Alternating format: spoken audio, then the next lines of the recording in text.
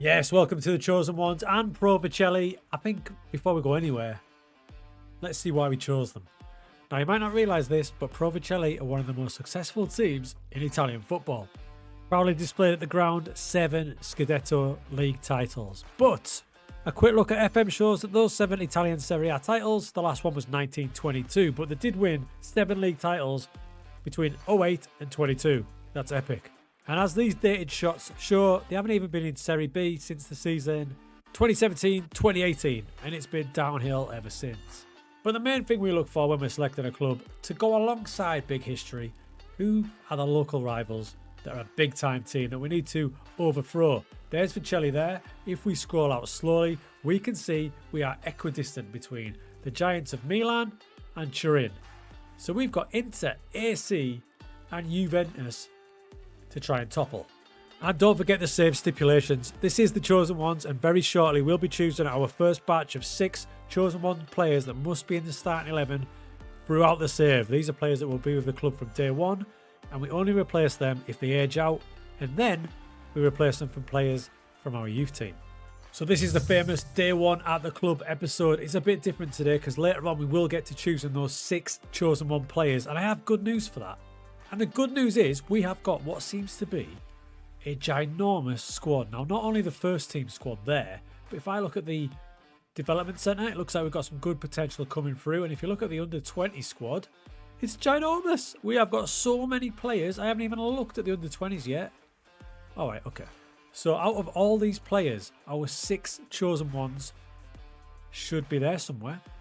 Next up, we talk about our expectations. As you can see, we're in Serie C Section A, and there's 20 teams in there, so it's a full season. Now, not only that, there's another 2 sections of Serie C here, and then all these teams will go into some sort of playoff. So let's get to the rules section to confuse ourselves even further. If you finish top, which has got to be the goal, you are automatically promoted to Serie B. Thank the Lord. Then it gets complicated. Position 2nd all the way down to 10th, going to the Serie C playoff first round, and there's another playout later on, which I presume is for relegation, and one random one in the mid-table slots. I'm already confused. This should be fun. Now, there is a little bit of pressure on us because if we look at the season preview, you can see that we are slotted in at 7th at 18 to 1. So we're quite a decent team, but the odds on favourite, 1 to 91. So a bit more club background, and I was quite excited to see this, that the overall balance of the club is actually 2 million in profits. They're in a decent little place. The transfer budget's not bad for this level either at 214,000. The wage budget looks like we're right on it on 41,000. So we'll have to play around with that if we were to bring in any players. Now, as far as staffing goes, normally I only bring in staff on day one when I'm really hard depleted and I don't have enough staff. But as you can see here, we're pretty well stacked with staff members, only requiring 1 more staff member. And we've even snuck in a cheeky set-piece coach, even though the club are not allowing it. As far as the comparison with Serie C, we're not bad, we're near the top, so I'm not panicking about that. So now it's the important part, is to assess this squad, and it is a big squad. If I put them in position order, you can see we're quite packed for keepers. We've got an absolute load of centre-backs, which makes me think of a formation straight away. But because it's so big, we need to use our old trick on sorting out who's good enough by using attributes. So this is how I do it on attributes. If we work from the top level and work our way down, this gives me the best guide. So let's say Serie A in this instance. When we get to Serie A, I'm looking for players with attributes in the range of 15 and above. That's the key attributes. So for example, a striker, I want his finishing and composure to be above 15. When we move down to the next level, so in our case, Serie B, I'm looking for the range between 12 and 15. So in that range for the key attributes. When we get to our level at Serie C, anything from 10 to 12 is ideal. Above 12, massive win. Right, so I know what I'm looking for attribute-wise. I've actually changed my guide on attributes since the Salguero save, been a bit more realistic. But I've got a lot of players to work through here and a lot of positions to work through. So it's going to be time for our old friend the filters, but some brand new ones to help me decide which ones of these players have a chance of being our chosen ones. First off, I'm going to look at the centre-backs because I've got so many of them. So the filter view is in. Key attributes across there are also in. I just need to filter down the players now. So we go across the filter, take away positions and just add defenders for now. Take out left-sided, take out right-sided, and I'm left with my centre-backs. Now, as you can see, in my key attribute range, I've actually got quite a few that look pretty decent. Especially this guy, Andrea Sabraga there. There he is. He's 32. He's going to start. He won't be a chosen one purely because of the fact that he is 32 and he'll probably retire pretty shortly. However, as we analyse all the way down here and we look at David Di Marino, for example, he's 24, which is a perfect age really. His attributes are probably going to rise. He could be one of the chosen one players. So next up I move to wingbacks. It's a different filter. We've got different key attributes and a different selection of players to look through. Midfielders now with a key emphasis on hard-working midfield players. So I'm looking for you like your defensive midfielder, your ball players, and looking around it seems like I might have a little bit of a problem in here. Doesn't look like I've got many key attributes that are getting up there where I want them to be. On to more creative midfielders now, and again it doesn't look like I'm really blessed with massively creative players. So we need to figure out a tactic that's going to help that out. We have a couple, such as Andrea Schnetti here, but again he's 33, so it's very unlikely I'm going to choose him to be one of the chosen ones. So having gone through that squad, it's taken a while, believe me, because it is ginormous. And I've also had to look at the under-20s as well, remember, because they are going to play a big part in this. So I've had to look at them as well to see if any of these guys are going to be able to be the chosen ones.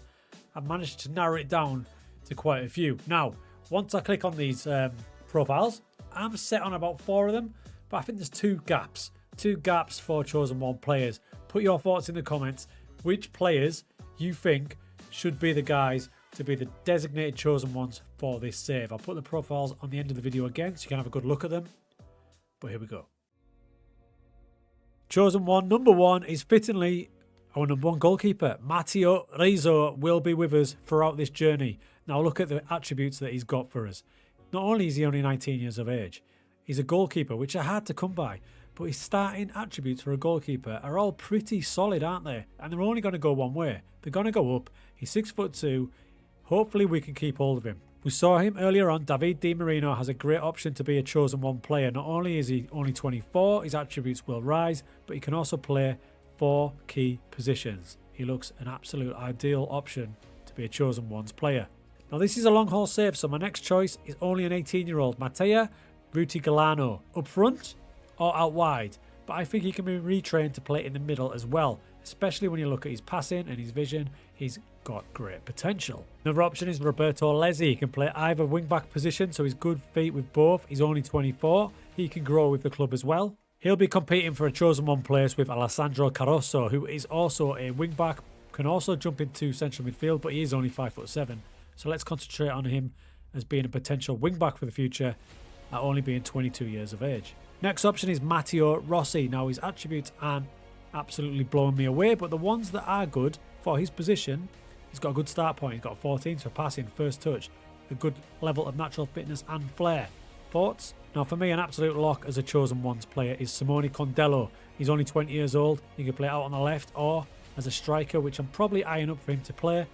He's only 20. Can you imagine his attributes after a few years of good coaching? Maybe an underdog for a chosen one's role is Alessandro Luati. He's from Tunisia but with an Italian background. He's got decent attributes, but he's a little bit older at 21. Central midfielder. Down in the youth team, in fact the under 18s, is a defender called Stefano Collina. Now he is only 17, but if you look at his start attributes for a centre back of 14 for heading, his decisions are good, he's got great determination. Concentration at 9 can grow as the club grows, with jumping reach of 15 and 6'3". I think he's one we seriously need to think about, as is this 17-year-old striker Diab Matawi. Now if we choose these guys, we will give them a face as well, so they will no longer be unknown. What do you think of potential for this guy? 17 years old, finishing and composure already really good. Now the good thing about these youth squads is that if some of the players do age out in the first team, then it looks like we've got a pretty decent bunch of players here to maybe step up and replace them. And that's because our facilities, our start facilities with Pro Vercelli are not too bad at all. We've got decent youth recruitment, but the facilities are decent and the training facilities are also decent. Now expect me to spam this button as this save goes on. Right here, we're going to make board requests like crazy for new facilities and try and improve these as much as we can to build the club from the bottom up. Now the good news is we will be using those 6 chosen ones players, and they're going to be more than likely prospects, but we do have some more experienced players to go around them and help out for especially the first season, such as Andrea Schnetti here. Look, he's 33, he's been around the block in Italian football. Look at that, he's been everywhere. He started at AC Milan without making the breakthrough, but at our level with flair of 16, he's going to stand out like a sore thumb. He's giving me Volante vibes for all you Salgueiros ultras. So I think we've got a good base of experienced players here to go alongside the chosen ones. I don't really want to go over 24, 25 for a chosen ones player. I will if I have to. If we feel like the guys I've featured today are not strong enough to last this journey, we'll go with a guy that's a little bit older. Tactically. Now then. So tactically, I'm thinking classic Italian, 3 at the back for season 1 to see how it goes. I have taken a risk because I've got those potential 6 chosen one players in the team, including Stefano Collina, who is 17 and he's probably absolutely in no way ready for the first team. But these are the rules of the save. If he is chosen to be a chosen one, he will have to play in that starting 11. You've also got Di Marino next to him, Lezzi at wing back one side, you've got Rutigilano on the right hand side, and we've got Condello up front with our boy Loati, 6'3" of him in central midfield as well. It shows how young my squad is, by the way. If you go to the registration screen, under 20s don't need to be registered, and loads of my players are under 20. In fact, some are under 19. So we've got a really, really young squad. Pre-season friendly against Napoli in a packed stadium. We actually took the lead. We looked pretty good. Napoli had all their big guns playing though. Still, I was pretty happy with the way they performed, and you could tell the standout players. We succumbed to a late defeat to Napoli's new signing Scott McTominay, but overall pretty happy with that. So that has given me a bit of hope. That has given me a little bit of hope that we've managed to take Napoli to a 3-2 defeat. We have signed one player. I know I said I wasn't gonna, but we're so short in midfield. I bought a free transfer of Massimiliano Busaletto. He's came in, he's very experienced, free transfer, we're not spending any money. He's going to play as the destroyer in midfield. Other than that, that's what we're going to play. Now the question is, are those 6 we've got highlighted the chosen ones, or is there one player that I've missed?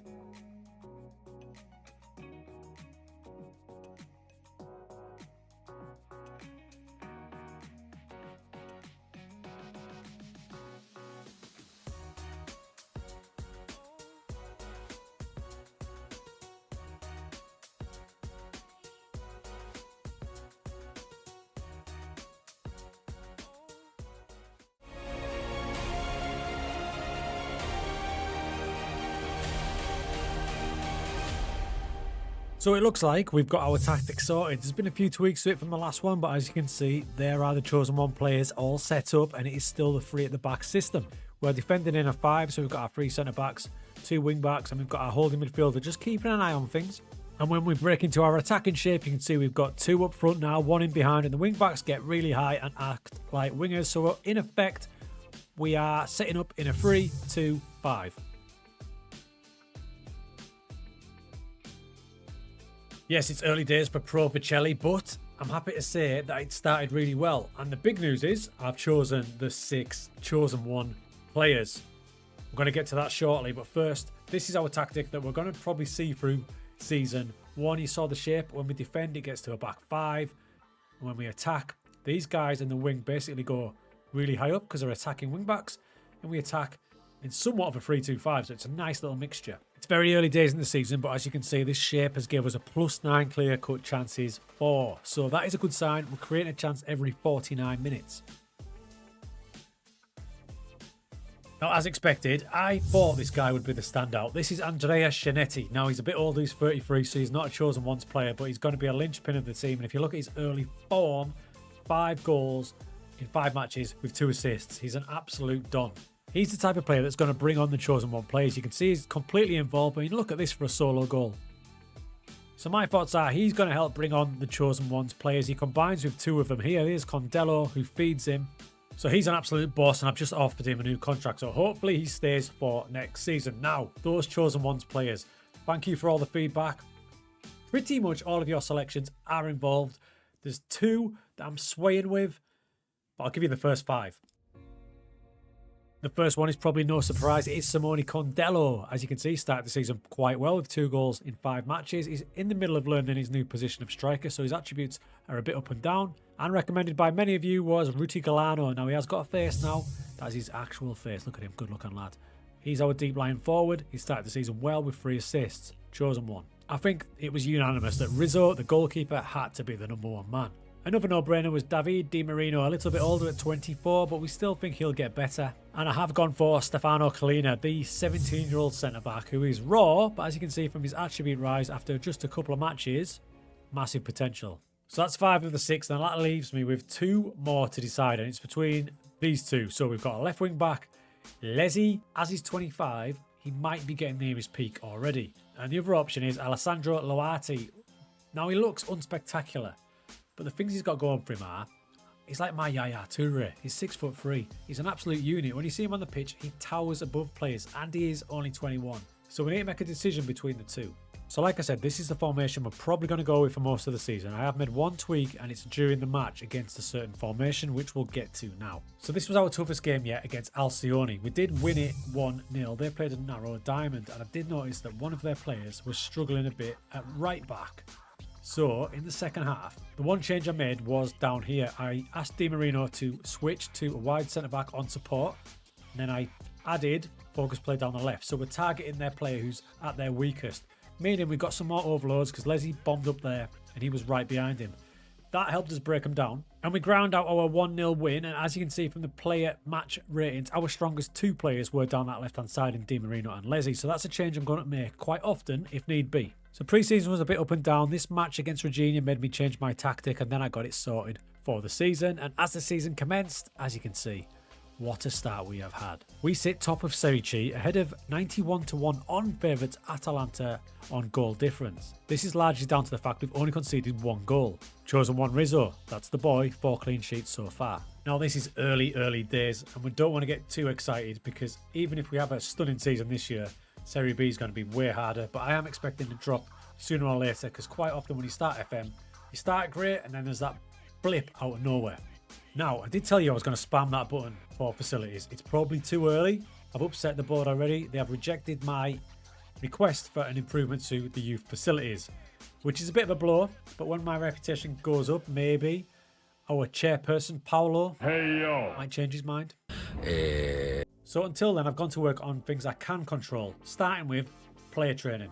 So focusing purely on the chosen ones, Stefano Collina for example, you can see his attributes are on the rise. I went to his development and training, and I've set his rollouts. I want him to play that central defensive role so he can totally focus on that, and his attributes will focus there. And I've also added an additional focus to get that up as well. He's not the quickest, so we're going to start off with quickness training for about 3 to 6 months and then change that.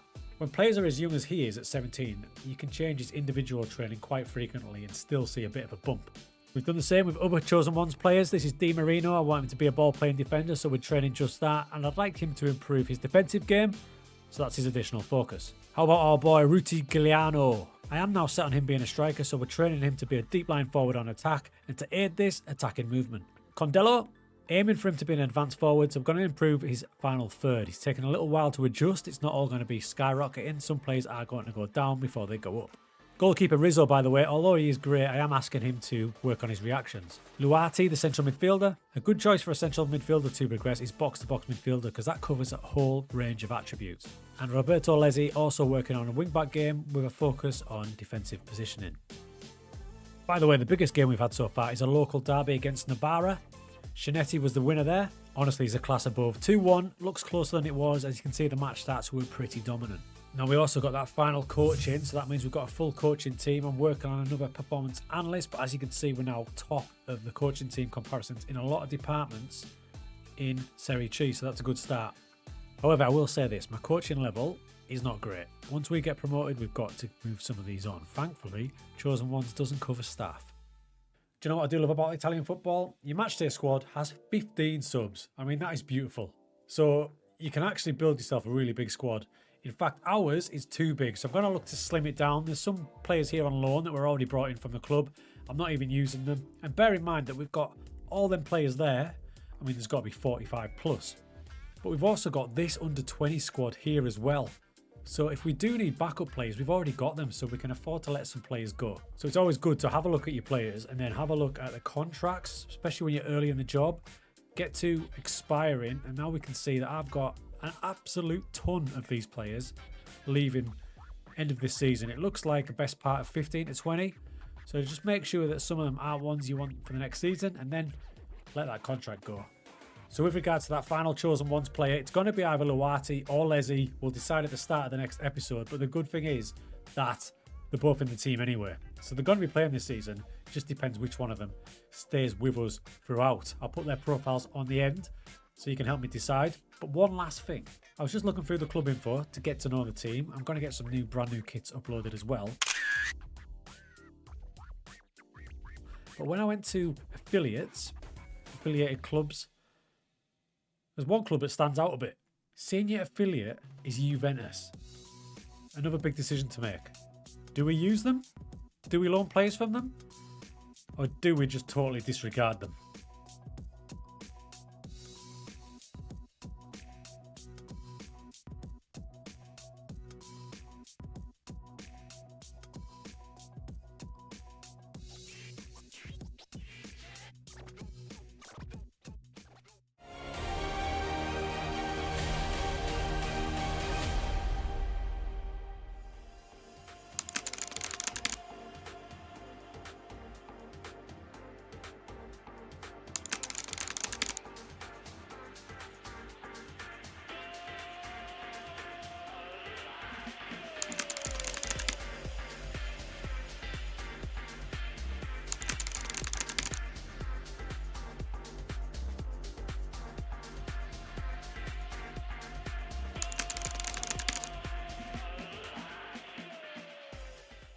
So what, like, that bad run freaked me out a bit, and I went back to the tactic. I thought, here comes the dip, so what can we do? Without wanting to change too much, we've just made a couple of slight tweaks, which is probably the way to go when you're winning and then suddenly losing. It's not to panic, so this is what we did. The first one that stands out, as you can probably tell, is we dropped our defensive midfielder even more defensive, and we've added hold position. So he's basically going to look after everybody in there. We did have him up here. We're now going to bring him back down, mostly because I noticed in the data report, under assists conceding, the through balls were up to 15. Now you can see the last 15 matches are down to 9, so it is having a good effect. So that was the first change. The next change was we made Kalina into a stopper, so he bursts forward and goes for the ball. He's ideally suited for that, so that's going to be him going forward. Next up, we changed Condella's role to poacher. He was struggling a bit as advanced forward. He has only scored 4 times. He's got 4 assists, but he is not adapting to the striker role as well as I wanted. We're going to remain patient. And we also added some player instructions. Now, the first tactic I showed you had none. It was a complete blank slate, but we've just added a few. You saw hold position on defensive midfielder. My wing back, he's now got to dribble more, run wide with ball. I want him to act like a winger, which is what Lotti basically is. We've also got Shanetti taking more risks because he's more than capable of doing that. And we're asking our boy Luati, Luati, to simply get further forward. The effects from that have meant that we've maintained our position in the top half of the table. We are 5th, but we're a bit behind Padova now, who seem to be absolutely storming the league. 52 points, so we're 8 off them. It's not out of the questions, but it's going to be a big task. The good news is we've remained pretty solid. We've only conceded 21, so a goal a game, and still scoring goals. So that conceding record is largely down to our boy Rizzo. As you can see, he's out of the team at the minute, but don't panic, he's just injured. And there he is. He's out for a couple of weeks. He's got 8 clean sheets, but as you can probably see over here, drama is beginning to happen. With one of our chosen one players, he's wanted by some of the top clubs in Europe, which has led to this. I've turned down a bid from Udinese, and he's not happy. He already wants to leave us. Question is, what do we do? Now, thankfully, when I first got there and I saw he was a baller, I gave him a new contract and extended it up until 2026. So really, we can play hardball, and he's not going anywhere because he doesn't have a release clause, and he's probably the main one of the chosen ones that I do not want to lose. The other thing that needs to be considered is our finances, because when we joined, our balance was 2.6 million. Looking good, but it looks like we're hemorrhaging money for some reason, and it's losing money every month. I don't know if our chairman's holding parties, but I'm a bit worried about this. But remember, if we lose Rizzo, a chosen one player, we have to replace him with someone from within the club, and our keepers aren't great. So it may be a question of, if we do lose Rizzo, a new chosen one is born from the under-20s. And we could have some potentially good news here with this preview of the youth intake. I don't want to get too excited, but it does say there's a couple of key players coming in for an excellent overall intake. There could be new ones. You can see as far as the season goes, we started great. Then there was that rough patch, which is probably brought on by me, because in the Zebra game, the Serie C Cup, we played awful, but I rested a load of the team. I was prepared to sacrifice that match, but it led to us losing 3 in a row, which had me banging my head against the wall. And that's when we brought the changes in, and we've just kind of got it back now. This screen will show you the amount of micromanaging in match management I am doing. We start in our formation, our set formation, but when I'm trying to hold on to leads, you can see the various combinations I've used for 3-4 minutes here and there just to try and see how matches. Now let's be real, it looks like in January that we are playoff bound, doesn't it? It does look that way. I've decided to take your advice and disregard Juve as an affiliate. They are the enemies. We're not going to take any of their players, but I will take their out of contract players so they can go against their dark former overlords. For now, it does look like we're going to be in the playoffs. We've got loads of games left, so you never know. If we went on to a mad streak, we might catch Padova, but they are pretty good and they gave us a good beating when we played them. As for the Chosen One boys, how are they progressing? Well, the big standout so far has been Rutigliano. There he is. He scored 10 times in 20 matches, and you can see his attributes all on the rise. You can see his progress where he started, 3-star potential player, and he had a big bump up here when he was absolutely flying. Had a little dip, but we're on our way back up now. I'd say Cleaner's the one who's improved most. He's the youngest, and he's probably the weakest player from a starter point, but you can see his attributes on the rise there. And his progress has been pretty steady. You can see where he started, and it's up curve all the way, and now his potential ability. We're getting towards 4-star, and he's nearly there. Steady increase for Di Marino. He's probably the most unspectacular of the Chosen One players. That's reflected in his progress bar, which is kind of staying the same. And Condella, despite not having the stats to back it up in the goal scoring charts, he is rising up in attributes, and I've got high hopes. I think he'll come good. He is only 20 years old. Let's see how he does as a poacher for the next clutch of games. So whatever happens, we're going to see this season out with 3 at the back. We might change next season if we don't manage to get promoted, but for now it's 3 at the back. And you might notice there's a change in the starting 11, which does lead to the final Chosen One candidate being finalised. They're very popular with you guys. Yaya Luati. I put it out to you lot in the comments last time, and it was unanimous that he must be the final Chosen One player. He's just turned 22. As you can see from his attribute rise, he's kicking on. I've actually made him a bit more versatile as well by training to be Seconde Volante, and he's adapted to it pretty fast. He's ideally suited for it. So now we've finally got our Chosen Ones. They are the 6 that will be in the starting 11 every match when available throughout this save, as long as they don't get sold with those pesky clauses, that is. But because this is a long haul save and I'm taking my time, it's great to see us in match. We do pass it around beautifully. Sometimes we do lack a bit of a cutting edge if Shinetti isn't getting involved enough, so that's something to think about. But as you can see from the pass map, it's getting blinged around all over the place. Now, because we're in January, you can probably see by my wage budget that we can't actually do any moves, which I'm not mad about in Season 1, but what I like to do is just start planning for the end of the season up in the shortlist. So far, I've got 3 players locked in that I'm really interested in. Garrido's out of contract at Barca in the summer. He'd be a dream signing. Animi here would also be a fantastic signing, also out of contract in the summer. Another player who is out of contract in the summer is this centre-back. You can see the upgrade. If we can put them in the team alongside our chosen 6, that would be exciting. So we're starting to build our shortlist, even though we can't do any transfer moves yet.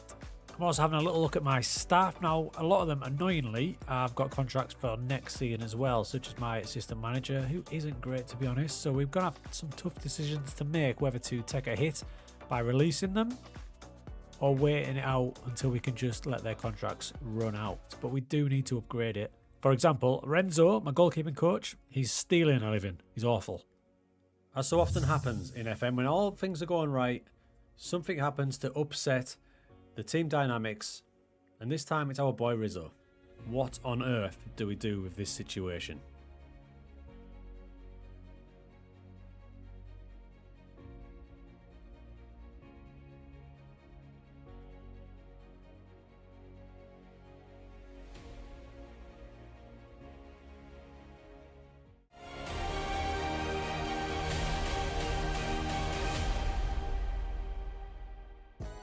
Potential golden generation. The Chosen Ones, 6 Chosen One players must be in the starting 11. Rule out the save. So it appears that we have absolutely nailed the player progress pathway. If you look where they're starting, this is Condella, 3-star. He started to plateau a bit, but we have absolutely ramped it up now. Check it out. It's the same story with Stefano Collina, 17-year-old centre-back. But back to Condello, we used him in the poacher role. And against top of the table Padova, he was electric. This game also included probably the goal of the season so far. Let's have another look.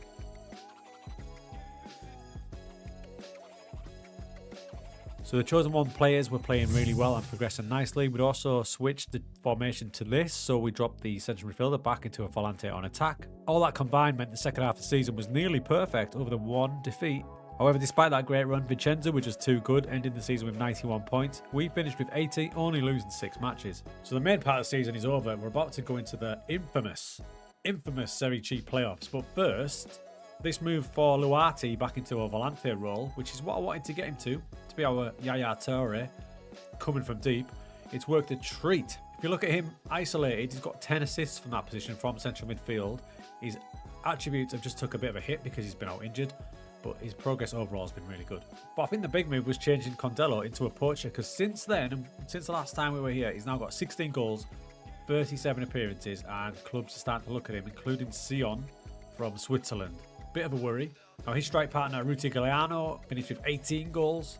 And in behind them was Shinetti, 15 goals, 8 assists. Now I think I might have the shortest front three in world football. There's been a lot of talk about losing weight in the upcoming Football Manager 25, but my front three, height-wise, we could have the smallest front three in the world. Shinetti's only 5'9", Condello 5'9", and Ruti Giuliano is 5'8". So we won't be playing floated crosses, that's for sure. Although it did make me laugh when Ruti Giuliano, all 5'8" of him, won this header, which led to Condello scoring this goal. We talked about next season and building up our shortlist, and now it's getting bigger, ready to make some moves. And to get ready for the summer, I took some of your advice from the last video. I went to my under-20s, and the ones that are going to be out of contract and no part of our plans, we selected them, and we set them all for release. What that does is boost funds ready for next season. And that meant the wage budget for next season was boosted, and I've been able to secure 6 new signings. More of them later on. But first, it's time to talk about the intake of youth players, and as you can see, a potential golden generation. Those words, golden generation, are what every Football Manager player playing a long haul save like we are wants to see. It's all relative to the stature and size of your club at that point, but we've got an excellent intake with some standouts. For example, one of the highlighted players is Marco Moretti. Now he's only 15. His attributes initially might not blow you away, but having a 15-year-old with determination at 16, flair of 14 for example, he's only going to go up. This is potentially very exciting. From this list of players here, I identified 4 players that could be absolutely ideal for us. You already saw Moretti, and this is Nicola Di Enrico, and you can see from his attributes as well. Determination is there. He's aggressive. A lot of them are aggressive. I like that. Agresta is another one, a centre-back, lacking the determination, so that might be a concern, but his core centre-back attributes at 15 years old are exciting. And here's one that might not blow you away straight away, but 16-year-old Albanian Sulaj has potential to be a really good attacking midfielder. And finally, probably my favourite yet, is Andrea Pelagata. Again, determination is there. We've got a good youth setup, but he's just all-round attributes, and he can play any of the 3 positions down the spine of the team. Now, knowing our youth team is going to be massively important for the stipulations we have on this save. What I did in mid-March, when I realised we couldn't win the title, I decided to move those players that we just focused on into our first team. So we had Moretti, Agresta, Pelagata and Sulaj straight into the first team. They were still available for the under-18s, so they were still getting game time. But I just feel like this is the way to get them progress faster, like we have done with the players that are slightly older than them, such as Condella and Ruti Giuliano.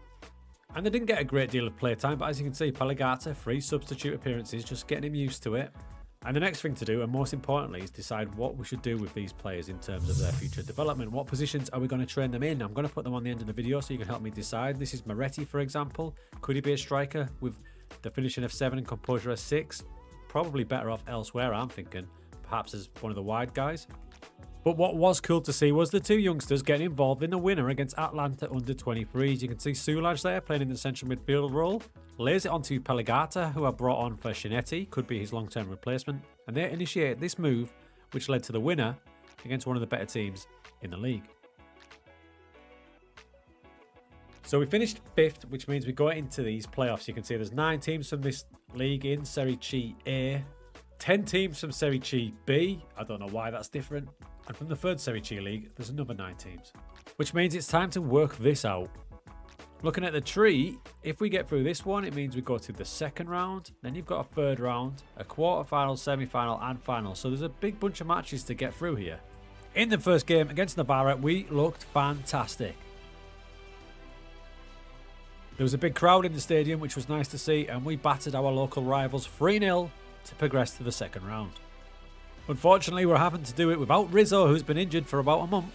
And in worse news, Condella got injured in the 1st round, and he's going to miss the 2nd round. In the next round, we placed Azignano, who finished 28 points behind us in the league. We struggled to break them down and dominated the match, but they score on 78 minutes. And despite completely dominating the match, we fail in the playoffs at the second round. To a team that finished 28 points behind us. What? Disappointing. Massively disappointing. Look, it was a great season overall. We finished 5th. The teams that were above us, Vicenza, Padova, just too good. So we can either be grumpy about it or we can lick our wounds and plan for next season. And that's what we're going to do. Now, we're going to keep this formation because it worked really well. If you look at the run-in here, you can see we adopted this late into December, January time, and we only lost the one match. We were pretty good, and we should have won that playoff match. So we're not going to change too much. And you can see some gaps in the team because they are the roles that we need to fill to improve this team. The players that we've left in there have all had a great season, and even Rizzo is not kicking up a fuss anymore. At the minute, he's happy. So we need a new defensive midfielder to hold his position. We need a left wing back who's going to be as good as Lotti is on the right hand side, and we need a new centre back to partner the young Kalina and Di Marino, the chosen ones. And that takes me back to this screen. Remember, we freed up that cash by releasing all those players thanks to you guys? Well, this 6 are coming into the club. Reyna's going to be a backup goalkeeper, and he's more than capable. If we do lose Rizzo, he could jump in. An exciting signing is Pablo Perez from Atletico Madrid. He's going to play down the left-hand side, but his versatility is outrageous. He could even play up front for us. Our new holding midfielder, also from Spain and Huesca, is Fernando Guerrero. As you can see, I think he's going to be an upgrade, and at only 23, what a great signing for the future. More attacking options have come in from Mikel Gotti from Real Sociedad. He can play anywhere across attacking midfield, anywhere across central midfield and wide. A new striker option is Ulrich Eller. He's a bit different from the strikers we have at the club. And another striker option is Shakir Omar coming from Genoa on a free transfer. Now he looks the finished article to me.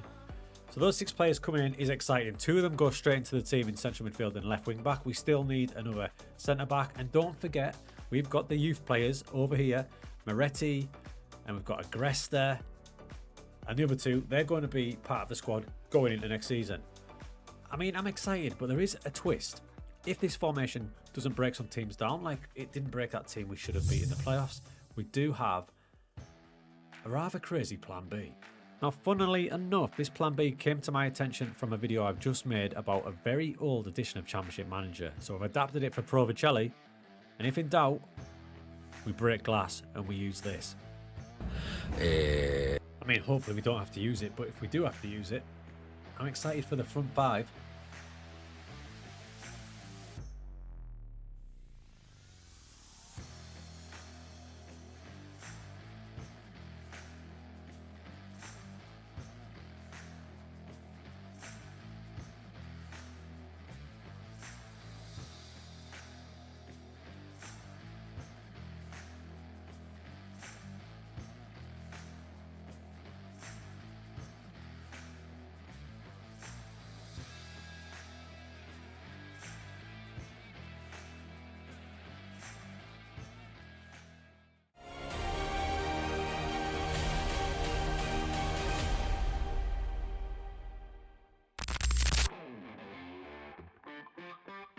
Quite often after your first season at a club, it's time for a bit of a rebuild.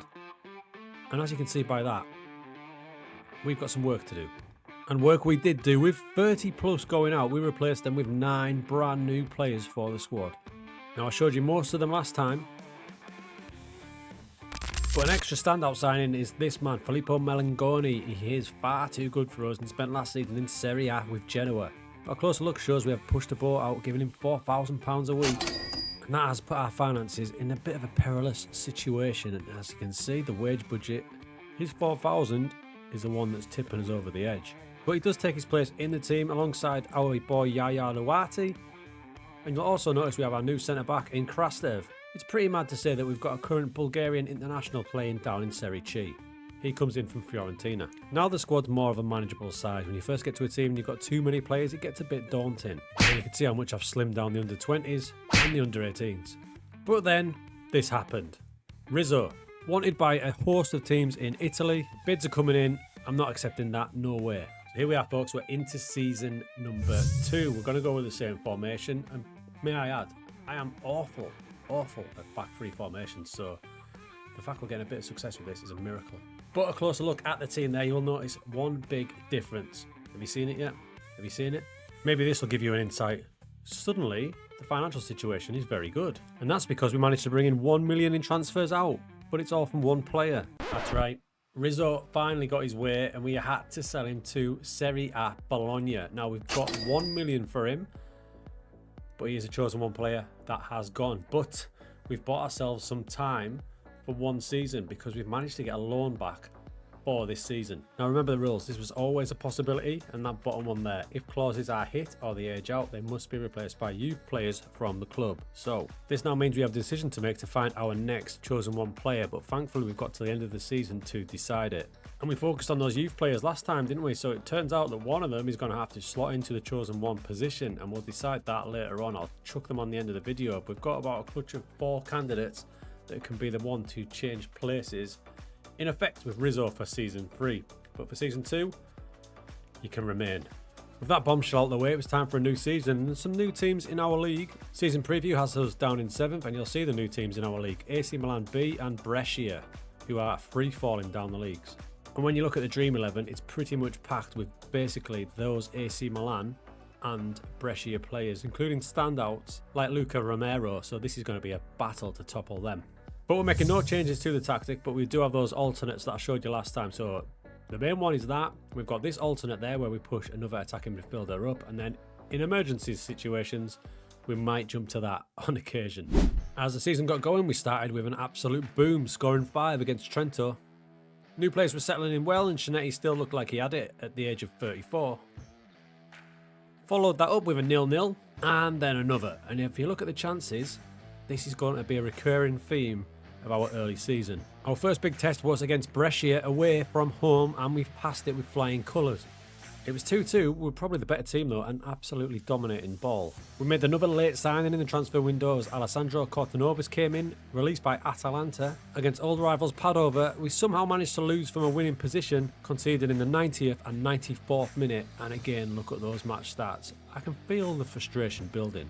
After a bad Derby Day defeat away to Novara, our start to the season was pretty bad. I was starting to think maybe it was a case of too many transfers in, too many transfers out. Maybe the chemistry was taking a little while to get going. Slight tweaks followed to the tactic, mostly from player instructions, and when we played AC Milan, they seemed to pay it off. Milan should be the best team in this league, and we sliced them up. This led to an uptick in form, getting some wins back, but games like this were just too common. I mean, look at that. 27 shots, 68% possession. Our opposition had 2, and they got a draw. I mean, that is just disgusting.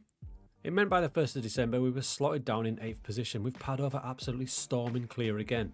So a sea of inconsistency, and I was conceding too many goals. If I look at it a bit closer, you can see us down in 8th. We've scored 41 times, so we're the top scorers in the league, but we've conceded 26. Now if you compare that to the entirety of last season, where we only conceded 38, but it's the same tactic, you can see the frustrations that I've got. Now I always read the comments, and one comment was really good in that they analysed Pablo Perez probably a bit closer than I did and realised he's probably more of a winger than he is a defender. You can see there his positioning is only 9, his tackling's not great either, and when I'm watching it in matches, a lot of the goals are coming down this side, and if you pair him up with the attacking midfielder, there's going to be gaps down there, isn't there? So it's something I need to look at.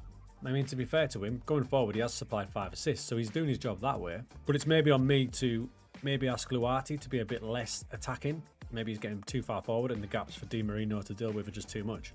So time went forward a bit and we were still absolutely dominating matches, but not getting the results I wanted. So I went into the data hub and had a look at team performance and pulled up some key metrics. The first one was our defending performance. As you can see, we're way down here, basically the worst team in terms of blocks and clearances. We make fewer blocks than the average team and fewer clearances. Not good. Then I pulled up defensive efficiency, and again, this was worrying reading. Because despite having quite a quiet defence, meaning we're dominating the matches, shots that the opposition are having are basically going in. Is his head in Bologna already? Then I thought maybe we're not winning the ball back enough. Now our tackling stats aren't great, but they're not the worst in the league either. But looking at possession won, we are not winning the ball back at a rate that we should be. So for the boys in the middle, I did add tackle harder to both central midfielders, and despite only 1 defeat in December and January, too many draws, still too inconsistent, which meant with a third of the season to go, we need to ready ourselves for the playoffs because there's no way we're catching Brescia. Comfortably, one of the most frustrating seasons I've had on FM. Now, I'll show you why. We're sitting in 8th, right? But we have only lost 6 matches.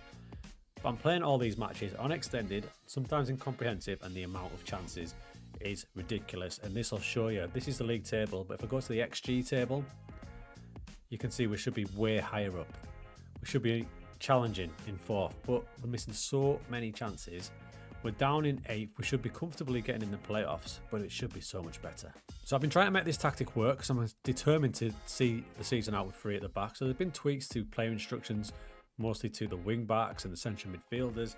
But we do have a new plan B, which I just brought in the last match, late in the last match, and he completely flipped the match. This match here, we were struggling, losing, and then I flipped it in the 70th minute, and you can see the response. Goals in the 73rd, 88th, and then 2 in injury time, all from a slight change, and here it is. So with this position, when the wing backs don't perform, we struggle down the wide areas. So we brought this in for that match on the 70th minute, and it completely changed the game.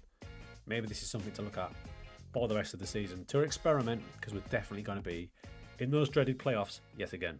As for the future chosen one, it will have to be from those clutch of players last season, because we've had a preview of our next youth intake, and it's just a good intake. However, there was some good news as our youngster Pelagate, there he is, managed to score his first goal for the club off the bench at just 16 years of age. He's now 17 and he's actually starting to climb. Could he be the chosen one player? Need to wash though. So we have that clutch of matches there just to solidify our place in the playoffs. And for that, we might well experiment with this new version of the 3 at the back. So Rizzo's time at the club is coming to an end, so it's decision time on who will be his chosen one's replacement.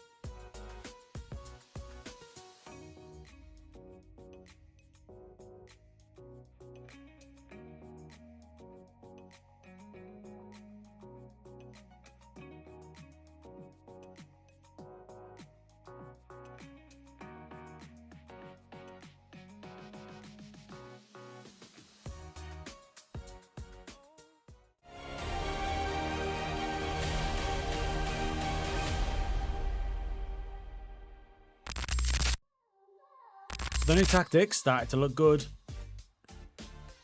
Quality win over AC Milan, and then in the next match we win 4-1 and our 16-year-old scores again. That earned him a start in the next match, and he laid on an assist for Yaya. And then not long after that he scored this absolute howitzer. So the good run had continued. Ever since we made those slight tweaks and pushed them boys out wide, we have been on fire. And we must be doing something right, because Palmero came in offering us a job. Might not sound a big deal, but they are in Serie A at the minute. But not for us, we've got a job to do at Vercelli. It was getting late in the season and it's that time for the intake of youth players. I wasn't expecting much, but there was one player who stood out like a sore thumb. This is Stefano Socci. My question to you is, what would you do with him? Bear in mind he's 6'4". Straight away I see forward. Finishing and composure can be worked on, but his physicals are already fantastic. So what a time we have had since we switched to this formation. We only used it for one game last time I saw you, but I've used it every match since. We've shot up to 5th in the league with about 3 or 4 games left. And this is important because home advantage comes into play in the playoffs. And also they've got that funky rule in Italy where if you draw against a team lower down than you go through as a higher seed. So to get this working well, Loati's role's completely changed. Instead of breaking forward as a Seconde Volante like we had him in the other tactic, he's now a deep line playmaker and just pinging balls around, allowing all the other boys to do the running, such as the wing backs and the wider players, meaning that the 3 centre backs have got a double shield now in front of them. And chosen one, Ruti Galeano, has now turned into a sole striker. And that's interesting because if you look at his goal tally, currently sat on 24, he's on the verge of breaking a record for Pro Vercelli for goals in a season that has stood since 1912. The good run continued and I was giving Moretti more and more playing time. The only downer was Lotti. Our right back went down with a really bad injury. He's going to miss the rest of the season. He's out for 5 months. That was a further blow against our rivals from last year's playoff, Azignano. With Lotti injured and his backup injured as well, I had no one to play right wing back, and they did this. They scored in the 86th, 91st and 93rd minute to turn the game around and beat us 4-5. As much as that hurt, it couldn't stop our good run, and we stormed into the playoffs as the form team. But don't forget, there's a long way to go. We've got so many matches to get through, including some 2-leg games. We're about to attack these playoffs and we're going to use this formation because it has ripped it up since we started using it. But you'll notice at right back we have an unfaced man because I've got both my right backs injured and he's the only man who can play there, and he's thoroughly average. We desperately need one of the boys to get back fit. But as a season, how have the chosen ones done this year? Well, we know about Rizzo. He is off back to his parent club at the end of this season, so we've got a big decision to make. The rest of them, Kalina has been tracked by teams all season. They've just dropped their interest now. He's only 18. I think we sometimes forget that. He's in his second season. He's already played 69 games for us. Di Marino is just super solid. He's the most unspectacular of the chosen one players, but he never lets us down.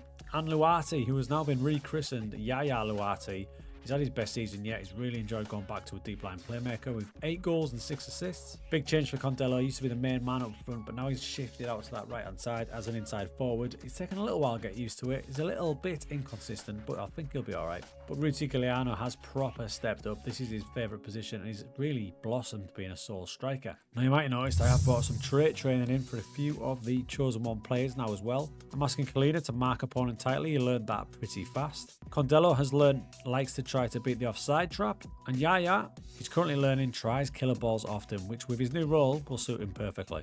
And as for Ruti Giuliano, I'm not sure what trait to train him on yet. Any thoughts? While I did this, I thought I might as well give some of the youth players with promise some trait training as well. So Di Erico, who looks like a really promising winger, he's starting to learn runs with ball often, which makes sense when you look at his dribbling and acceleration. And then I thought, how about Elton Sulaj, the Albanian midfielder? But the kid's already got 3 player traits that are really good already. He's going to be a diamond. So the dreaded playoffs began and we started really well. A couple of thumping goals in this one got us through the first round pretty comfortably. Which meant in the next round we had Trikestina, who finished just 1 place below us in our league. And in an absolute nothing match, finishing above them in the league proved vital as we went through as the higher ranked seed. What? Next up we played a team from a different section. It was Juve Stabia. First game at home, it's an absolute disaster as Yaya turns it into his own net. We were pretty poor in this one and lost 1-0. But don't fret folks, we're not out. It's 2 legs in this one, and in the second leg we started really well. That was a boomer from Guerrero. Condello then did this. A stunning away performance got us through 3-1 on aggregate. Into the quarterfinals next, and there's some big teams still in this. Now the competition was getting a bit spicy, but we're like a different team now. We win the first leg of the quarterfinal 4-1, and you know what? We absolutely cruise the second leg and go through 6-1 on aggregate. Team chemistry is through the roof, and 16-year-old Moretti has started the last 5 matches. And against Pescara in the semis, he was the man who gave us an early lead. They had no answer for us, and we absolutely battered them. A stunning first leg performance. In the second leg, away from home, we went with a defensive mentality, and we locked it down pretty comfortably, getting a 1-1 for a 1-5 aggregate. And that massive journey means that we have got ourselves into the playoff final and we will face old rivals AC Milan B. What I'm intrigued about here is, we are now in the 8th of June, if you can see up there. Will they bring in some big guns? Are they even allowed to do that? I don't even know. But if you go into the data hub and check out our previous meetings, we've beat them twice this season, 2-0. Signs are good. The only thing eating away at me a little bit is when we did play them and beat them, we were using the narrow formation because they play a 4-4-2. So do we go back to that? But that would mean a big change from this massive run we've been on, playing like that. One thing's for sure though, Moretti does start the match. You can see there, he's 16, right? But his last 5 matches he's scored 2 times. He's flying. Add that to the fact we don't really have a player who's natural playing there other than Ruti Giuliano, but we need him to stay up front. So at the minute, he's the man. Which makes me think, as far as the chosen ones go for next season, he's slightly ahead of Pelagata, who was the other main candidate. Although his attributes are shining. So this was it. It was us versus AC Milan B team to see who can get into Serie B.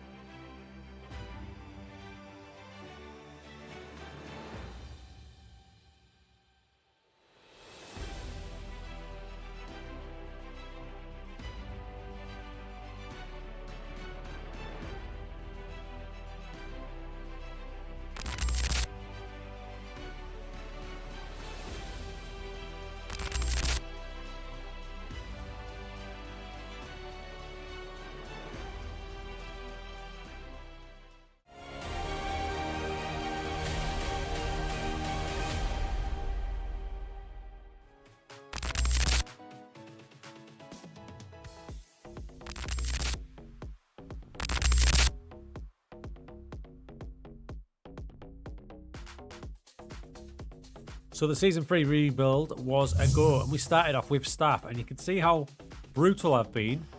No decision made means I'm going to release them. I'm releasing well over 50% of the current staff team.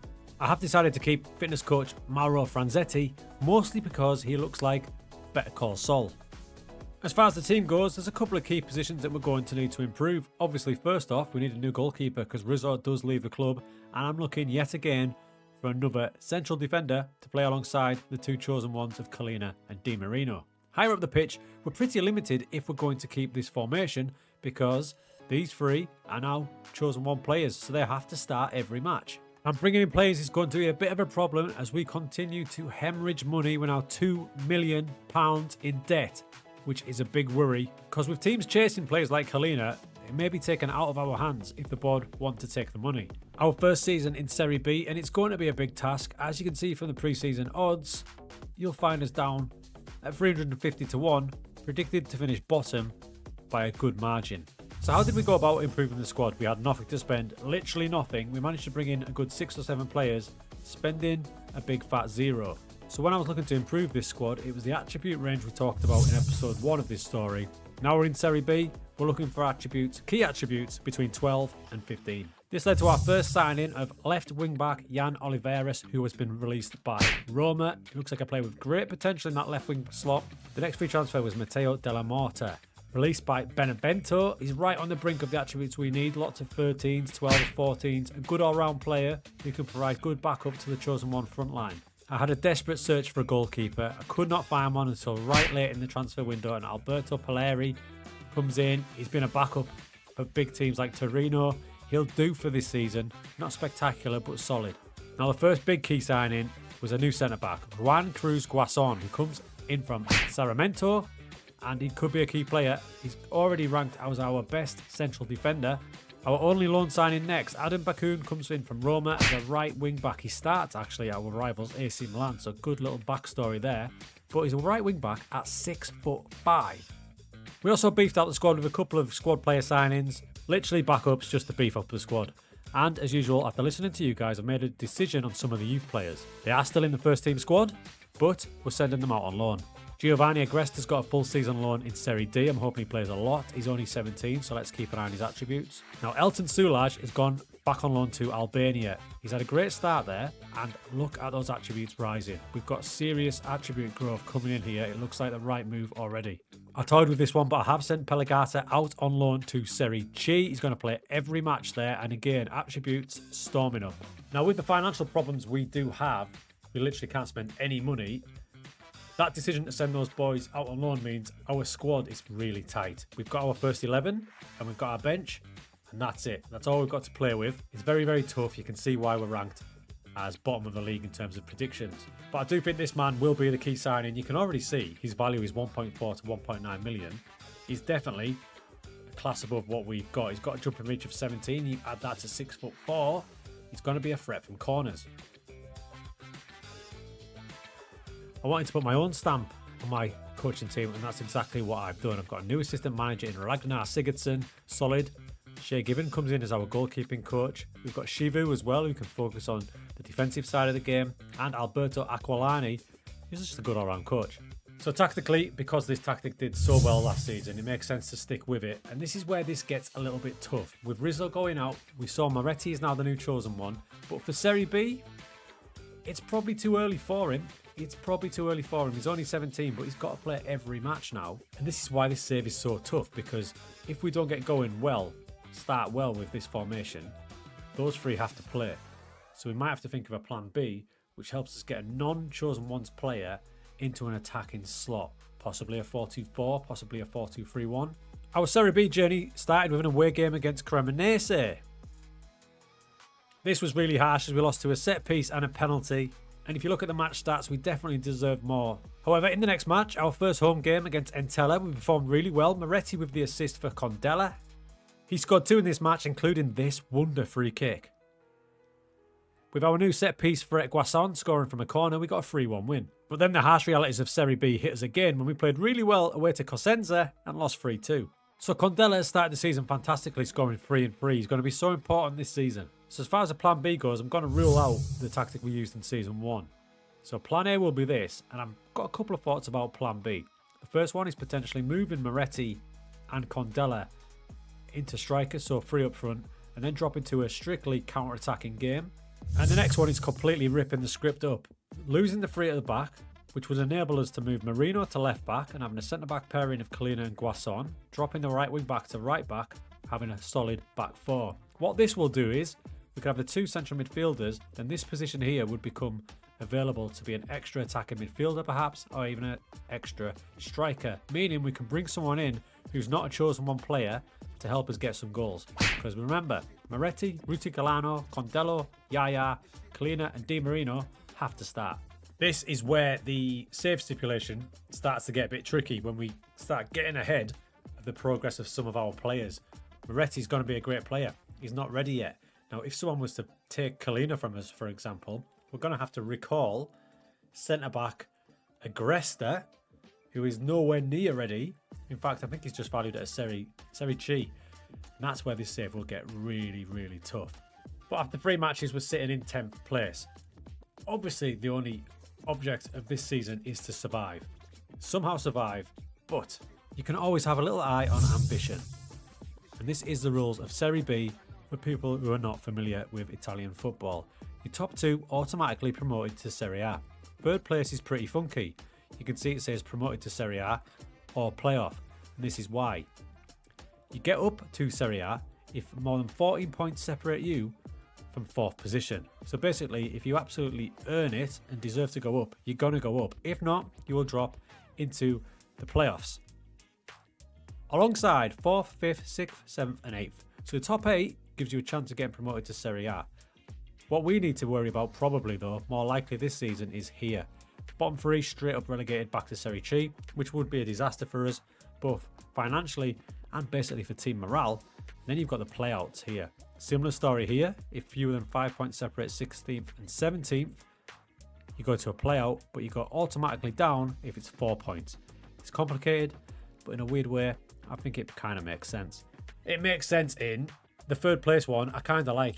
Remember all the championship teams in England who nearly get promoted in that top 2, then they go into the playoffs and they always get knocked out. Then very rarely the 3rd place team in the championship in England gets promoted to the Premier League.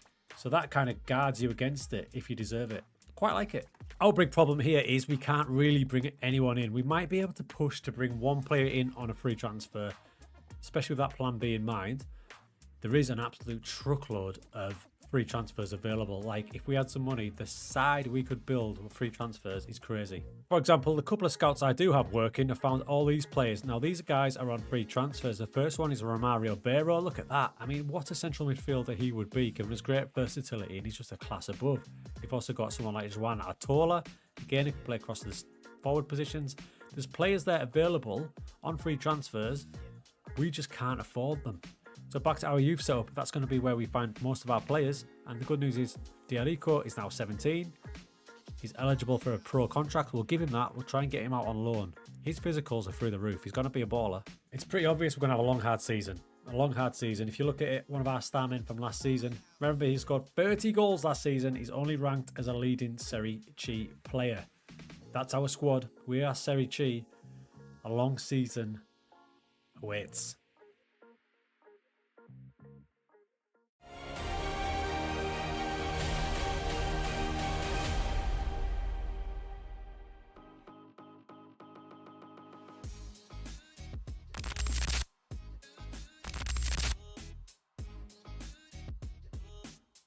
Early on, the theme continued. We were dominating matches, but we just could not get the results. Match stats like this were all too common. What nearly tipped me over the edge was this match against Reggiana, where they had 6 shots on target and 5 of them went in. I felt sick. It happened again against Palermo, but instead of panicking, I stubbornly stuck to our tactic and the chemistry came back to us and results started to go our way, and the key man in all of this was undoubtedly our boy Condello. That double gave us a big win over pre-season favourite Salernitana, and he really rose to the challenge when Guasson did that in only the 8th minute.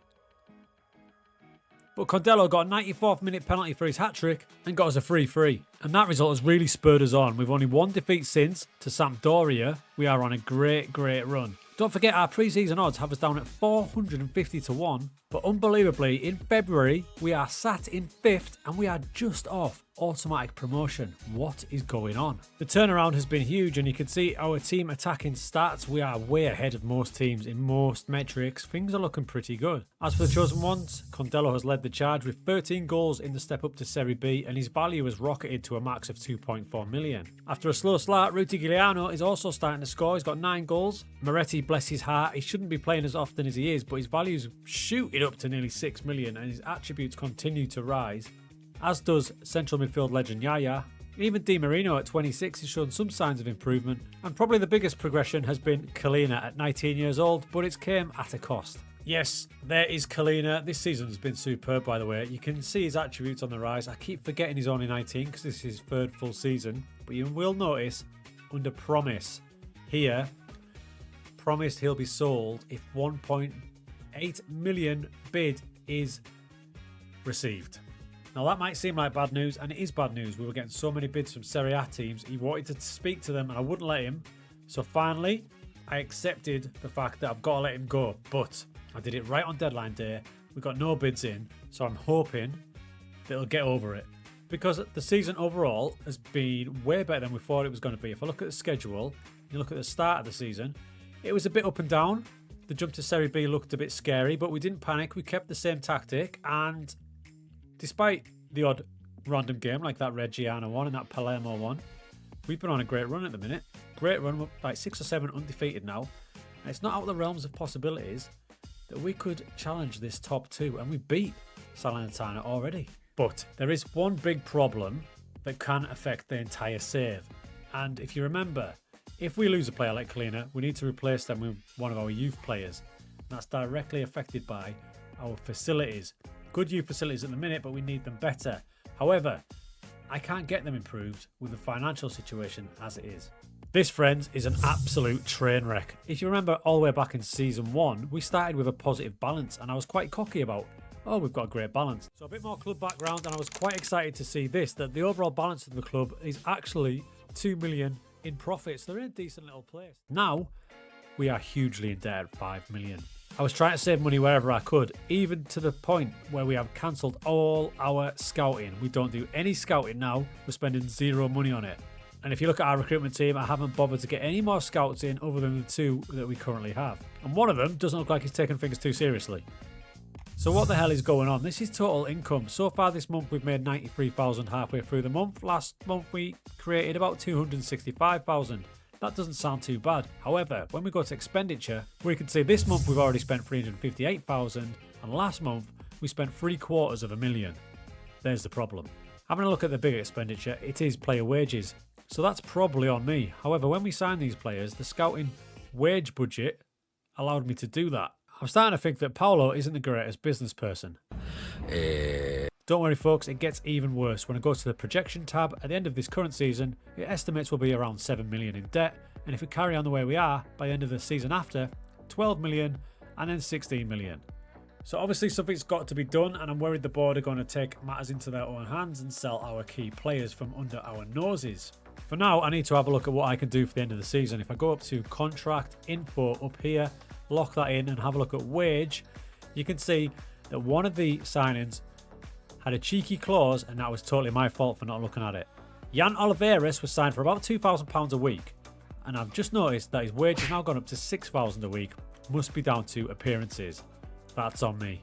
Other high earners include Guasson, who's probably worth it, Di Marino, who's the chosen one, and then Melangoni, who is a great player, but his contract does expire at the end of the season, so we'll let him go and save that £4,000 a week. Some of the other high earners aren't even regulars, so I need to shift them out and replace them with players from the youth team. This isn't one of those saves where we came in and just bought loads of players and devastated the club. We thought we were doing things pretty sensibly, but we are in the mud. Ironically, just before the summer transfer window closed, we did sign a new player as well, Lauren Zuniga, who was at Real Madrid's B team. We had to lose Krastev. It wasn't a great offer, but I had to get his wages off the bill, so he's gone back to Bulgaria. So the financial state of the club is a huge worry, but what is going well is the actual performance of the team, and we have brought in a new tactic, and it's not what you may think. We had a very tough away game at Foggia and we just about got the job done. However, in that match I reverted to this formation where we basically had a flat back five, so the two wing backs dropped back, meaning we're a little bit more defensively solid. Probably not the attacking switch you were thinking I would do, right? I'd love to say that it was my genius that discovered this formation, when in actuality it was this man and his main club bitching at me. So Adam Bakun is a great player. He plays down the right hand side. He's absolutely superb. However, under the terms of his loan deal, his preferred position was defence right. So right in the right back slot, and I've been playing him higher up. This has led to AS Roma manager Thomas Lech giving me grief non-stop, threatening to pull the loan move. So in fear of losing him, I've played quite a few away matches like that, just to make them get off my back. And it's so vital we keep him. 6'5", he's a threat from corners, but he's also really good going forward as a wing back. So yeah, by default, we've got a second formation. Now the other thing that's developed really well is our loan players. Now we've got 5 players out on loan, and all of them are going to be vital. Now check this out. Elton Sulaj, who is on loan in Albania, his attributes just continue to rise. He's playing regularly, and now his actual value for the club is up to near 3 million. My question to you is, he's very versatile, but which will be his best position? Because next season, he's a definite. Pelagata, playing down in Serie C, scored 4 times from the attacking midfield slot, and again, he's got some great attribute growth going on, valued at 1.6 million. One of the more unspectacular ones is Giovanni Agresta. He's got a lot of improving to do. He's only 17, but if Kalina leaves, he is in line to step in. And the final one who was out on loan and playing well is Nicolo Di Arico. He's got great physicals. He's probably got the best physicals of the young players. But where should we put him? Is he right being a winger with that crossing that's not great? Some people say he should be a striker, but his off the ball movement worries me a little bit. This one, I'm a bit confused about where to train him up as when he gets back to the club. But overall, these loan moves have been a great success. So at this point in the save, this is where I like to look for players who are out of contract in South America that have been released, such as Augustine Pallavicino. He would walk into our team, but obviously we can't make any bid for him because we have no money. Frustrating. There's even a player like this, Matteo Companon. He's been released by Juventus. A free transfer, it'd be ideal. Just can't afford him. Add that to the fact that players like this are coming up for grabs at the end of the season, end of contract. A great goalkeeper, perfect for us. You guessed it, can't afford him. Which makes this section even more important for us. It's the development centre, the youth candidates, the preview, and it's only an average intake. We didn't have a great intake last year either, so we are really scraping the barrel to build up a squad. However, let's just keep an eye on Stefano Socci, who continues to improve, that potential striker. And there's also Vittorio Guido, who is a 16-year-old centre-back, who may get a shot. So in Season 3, we've got roughly 12 games left of the season. And remember, we are currently sat in 5th, the top 8 going to the playoffs, but we're only 4 points off automatic. We've got to dare to dream, right?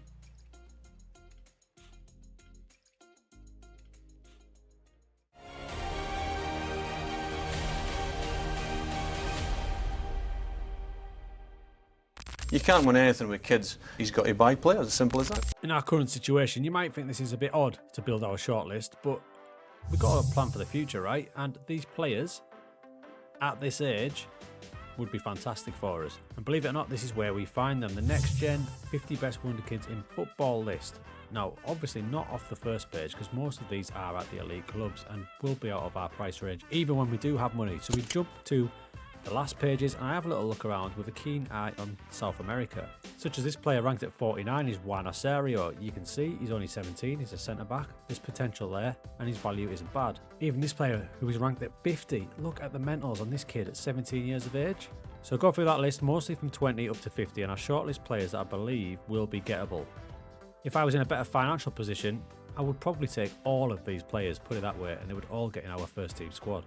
So that is a great resource to find great young players, whatever the level you're at. Looking at these young players made me think of Matteo Rizzo, who we sold to Bologna, and he hasn't played a minute for them. Kid's wasting his career. So enough of all that transfer talk, because we are still in this terrible situation financially. And believe it or not, we might now be in the unreal situation where we need to get promoted to Serie A to keep this save going. Because not only do we have the threat of Chosen Ones players getting sold, but we also find ourselves in a position that we can't afford to extend their current contracts, and a lot of them are out at the end of next season. And losing any of those players would be an absolute disaster. Going into these last run of fixtures, we did have an outside chance of getting automatic promotion to Serie A. But in true Pro Vercelli form, we hit a sticky patch right when we didn't need it. I mean, save that. Losing 2 in a row, despite that match domination. Thankfully, Captain Yaya stepped up and dragged us out of it single-handedly, including this absolute worldie. You ready?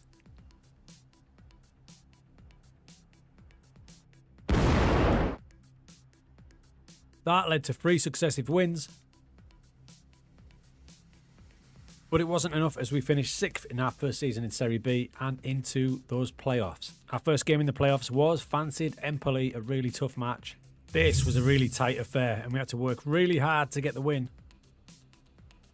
We just got through, and a rare occasion where we probably didn't deserve it. This led to a 2-legged affair against Frosinone for a right to get to the Serie B playoffs final. The first leg we played well, Moretti setting up Guerrero for that absolute stormer. They equalised with a penalty, but later on Guerrero got a second pile-driving goal.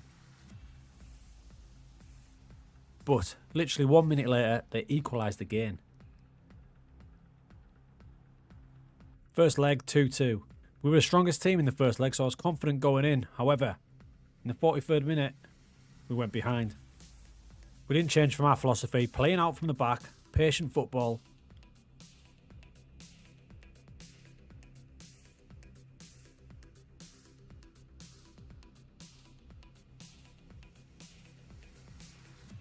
We threw everything at them.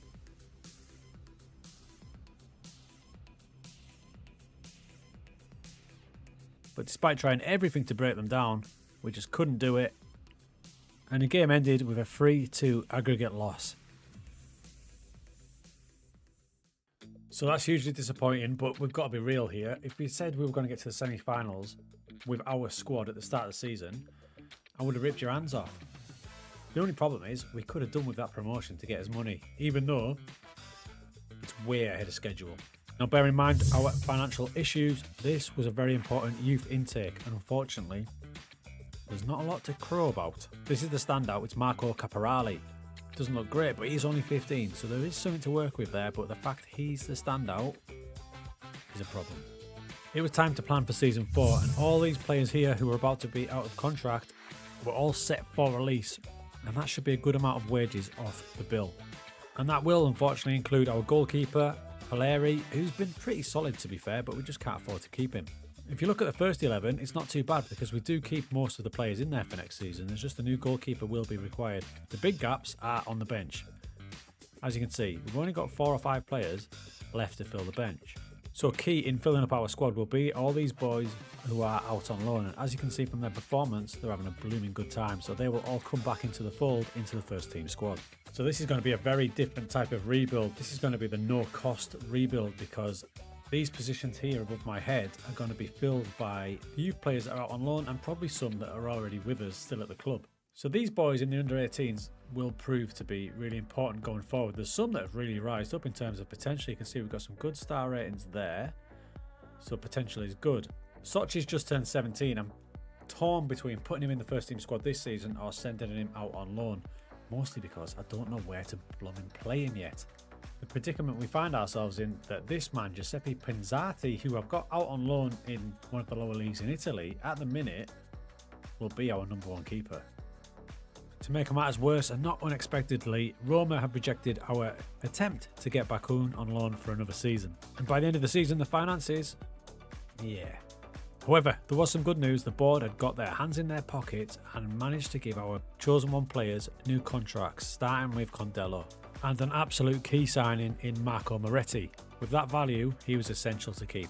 Ruti Giuliano also signed up for another 4 years, and that meant our chosen 1 players are locked in. Massive relief. As far as the season goes, it was pretty much dominated by our chosen 1's players. Player of the season was Yaya, and young player of the season. Top goal scorer was Condello, and most assists was our boy Marco Moretti.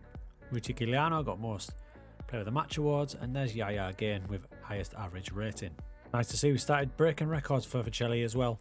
And Moretti claimed another award. I'm just a bit worried that's going to attract attention though. All that good news was halted by this.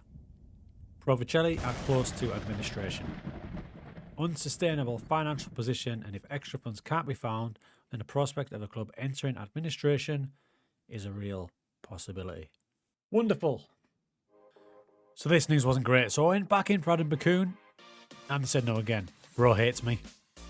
My scouts didn't get the memo and kept recommending players. It appears this guy is annoyingly good at his job. And when I saw the sheer amount of players available for free, oh my god, I'm so frustrated. I managed to ship out Ulrich, that's another £3,000 off the wage bill. I mean, I'm doing my bit, Paolo. It's got to the stage where I'm even losing my coaches. Sassuolo are going to take Andrea from us, and because they're offering us nearly £70,000, I can't really block the move. At least we were recognised as the biggest overachievers in the league. Predicted to finish 20th, we did finish 6th. Receiving 1.2 million for TV rights has got to help, kinda. But then the big move, we release 11 players and some big earners have left us. But now our first team squad looks paper thin, look at that. Now releasing all those players had meant we had a little wage budget, but the choice is now, do we push it and put ourselves in more financial problems? Here's the thing, we might have to because we've got no right back now because Bakun's gone and we've got no goalkeeper. And I don't have any on the bench. Problem is, if I do add to the wage budget, that's just going to get worse. But I can't lie to you, it is so tempting because some of these players down this list, all available for free. Wow. I was staggered to say that the season preview had us at 18. I thought we'd be way bottom, but newly promoted sides were just below us. So my question to you is, what would you do? Would you roll the dice, use that wage budget to fill this squad out a bit? In doing so, that would give us 2 guaranteed starters in goal and at right wing back, but the problem would then be, this would get worse and we'd pretty much have to get promoted. You can't win anything with kids. You can't win anything with kids. You can't win anything with kids.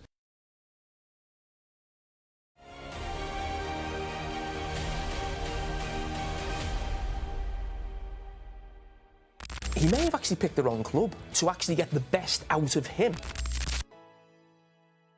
So the big question, did we improve the squad? Well, I'll say this, yes and no. No, because we had to transfer players out to get the funds to bring the players in. But we did demonstrate restraint because the sheer amount of free agents and possible signings was huge, but we only ended up bringing in 4 players. Attempting to solve the right back slot by bringing in 2 players, Samuel Regazzati, who has been released by Cremonese, and Spaniard Mateo More, who's spent time at Dortmund and Barcelona. As for the keeper position, we've upgraded massively, bringing in Samuel Perisan from Benevento, a player who kept 19 clean sheets last season. We also got a cheeky signing in Naber Menza, a midfielder released by Bayer Leverkusen. And that's the only transfer business we're doing, and it does mean we've got somewhat of a squad now, with a bench of 10 players. Once again, we're planning for the future by sending some players out on loan. This includes a second loan move from Nicola Diarico. I don't think he's quite ready for the first team yet. And thankfully, young goalkeeper Giuseppe Pinzotti won't have to be our number 1 goalkeeper. Instead, he's out on loan. After the success of the 25-26 class, I have high hopes for these boys. Speaking of that class, you can see them now all on our bench. Elton Soulage is there, Pelagata, and Giovanni Agresta. Ready for the new season, the pre-season odds have been adjusted slightly and we're rocking at 200 to 1. I also noticed from the assistant report that average age of our squad is 22. You can't win anything with kids. It was a good time to look at some individual training. Now if you get your squad screen like this and want a broad overview, go to the top corner, press this button and your coaches will give you some advice. Whether you take it or not is entirely up to you. For example, this one recommending Yaya to work on his first touch, dribbling and technique. I think there's better things we can do, so I'll just move on. However, this one, where it asked me to end Condelo's individual agility and balance training, I'll accept that, and that's what I did. But it'll go through your entire squad, rather than clicking on each individual player. So tactically this season, my thoughts are, why change? This is a bit of a maintenance season. We're not expecting to pull up trees, but we know this tactic does as well, and we can possibly push towards that playoff position again, so we're going to stick with it.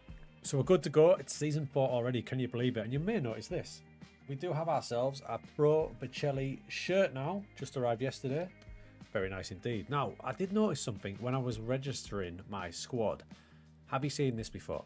So go up to squad screen and then drop this down to registration, and there was an interesting little pop-up that I honestly don't think I've noticed before. So we'll go down to one of the players which I'm talking about, Condella. There you can see it pop out, ICN, Icon Player. A club icon player is a player who has spent at least 4 seasons at the club. That's cool for starters, but what's really cool is that each of the chosen one players have all got that status. Club icon. Naturally, I went over to the club info screen thinking they'd be registered here as well, but not quite yet. It's a new season, I really should update these kits, you know. We all know about the finances at the club, and taking some of your advice, we organised the dream friendly against Napoli. And we actually performed bloody well, 4-5 in a thriller. The rest of pre-season was a bit up and down, but we did get one last win just before the season starts. But yeah, finances are still pretty bleak. But then this happened, an embargo. Because of a takeover, a consortium was eyeing us up, led by Daniele Sebastian and Gilberto Leonetti. Here we go. Instantly I thought about the shortlist that we'd built, ready for some funds. Oh. Seems like Mr. Daniele Sebastiani was a bit of a fraud. Great. Our first game of the season was actually Coppa Italia against Serie A Bologna. Now look, we went out, but you can see how tight it was. Then it was time for the league campaign against newly relegated Venezia, so it was going to be a toughie. The boys were hyped, we were ready. And then Di Marino did that after 5 minutes and was sent off. And despite fighting hard with 10 men, we ended up losing the match 5-2. We then played Pescara at home and they came to us with a very defensive 4-3-3, and I noticed that the striker was really isolated. So halfway through the match, I thought 3 centre-backs, we don't need you. So I pushed one of them into libero. It was Reganesi who we pushed into libero, and you can see how high up he is compared to the other 2 centre-backs. So when we're playing against one striker like this, it might be something we do, where we use him as a libero so he can sit there into central midfield. He actually starts to move off, which got us the second goal. So 2 games in, won 1, lost 1, not bad. A solid away draw at Crotone followed, but then a really bad home defeat to Spezia. Something just felt a bit off in the early season and weren't quite at it, but thankfully we played newly promoted Spal next and got a big win. This led to a decent clutch of games, 5 undefeated, but then Foggia came to us and, to be quite honest, they battered us. It was 3-2, but it wasn't even close. Back to your advice, on deadline day I managed to scoop in for Matteo Mosconi on a free loan. He's costing us nothing. Now he's coming from local rivals Inter Milan, but there is a reason why I've took him. It's because his deal with Inter Milan expires at the end of this season, so I'm hoping if he enjoys his stay, we can take him. And we'll have to get him a face, right? So here we sit in November and we are right in the middle of the league. We're 10th place and that's the way we're playing. We've won 5, but we've lost 4. It's not great, but thankfully, if you look at the playoff situation, 8th is Modena. We're only 1 point off that, and if you look at the promotion situation, Venezia look like they're storming back to Serie A, but in second place, Entella are only 6 points above us. This league is wide open.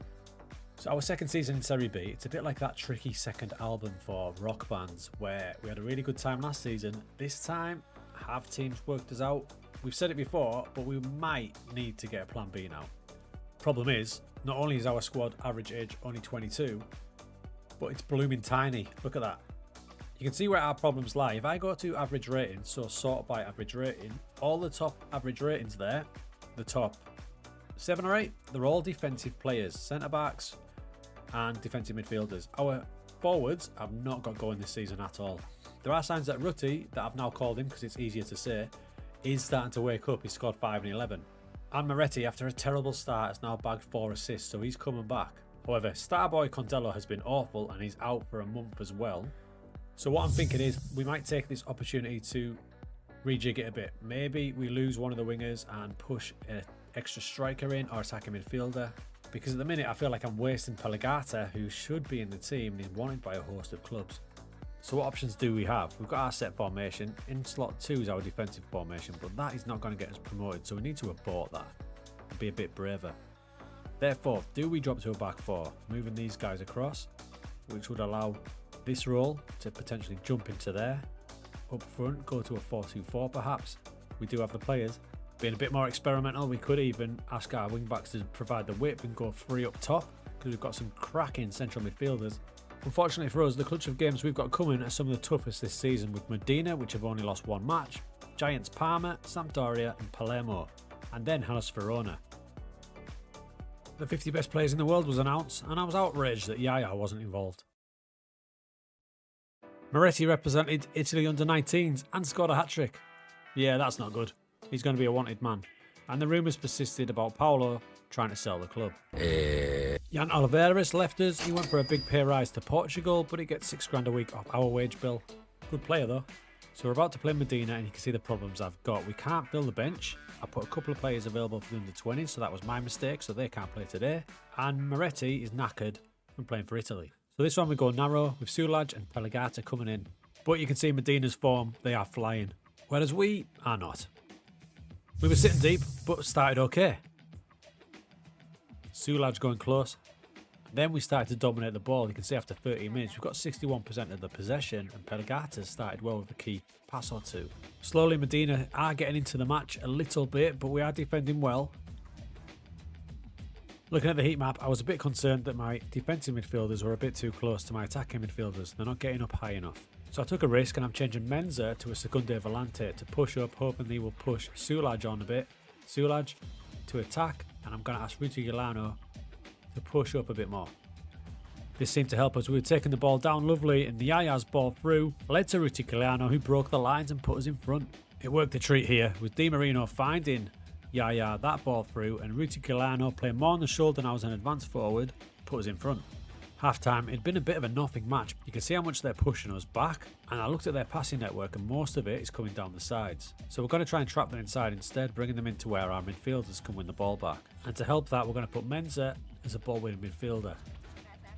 Another good tip, and this is one I got off FM Stag. If you go to analytical data, to teams, and press Medina and passes, and then you can look for pass combinations. Here you see them combinations, drop that down, and this will show you the key pass combinations between players. So Veroli, Queso, Ponzi, Vitasca are the ones with the most combinations. So if we highlight those, you can see they're down the left hand side and down the right. So they are focusing down the left and right. So hopefully the move of trap inside is a good one for the second half. Okay, 15 minutes gone in the second half. Nothing's happened yet. All good. We're just going to make a couple of slight tweaks. My right wing back Regazzetti isn't having a great game, and I notice he's a bit complacent. So I'm going to flip him, the more experienced Mori. And Pelagata's a bit quieter now, so I'm going to change his role to an attacking midfielder and just ask him to roam about a bit and move into channels. 72 minutes gone. Medina still have not had a shot this half, but they are starting to build a bit of momentum. My two attacking midfielders aren't having a great game, so we're going to take a mini risk. Guerrero's going to come on for Sulaj, and I'm going to drop him into central midfield. Pelagata, I'm going to put him up front and ask him to just roam around as a false nine, hopefully to catch him on the break. Let's take distribute quickly off as well. We're into injury time. It looks like the changes has helped us get this win. Get in. It wasn't spectacular. We had to work hard for it, but we got a massive win against Medina. That massive win just shot us up to 6th. This is how tight this league is. Medina, by the way, I don't know where I got that they'd only lost one match, because they hadn't, but they're still a pretty good team. But what that match has shown me is it's pretty clear that that is not the formation to go. I need to go away and get a new formation, because we're just not looking fluid at the minute, and we're having to work so hard in matches like that last match just to get a result. The good thing about us this season is we are solid. We've conceded 17, but if you think that 5 of those were in game 1, when we had that early sending off, we are solid, but we are not scoring goals, only 19 in 15 matches. This decision for a budget rebuild and bringing hardly any players in is testing us big time.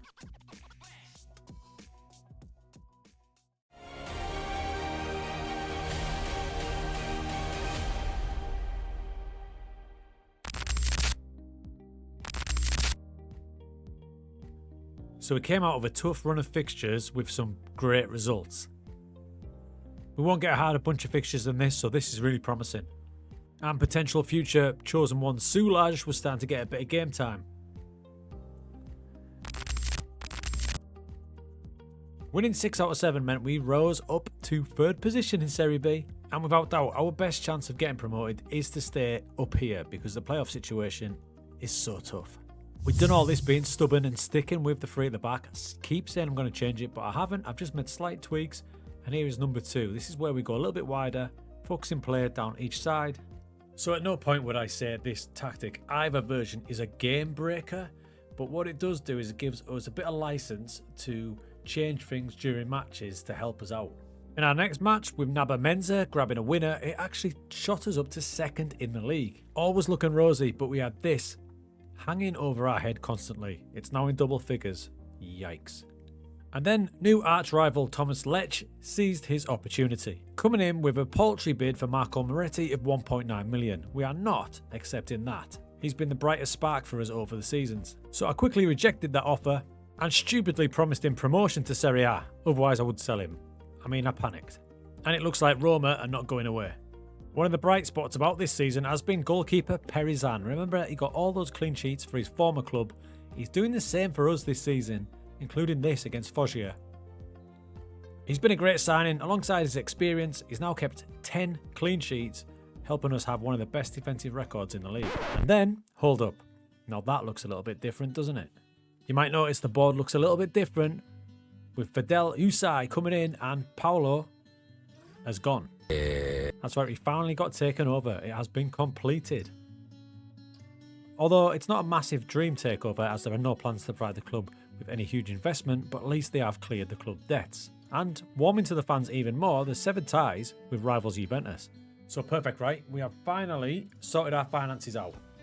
But if you have a look closer at the team, I tried to sort it out myself. Literally 1 week before the takeover. This can't be good, can it? Transfers out 2.1 million. Who's left us? That's right, I cashed in on Juan Cruz Guason. Foggia came in with a bid of 1.9 million. In the financial situation at the time, I had to take it and I've lost my best defender.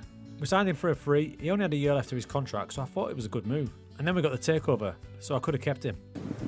But that was a blow, but you may notice that it's the 13th of February. And if we go to our transfers in section, for the first time ever, we've actually spent some money. £88,000, and we brought in a couple of players in January to help our promotion push. The £88,000 we did spend was on Axel Orlando. One for the future. Where would you play him?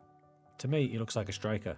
Also coming in from Argentina was this deadline day signing of Maximo Parejo, who looks like, to me, with a bit of work, a really attacking wing-back. Free transfer, his club Atletico Huracan, will be absolutely raging. To provide backup in central defence was Tibor Delphis, who came from French football on a free transfer again.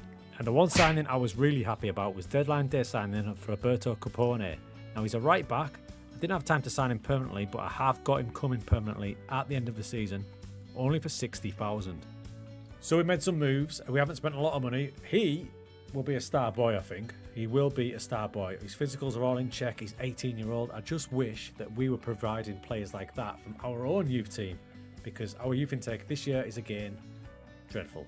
We started so well, didn't we, with our youth candidates and Moretti coming through, but since then it's just been worse and worse, and this season is the worst yet. I don't expect any players to come from that intake, so we're looking back at last year's intake, and Christian Monterosso is the one I'm looking at. He seems to be rising up, and there's a lot of big progress coming from him. So when Guason was with us, we rose as high as second. When he left us, well, I believe the term is the wheels came off. So we cashed in on Guason here when we're absolutely flying, and you can see the run we've been on ever since he left us. We've dropped to 6th, and what is worrying me a bit is, remember, it's a top 8 in the playoffs, and we're only 3 points ahead of 10th place Medina. And to be honest, we felt the loss of Guason way more than I expected. As it stands, we are crawling on our hands and knees just to get to the playoffs. I was eyeing up automatic. I thought I'm going to come back today, tell the crew we're in automatic promotion. Here we go. Now I am seriously worried. We've had some solid performances. Kalina and Di Marino are doing fine as the chosen one players at defence, as is Yaya. It's just a picture of consistency. However, it's higher up the pitch that we're starting to struggle. Condello is having his worst season for us yet. He's only scored 6 times, 2 assists, he's hardly contributing. And our boy Ruti, he's dropped off from last season massively. The only shining light is Marco Moretti. We managed to keep him after the transfer deadline, but now there's Premier League and League interest, along with arch rivals Roma and this guy. And the positives, with Capone, the youngster who came in January, will be a great right wing back. Following another loss to Spezia, it was definitely time for this tactic to get freshened up. Otherwise, we're not even going to get in the playoffs. So I created something that looked like a jigsaw when you drop it out of the box, and pieces were everywhere, but I did abandon, finally, the 3 at the back system. And although we didn't play great with it, we did start to get a couple of results, and even Condello started scoring again. But to be fair, our run-in was very kind, and we played all the teams in the relegation spots. We had to beat Vicenza to confirm our playoff place. We used the wobbly formation, and you can tell they had no confidence as we took the lead early, but I can't emphasise this enough. We started scoring goals, but we were still playing horribly.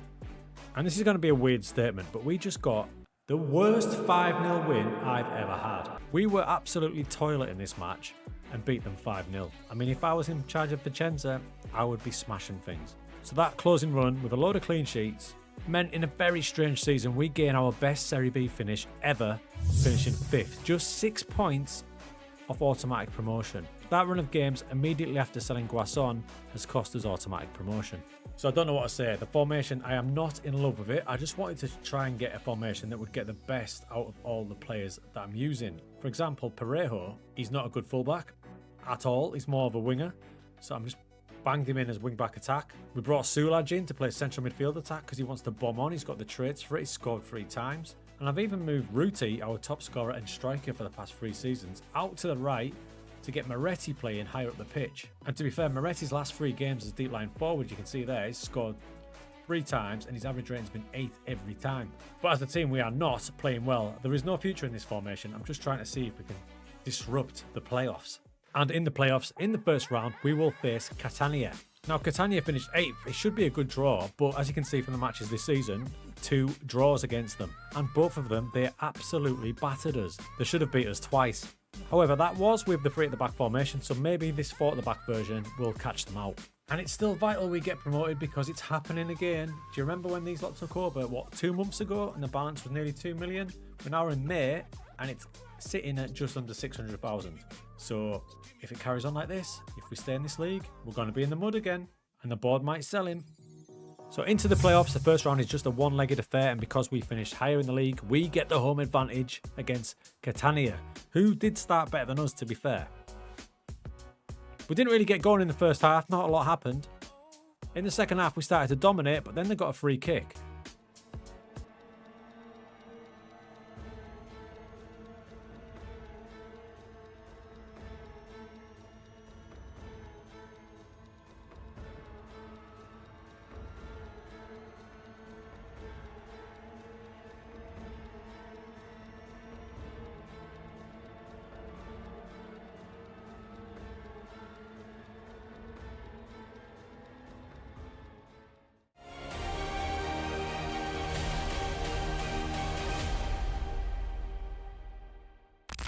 Round 1, fight!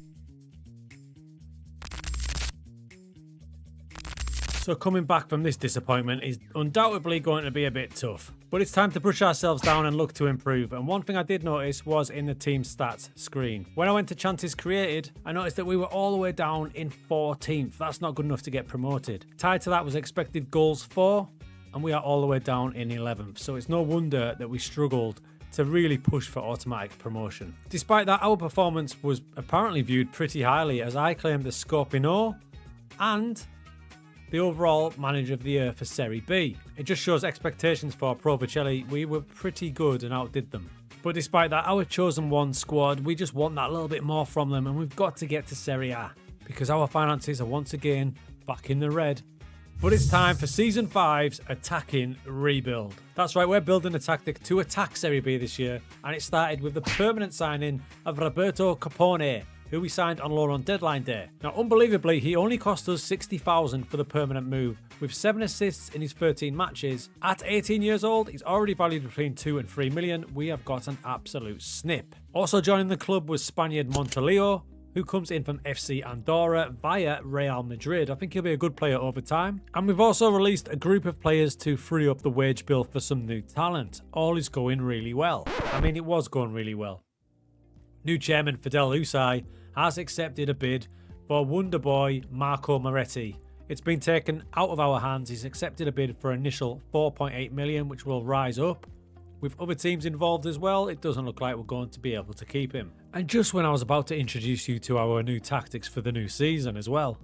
I mean, we probably knew it was coming with Moretti, didn't we? We've still got him at the minute. He may turn the move down, but despite that, let's show you what we're going for next season. I've got 2 tactics that we're going to go with, and they're attacking, and it's definitely time for back 4. So the first one, and probably the main one, will be this 4-3-3. It may look pretty standard, but if you look a bit closer, you'll see I'm going to go double central midfielder on attack. I like to call this 4-3-3 the Lampard, meaning it's going to be built for these two to break forward all the time and spend most of their time in and around the striker. This will also help me get a permanent role in the side for Elton Sulaj, who will probably end up being the next chosen one should Moretti leave us. Now, it's really attacking because we're going to have wingers and fullbacks on attack, so we're going to overload the wide areas. So I'm hoping that they'll drag defenders out wide to deal with it, and then you've got these two breaking forward. hopefully, to capitalise on the space. Now, number 2 is again a 4-3-3, but it's a more aggressive one and one we go a little bit more direct on. In fact, let me just change the direct passingness up to there. So the 2 wingers jump from outside to in. One of our central midfielders will drop back, but Sulaj will maintain his role as a central midfielder on attack. And the defensive roles will all stay the same as well. So that's the break glass tactic, if you like. If we're struggling to break a team down wide, we can then have the narrow option as well. Now, it is early in pre-season. It's only the 2nd of July. So there is some more players to come in, hopefully. As far as the chosen one options go, if Moretti does leave us, it is between, basically, Elton Sulaj, who will play pretty much every match as an attacking midfielder, and the other option is Pelagata, who will get more of a role this season as well, especially with those new formations.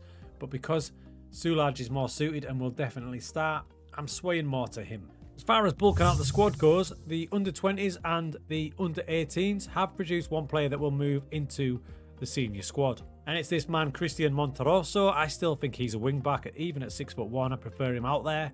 I also have Diarico, but I'm thinking of giving him yet another loan move just for one more season. And don't forget, late in the transfer window last year, we brought in Axel Orlando, the man with the greatest name in our club.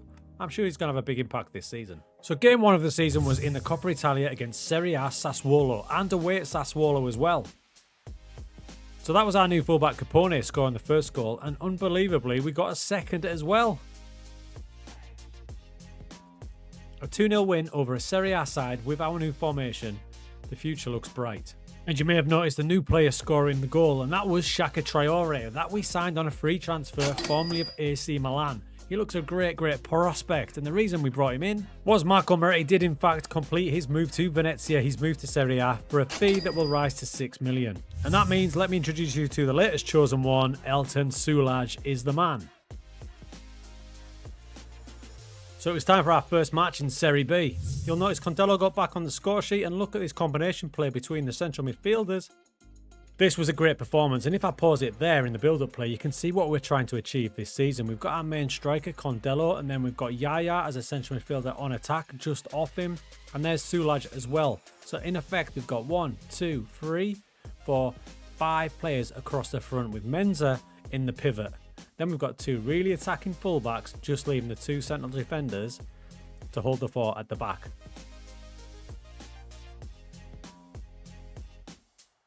So Pisa couldn't deal with it, and it was great to see Pelagata come off the bench and get a goal as well. First game in Serie B, how promising is that? Big 4-0 win. And then in the next match, our first home game, we got revenge against Catania, who knocked us out of the playoffs, and we beat them 1-0. So when we had the Moretti money, I thought it was a good time to ask for the youth improvements. However, that was rejected again. It seems our new board's vision doesn't match ours. We lost a massive player in Moretti, but I replaced him with basically 4 other players. We've already saw Shaka Traore signed on a free transfer. One for the future, also a free transfer, is Alexander Penchev. Not sure where to play him yet, but at 18 years of age, he's got massive potential. Big signing coming in from PSG on a free transfer is Cher Nader. Now, he is a big central midfielder, very much in the Yaya mould. 6'3", can play as a central midfielder on attack or a little bit higher up. What a great option he's going to be. And a deadline day signing of Ruben, a Spaniard from Vallecano, for just £350,000. You're looking at his determination, aren't you? 20 determination, already got 16 finishing, and he's rapid as well. So I think we've done some good business there. Moretti's gone for the best part of 5 million, and we've replaced him with basically 5 players. Shaka Traore is a pretty good like-for-like replacement, and the other 3 all were signed on deadline day. Look at your deadline day. Always take part in it and have a look at the agent offers, because there's no way I would have found Alexander Penchev if it wasn't for agent offers. He was like an A rating for my scouts. I had a look and I was like, yes, get him in. And added bonus, it was a free transfer. Same deal for Ruben. He was an agent offer at 350,000 release clause. And I think we can all agree, he's blooming exciting. So now we have the squad in place, and it's probably the strongest squad we've had yet in the Chosen One series. We are vastly improved on last season in terms of creating chances and looking like a threat going forward. That was central midfield attack Yaya getting on the end of that, and there you can see him starting the move, and he gets on the end of it as well. Scores his second, And later in the match, he got himself further up the field. Again, let me pause it there. You can see we've got our two central midfielders alongside the striker, so it's basically free up front. And when he gets the cutback from Xhaka, bang, hat-trick. So we've got the central midfielders firing, and we've actually got Condello firing as well. He scored 7 times this season already, which matches his total for the entire of last season. Favourites for the league in Serie B this year is Giants Genoa and local rivals, remember? And we played them early on away from home, and it looked to be a bit of a struggle. However, we rose to it in the Derby Day challenge, and Sulaj surprised Ruti Gilano, who surprised Condello, 3 chosen one players linking up, and in the second half we were fantastic. And chosen one player Ruti Giuliano came to the fore. Our first big derby match, and we battered them 4-1. We were flying, but we did lose a game, and one we should have won.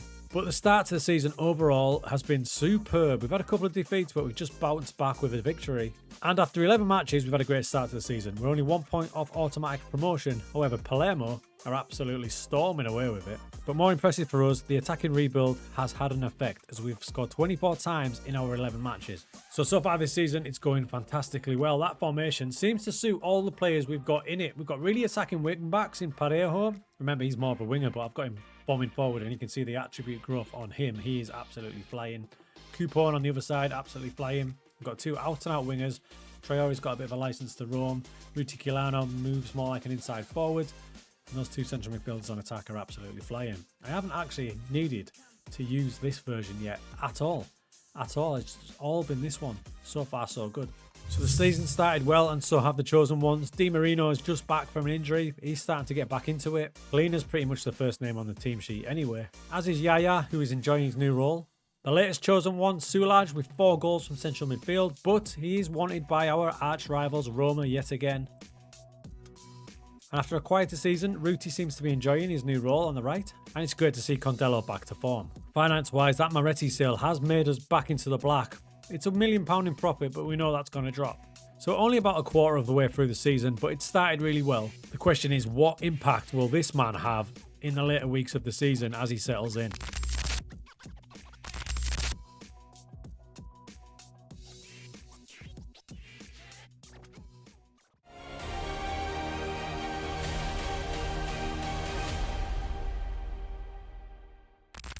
Encara Messi, encara Messi, encara Messi, encara Messi, encara Messi, encara Messi, encara Messi, encara Messi, encara Messi, encara Messi, encara Messi, encara Messi, gol, gol, gol, gol, gol, gol, gol, gol, gol, gol.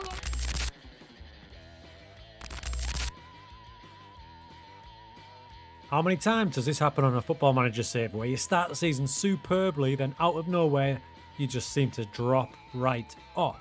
It happened to us, and taking chances was our biggest flaw, as we should have been second according to Mr. XG. Turns out, all it took was a few role tweaks and, more importantly, some player instruction add-ons to turn things around again. In fact, now we're arguably playing even better, and we completely dominated one of the form teams in the league.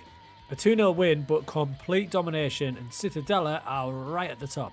So just after Christmas, despite that little drop-off, we are still in the hunt with 32 points, only 6 points off automatic promotion. But the big news is, what we focused on at the end of last season, we have improved massively. Do you remember chances created? Now we sit third, when we were way down at the end of last season. It's a similar story for expected goals. When we were halfway down the table at the end of last season, this season we're right at the top.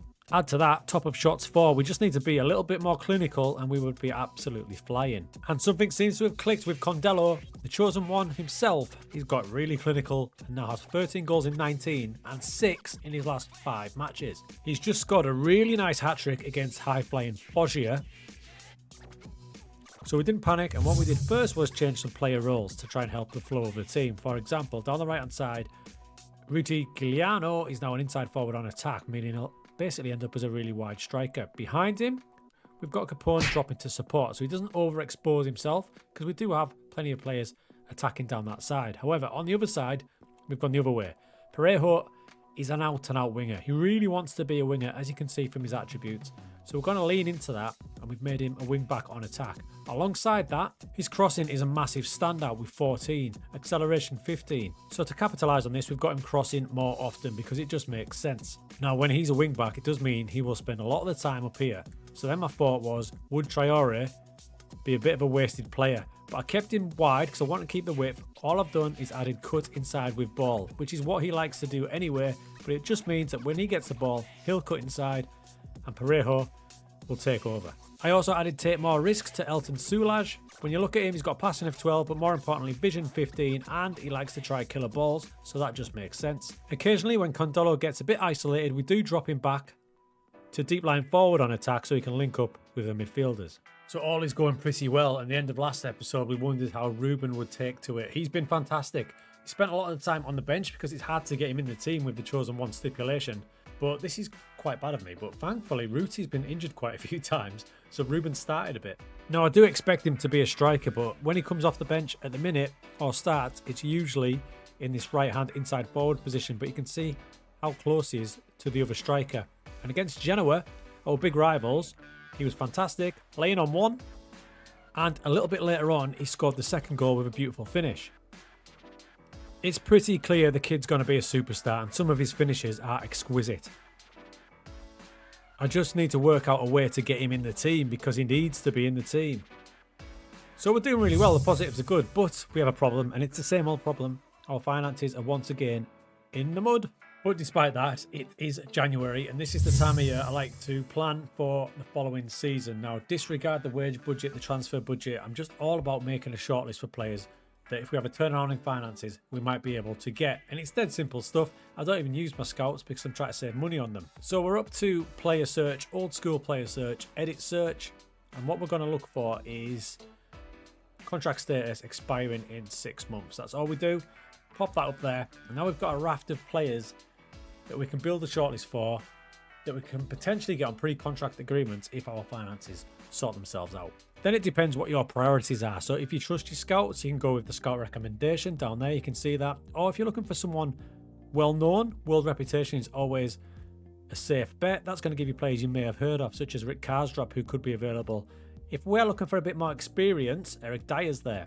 This could be the option. And if you consider that our squad is really, really young, we might be well versed in building a shortlist of some more experienced players, just in case our financial situation improves. Now, the other thing to think about is if you think that you have a chance of promotion and you might get promoted, take the transfer interested in off, because these guys are thinking you've got to still be in Serie B. If we got promoted to Serie A, for example, if I take that off, it's a whole host of players, big time players, that are coming out of contract that you might be able to convince to join your project.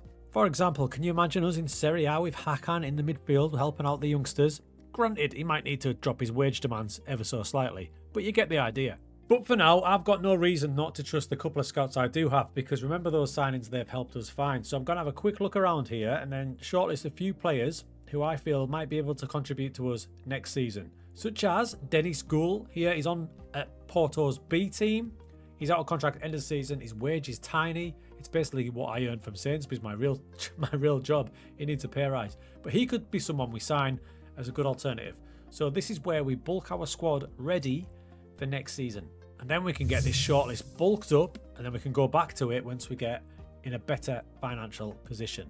We had a good little run in the Coppa Italia. It was ended by Serie A Monza, but the league form continued to be decent. We did lose to runaway leaders Palermo, but we probably should have got a draw out of it. So we're in a pretty good spot at the minute. That probably should have been a draw, shouldn't it? But we have boosted ourselves up to third place. We can probably discount top because it looks like Palermo are running away with it. But we are right in the mix for that second automatic promotion spot. So the tactic's been fantastic. We haven't even touched that version. I think I've used it for maybe 20 minutes in one match to try and get an equaliser. But this one has been super solid. And when we've tweaked it a bit, it's really worked wonders.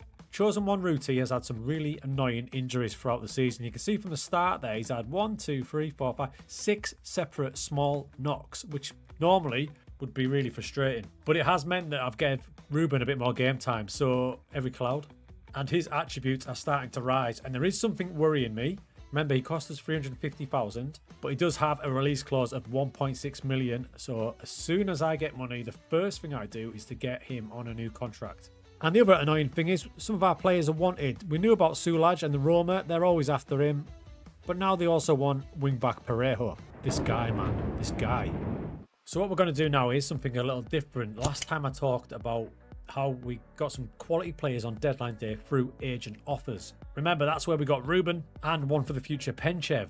And not to mention Parejo on a free transfer. So I'm going to do it now and see if they come up trumps and find us some players that we can put on our shortlist. So it might be a little time consuming, but I can't recommend taking part in deadline day enough. And then this screen comes in. Now every hour or so it's going to update and you're going to get a raft of new players that you won't have ever seen in the game.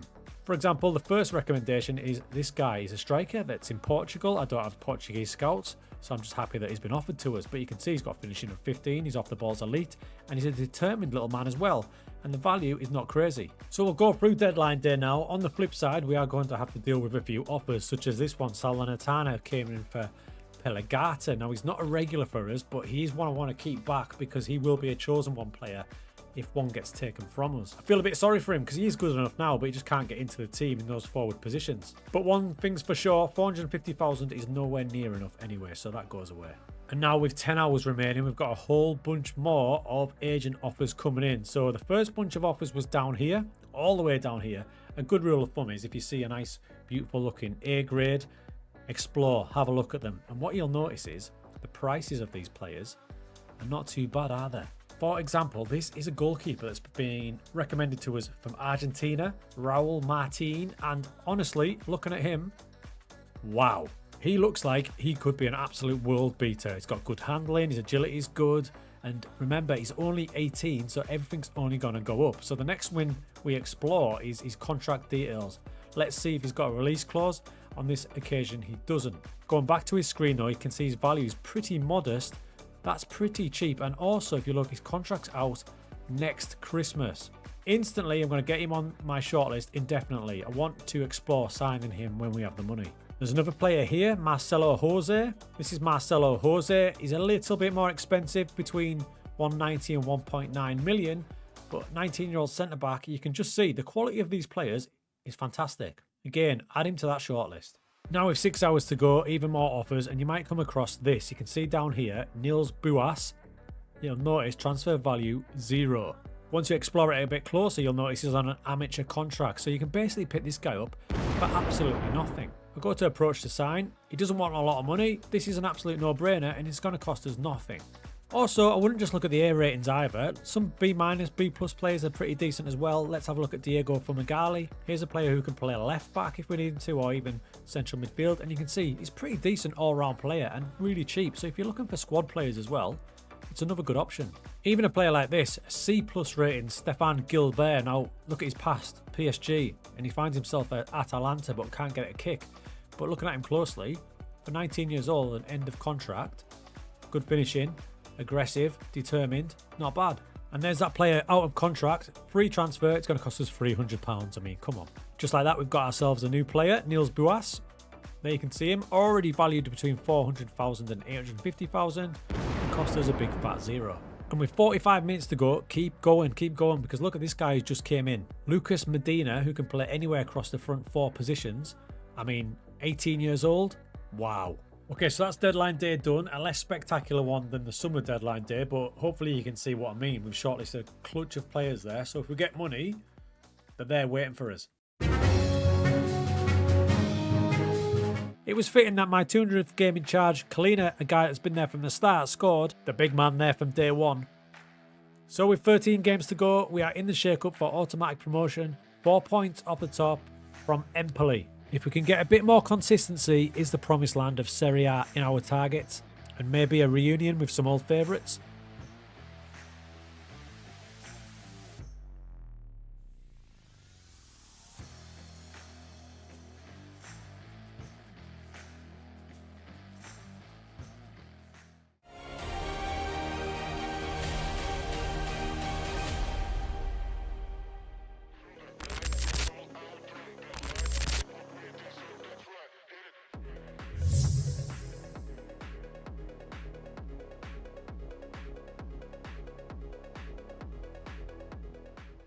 At the minute, the team are going from strength to strength. Check out this team attacking. Polygon, which shows we are pretty much the most lethal team in the league at the minute. Team chemistry is at an all-time high. I'm just looking for one more link-up, which I've been really happy with Menza and Sulaj. Last time I talked loads about Ruben and how good he's been, and he's carried that on, but his form seems to have proved a rocket for Ruti as well. Now, his form is flying and his last 5 games are fantastic. It's also nice to see that probably the most unsung hero from the Trojan Ones, David Di Marino, is starting to get a bit of recognition now, and look at his value, it's shot up to nearly 2.5 million. This news item should show the progression of our team. It's the favourites for the Young Player of the Year award. You can see Sulaj is the headline maker, but look who he's up against. Roberto Capone, Naba Menza, Ruben and Maxime Parejo. That's right, all our players. Our most recent match was this absolute thumping of Catanzaro. Last time I asked for more consistency and we've got it now. Only 1 defeat in our last 10 matches has meant that we have stormed up to second and into the automatic promotion places by 2 points from Empoli with only 4 games left to go. Data Hub shows the improvement we've made this season. We saw the team attacking one. Team defending is very similar as well. As far as attacking efficiency goes, we were at one point over here being really wasteful, but we've improved massively and we're just about to jump into that perfect zone. And in fact, when you look at the scoring scatter graph, we are head and shoulders above everybody for high non-penalty expected goals. After that run of games, we do now have the perfect chemistry with Menza and Sulaj finally getting on. They must have gone for a couple of beers together or something. So everything's good, all good in the hood. Now, as you can see above me, by the last 5 games form, everyone's absolutely flying. They're going superbly well. We're hitting form right at the right time of the season because there's only 4 games left. 4 games. We're not going to win the league. Palermo have got that locked down. They're 8 points clear. It's between us and Empoli, but Genoa are having a little storming run at the end of the season as well, but I think they're too far back. But overall performance this season's been fantastic. We're second top scorers to Genoa, but the way we're playing, I think we might overtake them. Our defence has been good. We've just got to make sure we get over the line with the last 4 matches, but we've got some tough ones. Are you ready?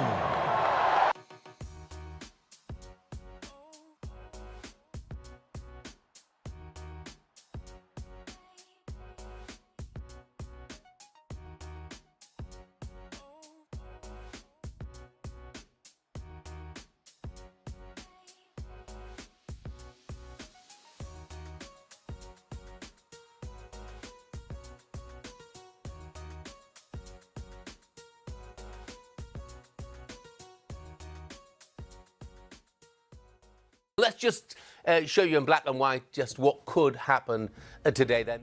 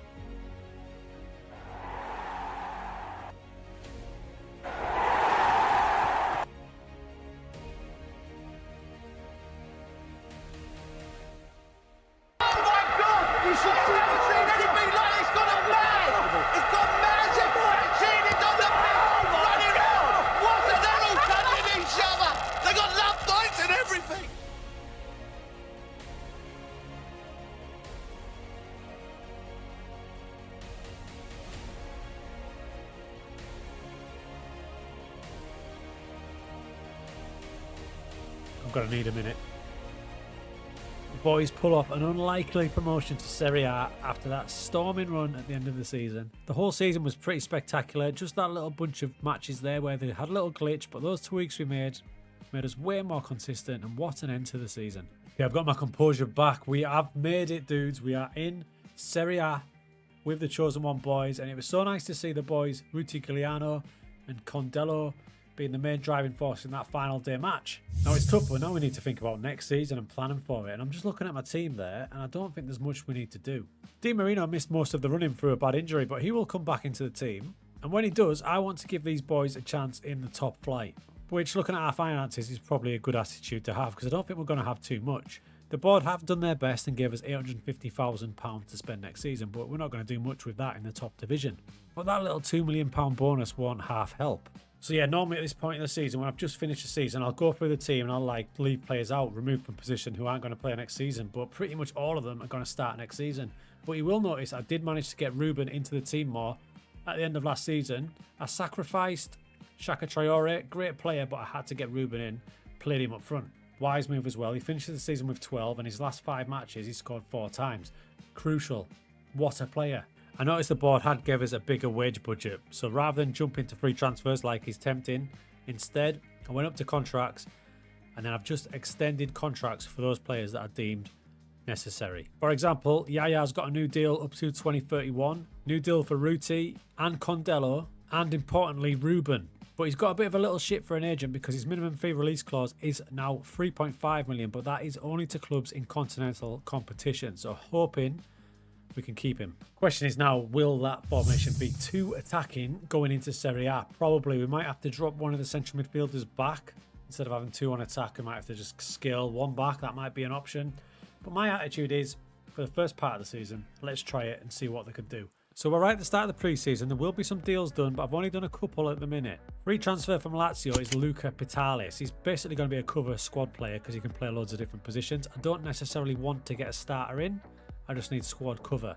Do you remember this man, Raul Martin?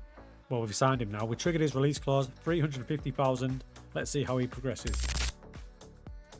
So alongside our first choice 11 there, we now have a full bench of 9, which I'm pretty happy with. We'll look to add a couple more players in there, possibly from the youth team, but we're not going to go crazy because despite getting promoted, our finances are still in the red at the minute.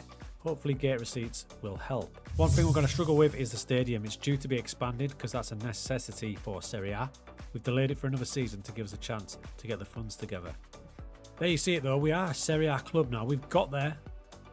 2 seasons in Serie C, then 3 seasons in Serie B with 1 Manager of the Year award. I mean, if I didn't win it last year, when are we going to win it? That has led to Serie A. And probably unsurprisingly, we are ranked bottom, but brutally, the rank us at 1,000 to 1. 1,000 to 1.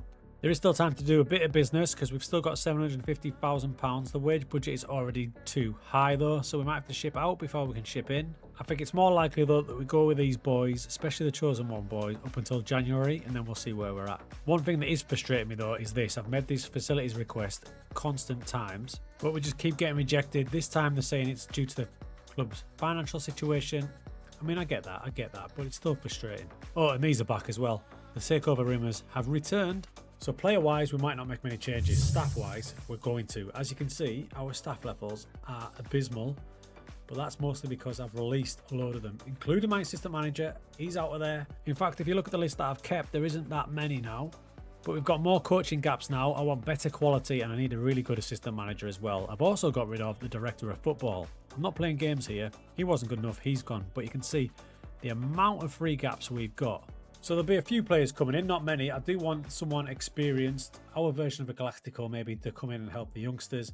We also need to get a second tactic, just in case we get found out with that one. There's a load of work to do this pre-season, a brand new staff as well. And after the friendlies are out the way, we start our season with Lecce, Lazio, Bologna and Fiorentina. It could have been worse. Hopefully we can get a good start.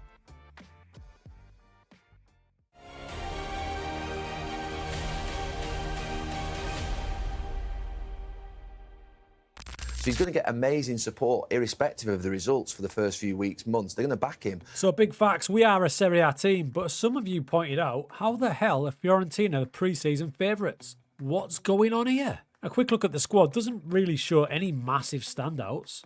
Transfer business, I mean, they have spent 113 million, including 70 million on Ezabdi from Arsenal and 33 million from Karim Kanate. Now, he is a baller.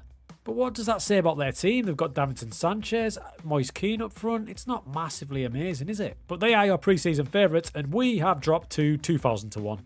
It might be something to do with the fact we've only signed 3 players. 2 backups in Luca and Raul, and another backup in Richie Sagredo on loan. The board just would not budge from the wage budget and transfer budget, which means the chosen ones, the 6 of them, well, it might as well be the chosen 22 because that's the ones that are going to have to see this season out, at least until January. So unable to sign anyone at all, I just used deadline day to bulk my shortlist up, and now it's absolutely huge with a load of new good signings, potentially when we do get some money. And believe it or not, we did receive some money from a sell-on clause to Marco Moretti. He's ended up with Bournemouth in England. His club Venezia got relegated. Bournemouth triggered his release clause and he's ended up in the Championship. My initial plan was to try and re-sign him, but the fact that we have no money and now his value is English prices, which are always inflated, means it might be a while before we see Marco again. Our first competitive game of the season was a cup game against Serie B Brescia. We just about got the job done. And then our first Serie A game was against Lecce and we got a pretty respectable 0-0 draw. Then we knew we were in the big time because it was Lazio visiting Pro Vercelli and Marco Ruti did that. And unbelievably, in the 93rd minute, we sealed a 2-0 win. A full stadium saw us beat Lazio 2-0. We were making a mockery of that 2,000-to-1 shot, and in the first minute away at Bologna, Ruti scored again. However, he got himself sent off late on. And Bologna scored 2 goals from corners to turn it around, giving us our first defeat. And then we had to play pre-season favourites Fiorentina. Yeah, I was worried. We got a corner early on and chosen one Carlina nutted it in. And we saw they had Karim Kanate up front and he was a bit of an issue and he equalised. However, on 30 minutes, they then got a man sent off. Ouch. But you can tell they were good and they did play really well even with 10 men. And they went 3-1 up through Moise Keane. But my boys battled hard, we got 1 back, and then with 10 minutes to go, baby Messi, the Bulgarian Penchev, got us a 3-3. Not the worst opening to our Serie A campaign. So not a bad start to the Serie A campaign, especially getting Fiorentina out the way and we got a decent draw. Now we have done a bit of a upheaval with our staff. We've got a big coaching team now, it's got 15 strong and I've completely changed most of the main players in it. So this is my coaching team and you might notice and recognise a couple of the players. We've got Jorginho coming in. I like to get an ex-player just to give the team a bit of a boost. So Jorginho's in, respected Italian international. We've also got João Moutinho starting his coaching career as well. Then we've topped up with some specialists such as Hausler, Mental. He's going to get into players' heads. And we've got ourselves a new assistant manager, and he's pretty elite to be fair. Antonio Mancioni was in Iran as their assistant manager. He's now my new assistant. Again, my recruitment team has to take a step back, however, because we don't have the money to spend. But I did make one change, and it was director of football. And interestingly, we've got ourselves Thomas Rosicki, who is getting linked to the Arsenal job to take over from Edu. He's now our new director of football. That's a bit of a get. Going into this season in Serie A, the top division, it's hard to know what to expect. We can't buy anybody, so we've got a Serie B squad with a few standouts. There's about 4 or 5 players that are probably Serie A level. So I thought I'd have a look at the comparison of Serie A of my overall squad, just to see where we're weighing up a bit. Now, I've only got a couple of goalkeepers, so I had a quick look. And goalkeeping, so if you just select goalkeepers there, you can see, of course, we're not the highest. We're actually ranked as the lowest in terms of reflexes, but it could be worse. But of course, it could be better. Now, in general, our defence doesn't look great, but we can zone in a bit more than this. We can have a look at the technical abilities of our defenders. Again, not great. How about the mentals of just our defenders as well? Well, it looks like we're around halfway. We're not breaking any barriers. We're not too low, we're not too high. I'm not massively worried physically, which might be a bit of a swayer. Again, pretty competitive.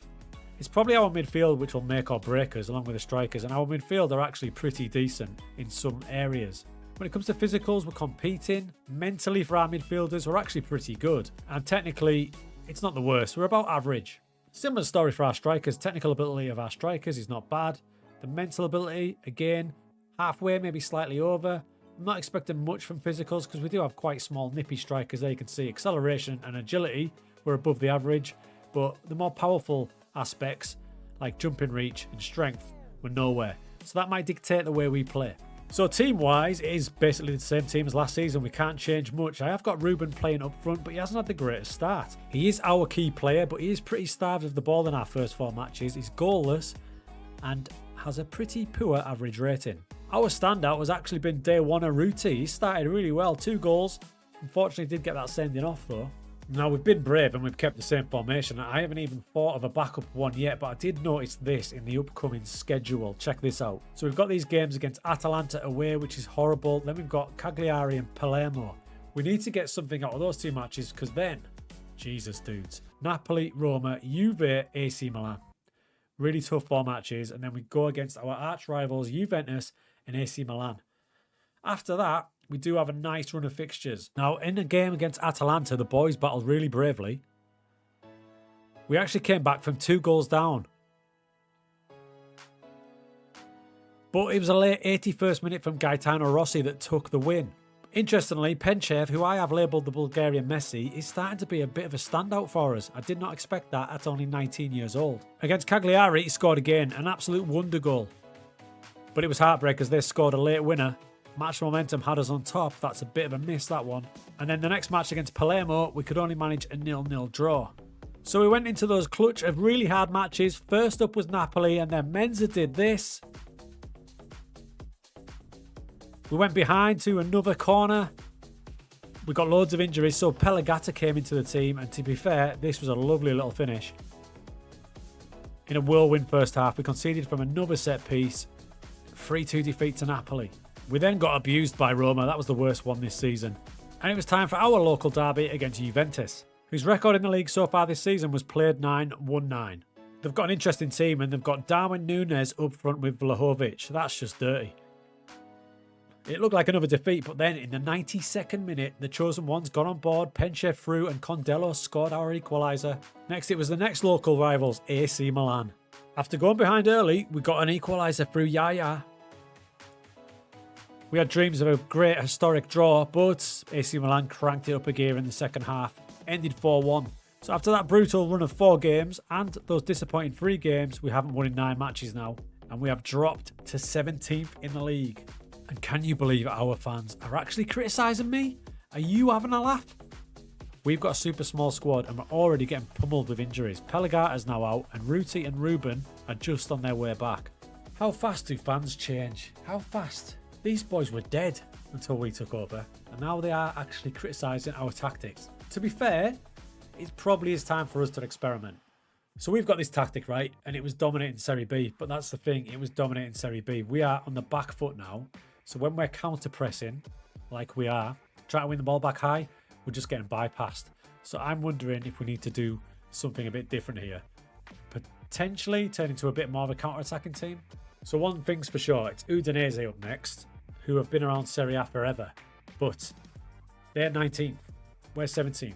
But it's our home match. If we lose to them, questions might be getting asked. So I'm stubborn, so I kept the same tactic, but I did prepare a second one, which is much more counter-based. We drop the counter-press. Also, we drop the press to less often. Meaning, I'm going to let their centre-backs have the ball and the goalkeeper. I don't care if he gives it to their centre-backs. Everybody else we want to tightly mark. But we start with the attacking tactic. It was a must-win match and we started off with a first-minute goal and Ruben got his first of the season. 13 minutes later, it looked like our decision to go attacking was the right one as we got a second. Yaya there again. However, there was a big shift and an Udinese came back at us just a few moments later. And on 30 minutes, it was another corner that led to another goal. At half-time, they were definitely starting to dominate, so I took a risk and I dropped to the more pragmatic, counter-based tactic. And it seemed to have an instant effect. After 53 minutes, Condello did this. And we just started to prize them open, counter-attacking with pace. And this was the best of the bunch. We're deep in our half, but look at the transitions here. Di Marino charges forward a little bit. He finds a midfielder. It's fast, cutting-edge passing. And Udinese could not deal with it. We were absolutely relentless. And out of nowhere, we scored a 6-2 win. And just like that, we're up to the dizzy heights of 15th. But we definitely need to keep an eye on this. We're conceding 2 goals a match. But unlike most promoted teams, we are scoring. That's 20 goals we've scored in 12 matches. So we're in a bit of a tough spot. We can't improve the squad. January is on the way, but now we've got this second version of the tactic, which is just a bit of a back-off one. So we can rotate this one and that one. I don't want to change it into like a 4-4-2 or anything until we can get some new players in. These players are all suited to a 4-3-3. So we've just got to try different versions of it. The next clutch of games are absolutely vital. We've got Monza, Salernitana, Como, Sassuolo, Genoa, Torino. So by January, if we can get maybe 3-4 wins out of that, we might be in a position to stay up. But the other shocker is, because we're getting good TV money now, we're actually making money. Our balance is not in the red. When was the last time we said that? So we're sitting 15th. Our little rise has affected our odds. We're only 1,000 to 1 now. Let's see how we're doing when it gets to the new year. Big few games coming up.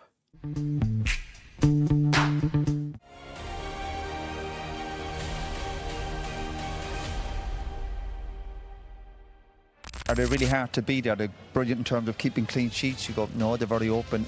On the back of that massive 6-goal win, it was really disappointing to lose away to Monza. It made me realise we weren't getting the best out of probably our best player. So to get him more involved, I switched him with Ruti Giuliano and moved him to a deeper position. And it seemed to have an effect, because in his first game, look at him getting involved, causing panic and getting an assist. And he did it again against Como for Sulaj. And against Genoa, he found himself at the back post scoring. This meant we're on a great mini run after that horrible start to the season. It's boosted us up to 12th place, 20 points, 7 clear of those relegation places. So to keep that run going, I wanted to improve things. So I went to the recent form analysis. I don't use this much, but I'm going to start to. I noticed that our final third entries, not a lot of them were coming down the middle. So not a lot of assists will get generated there. So when I went to the tactics screen and looked at my central midfielders, I could see only 3 assists from Sulaj and only 1 from Yaya. So most of our assists are probably coming from the flanks. So let's encourage that. Next up, I went a bit more in depth, and I noticed that a lot of the goals that we're conceding are coming from in the box, but I'm really reluctant to add low blocks. So I'm just going to try and leave that for now. Next up, none of our 23 shots from long range are going in. So we're shooting too much. But I am really reluctant to add the instruction of work ball into box unless we're dominating matches. So I don't want to start with that. Looking at a few of the players' shooting stats, I went to the midfielders first, and Naba Mensah's aren't pretty when you look at them there. He really shouldn't be shooting as much as he is. And to be fair, in the position and role I've got him in, he's hard-coded to not shoot as often. So there's not a lot I can do with that one. But the other central midfielders, I'm just going to encourage them not to shoot as often and look for the pass instead. Problem I've got with Sulaj is he's got a trait of shoots from distance, so he's going to keep doing it no matter what, unless I train it out of him. But I also noticed that my strikers were struggling a little bit as well. The wider strikers specifically, not doing great in shooting terms. So whoever plays out wide, I'm going to encourage them to shoot less as well and hopefully get better chances because of this. It was derby day as we had Inter Milan coming to our ground. I got my scout report on them because I thought we're going to need a miracle to get a result here. And the only one I thought I'd aim at is this one, slow starters. So a rather high 7 of 23 goals conceded arrive in the first 15 minutes. Knowing that for this match only, I was going to roll the dice for that first 20 minutes and go attacking mentality. And as the match got going, it seemed to be working as we put them under pressure. On this occasion, the scout report was right as we had most of the momentum in that first early stage. After 25 minutes, I did drop back to balanced, thinking I was doing the right thing. But Inter eked out a win in the 89th minute.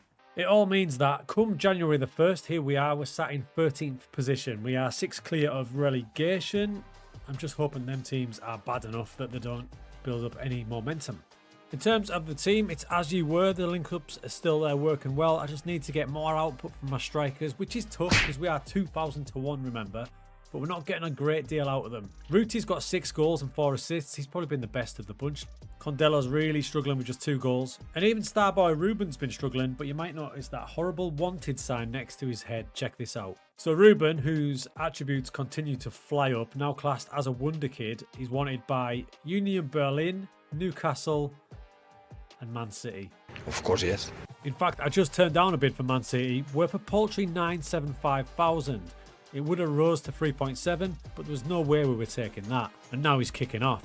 Thing is though, we're under pressure here because despite his value being between 3.5 and 5.8, his contract shows that he's got a minimum free release clause for clubs in continental competition, and it's only 3.5 million. So although his match stats this season of 2 goals, 3 assists don't look great, you can see what a quality player he will be in a better team. I'm just gutted because he's a £20 million player and we're going to lose him for peanuts. And it's not like we need the money because we're actually doing pretty well. We've got 2.6 million. Month over month, we're making a little bit of money. There's no worries there. But we have just started January, which means we've got a whole month of potential bids coming in. for our boys. So this is going to be a long old month. And for the record, we can't bring people in despite our good financial record because our wage budget will not allow it. But then out of nowhere, this happened. The board would like to hold a meeting to discuss increasing the available transfer budget. Here comes the money. And it was increased by £100,000. Are they taking the In the meantime, we lost away to Lazio. Interest in Ruben increased from several different clubs. And then chairperson Fazel Yousai screwed me over and accepted a bid from Crystal Palace. Now, I should be raging at my chairman, but I will say this. Crystal Palace were not in a continental competition, so we did manage to get a bit more money. 6.7 rising to 9 million. I still think he's worth triple that. But he has gone to the Premier League. It does mean now that our finances are super well off. Do you remember the first days where we couldn't get any money at all? Look at us now. We've even got 2 million to spend in the transfer budget. Our wage budget's a bit off, but we can transfer them over a little bit. I used the opportunity to bring one player in, Pedro Santos, on a free transfer. He used to be at Benfica, had some time in Spain, various clubs in Portugal. He just gives us options to drop to perhaps a 4-4-2 at some point. Something I'm eyeing up potentially for next season. So there's no point sulking. Ruben has gone and I'm going to replace him with in-house talent in Penchev. Penchev is our mini Bulgarian striker, baby Messi if you like. And the more game time he's getting, the better he seems to be. He could be even better than Ruben. So this is Alexander Penchev. He's going to be our main man. He's only 5'6". He wants to play off the striker, but I've decided to retrain him to play up front. And it's paid dividends as he's scored 9 times in 10 starts since that Ruben departure. Now he's wanted already by Newcastle, but he's got a big chunky release clause of 15 million, so I'm hoping that will scare them off. He was also a big part of our best win yet over giant Atalanta. With all the little tweaks to the tactic we've made, the little player instructions, everything, we're starting to fire.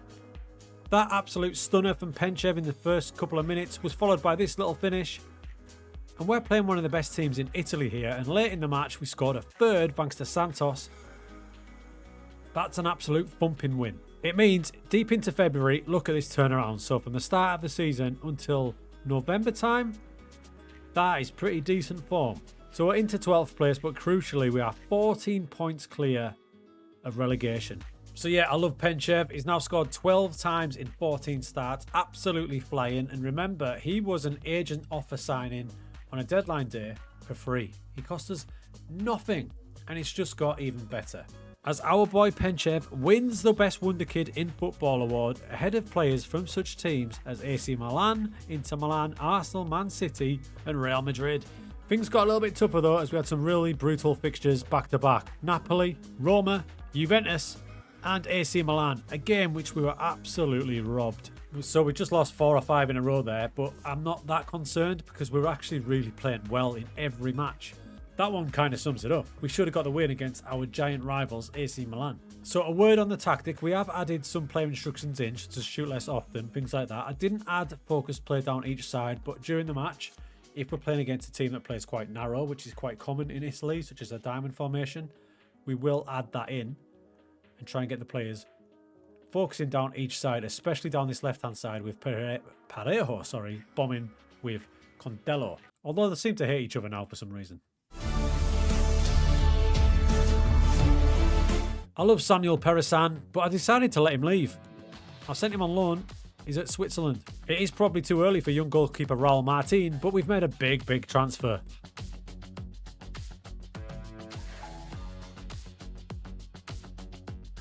That's right, folks. Chosen One original Matteo Rizzo rejoins the club. He cost us just 400,000 4 or 5 years after we sold him for 1 million to Bologna. Rizzo is back. Ironically enough, his first match was against his old team Bologna. He was fantastic in that match, keeping a clean sheet and clocking a 7.4 rating.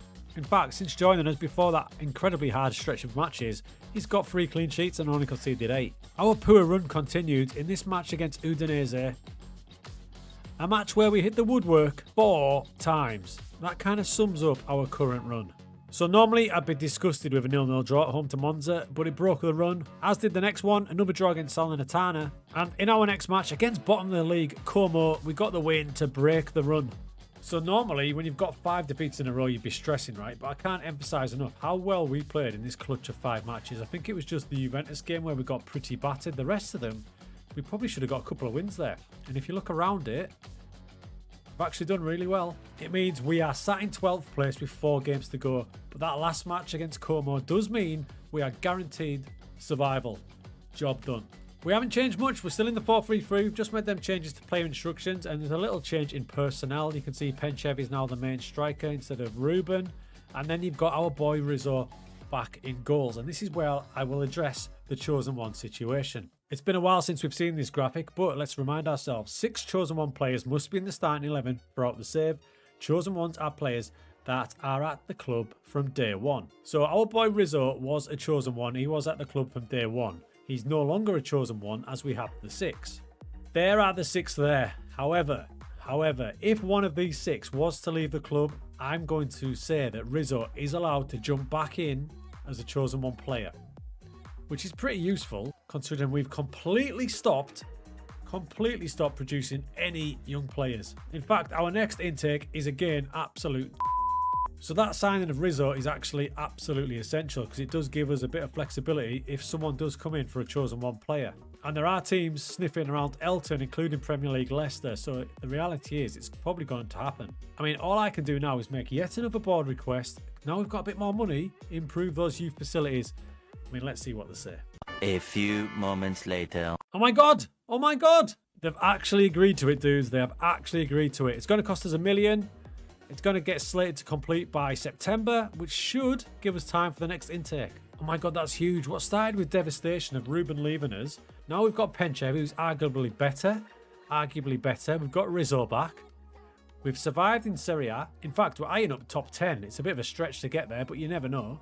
So next season's planning starts now. I am tempted to change this up a bit because are we at a point where this is as good as we're going to get? Do we try and flip it on its head, go aggressive, hit a 4-2-4, something like that? Worst case scenario, if Elton was to lose us, right, bear with me, it might not be the worst thing in the world. Because what that would do is Rizzo would then be a Chosen One and it would unleash an extra slot in an attacking position for a new player to pop in.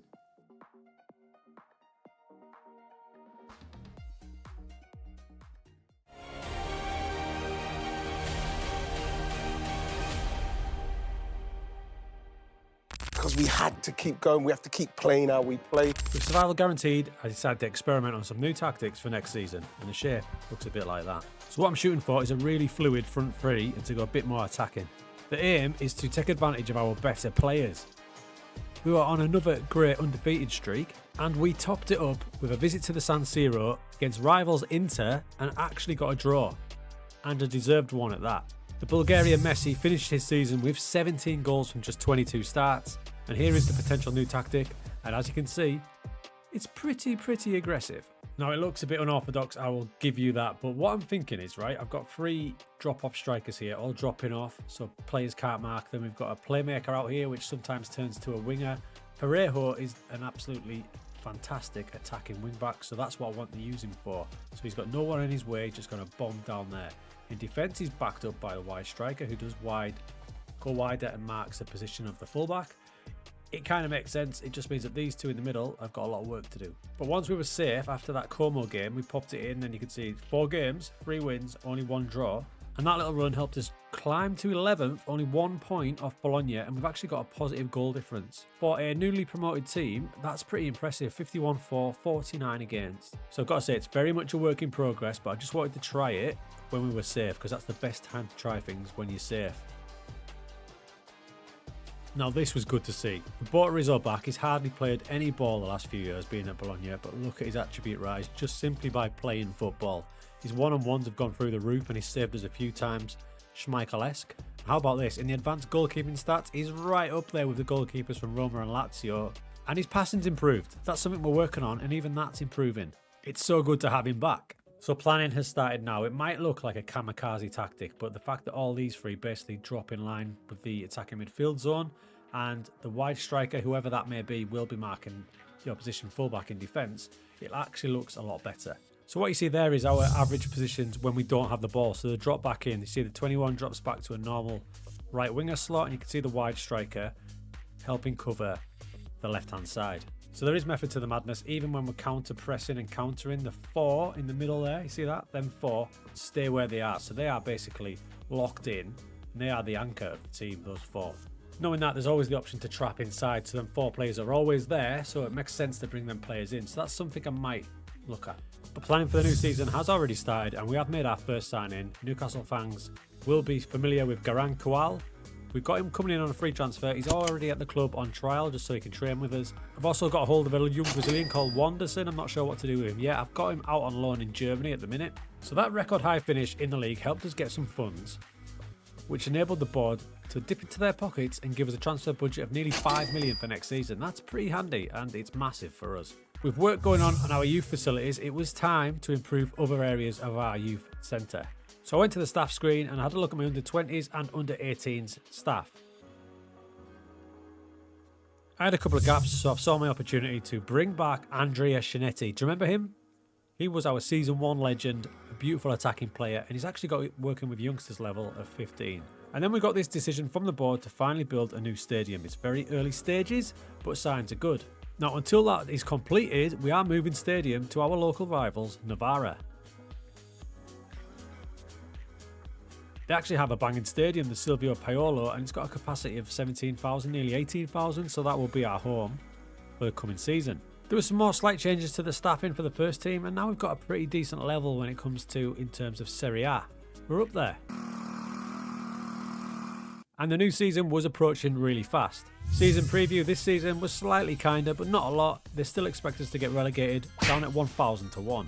But it was still great to see that our overall balance in the finances situation is now up to a whopping 14 million. This helped me take a risk and brought in one from the future from Colombia, Wilson Alegria. He's going to be a really attacking wing back. There's work to do. I've got him out on loan for this first season. But yes, the big signing was Francesco Paio Esposito, who was surprisingly let go by Inter Milan, so we picked him up on a free transfer. He could fit into our front three really well. Just depends where I can put him in. Because I'm all up for giving this tactic a go for this new season, especially at the start, but we had to force our chosen one players into a few different positions. We've obviously got our 2 centre-backs and we've got Yaya in midfield, but it's Sulaj who's had to move out wide to facilitate this tactic. He can play there, it's not a big problem for him, but he's not exactly an electric winger at pace of 13. Crossing's not good, he's not exactly an inside forward, so I'm going to try him as an advanced playmaker out there to see how he gets on. If it doesn't work out there, we can make the decision to drop Menza, which is harsh on him, and drop him back into central midfield. I don't want to do that though, because Menza's probably our best defensive midfielder. The size of the squad now is actually pretty good, and to bring players in with our little tiny transfer budget would mean they're probably going to be on the bench, because most of our positions are taken up by those chosen one players. But to be honest, bringing players in was kind of taken out of my hands by the contract situation from a few players. For example, some of the chosen one players want new contracts, in fact 2 or 3 of them, and that's going to wreck our wage budget, which already is in a deficit. Now we can transfer that over a bit, but that will mean bringing in players will be really tough. Let's get ready to rumble! So pre-season went well, then it was our first competitive match in the Cup first round with Esposito scoring. We had the chance for a good start to the season because we had Salernitana at home. This is a game that we should look to win. And we got going with a penalty from Ruti. The good start to the season continued. I played Sulaj in defensive midfield for this one, giving Kual a start down the right. He crosses for Condello, and then a third went in. Dream start to the season. Keeping the same tactic, being brave, away at Napoli, we actually played really well. Look at the match stats. Just went down 2-1, but fired back with a great performance against Sassuolo. And Empoli went old school Italian on us, kicking us off the pitch, but we managed to triumph, which meant we'd had an absolute dream start to the season, winning 3 matches out of 4. These are dizzy, dizzy heights for Pro Vercelli. The bad news was Parejo was out for 3 months. That's a massive blow in our tactic. A huge part of this tactic is having a wing-back who can act like a winger down this side. So I went back into the transfer market and picked up free agent Borna Souza, a fullback who has got absolutely elite corner taking and crossing ability. And on transfer deadline day, I went back to Colombia. Honestly, there's nothing dodgy about me, but I did find a really good fullback in Eber Ramirez. He will provide crucial cover for Capone, whose minimum free release clause worries me. So you'll notice that Sulaj has found himself in central midfield, and I'm playing Kual down the right hand side. Now, he starts as an inside forward, but quite often, if we're not making a breakthrough, I'll drop him to winger and I'll ask Capone to jump into inverted fullback. So then I effectively have a back 3. He stays up there, and this wing back is up there like that. Seems to be working at the minute. He's actually started really well with 2 goals and 2 assists. He's absolutely flying down that right hand side for all those who like an old school winger. Shaka Traore has left us. He's gone to Real Betis. He wanted a new contract of $25,000 a week. We can't afford that, so they're going to make that move permanently, I think, for 11 million. Other than that, that is the squad we're rocking with this season. Esposito's found himself injured as well, so we've got a couple of knocks going on. Ruti's just got himself an injury there for 4 or 5 weeks. So we've got a good squad in terms of the forwards. I have changed Penchev up to an advanced forward as well to get him a bit higher up, but he's wanted by the world, and you will see he's requested a transfer. It's one of those things, because he's now capped by Bulgaria and he's turned 20, his agent's been in his ear. He's got a release clause of 15 million, but it's one of those with clubs in continental competition. Looking at the teams that are after him, I don't think there's many of those that will actually be in continental competition, so if they're coming for him, they're going to pay through the nose for him, I'll tell you that. So we've got him till at least January because the window has closed. If he does go, we've already got our replacement in Esposito. That's pretty much why I bought him in, because he's there, he's ready, he's ideal. I don't want to lose him, but if he does go, it's not the end of the world. So it's very early days in the season. I'm not sure we'll top 3rd place, but next up with Roma, AC Milan, some big games coming up. We'll see how we do, but more importantly, will we still be using this tactic when we come back, or will we have panicked and dropped back to the classic? Time will tell.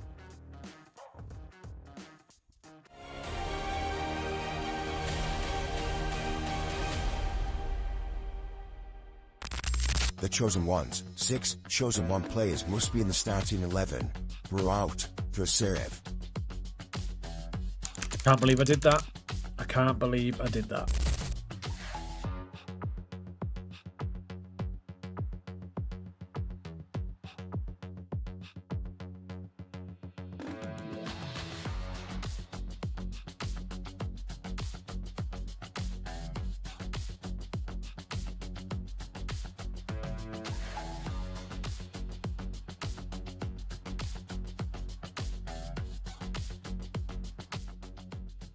So up and down against the big boys, but we've got a big problem now, and it's this. The injury league table, we sit top of that clear with 7 massive injuries. The latest one is Borna Sosa. He's only played a few games off the bench, but he's only gone and broken his blooming ankle. The defeat by Milan was followed by another defeat, disappointing at home to Venezia in the 98th minute. Against Atalanta, we went 3-1 up at half-time and absolutely bottled it and lost 3-4. It's really unlucky because this tactic had started really well with our full-strength squad, but injuries have just meant it hit the rails a bit.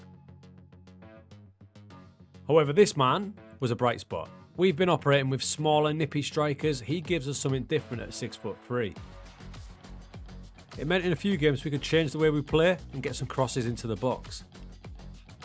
It's at a stage now where he's fast becoming our #1 striker, and his form has helped us get out of this little mini bad run, and stunningly, after 12 matches, we sit in the Champions League spots. So here we are. What a season. Do you know what a season it could have been if we hadn't had those injuries, because we were absolutely flying. So 12 matches, we don't draw games, we've won 8, which is amazing, and we've lost 4.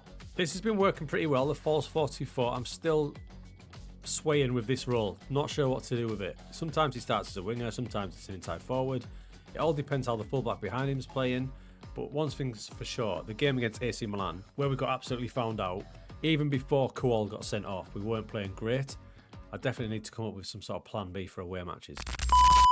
AS Roma manager Thomas Lech has been sacked due to their club's poor league performance. A shocking early favourite for this role is Pro Vercelli manager Neil Stinger. Well then, who would have thought it?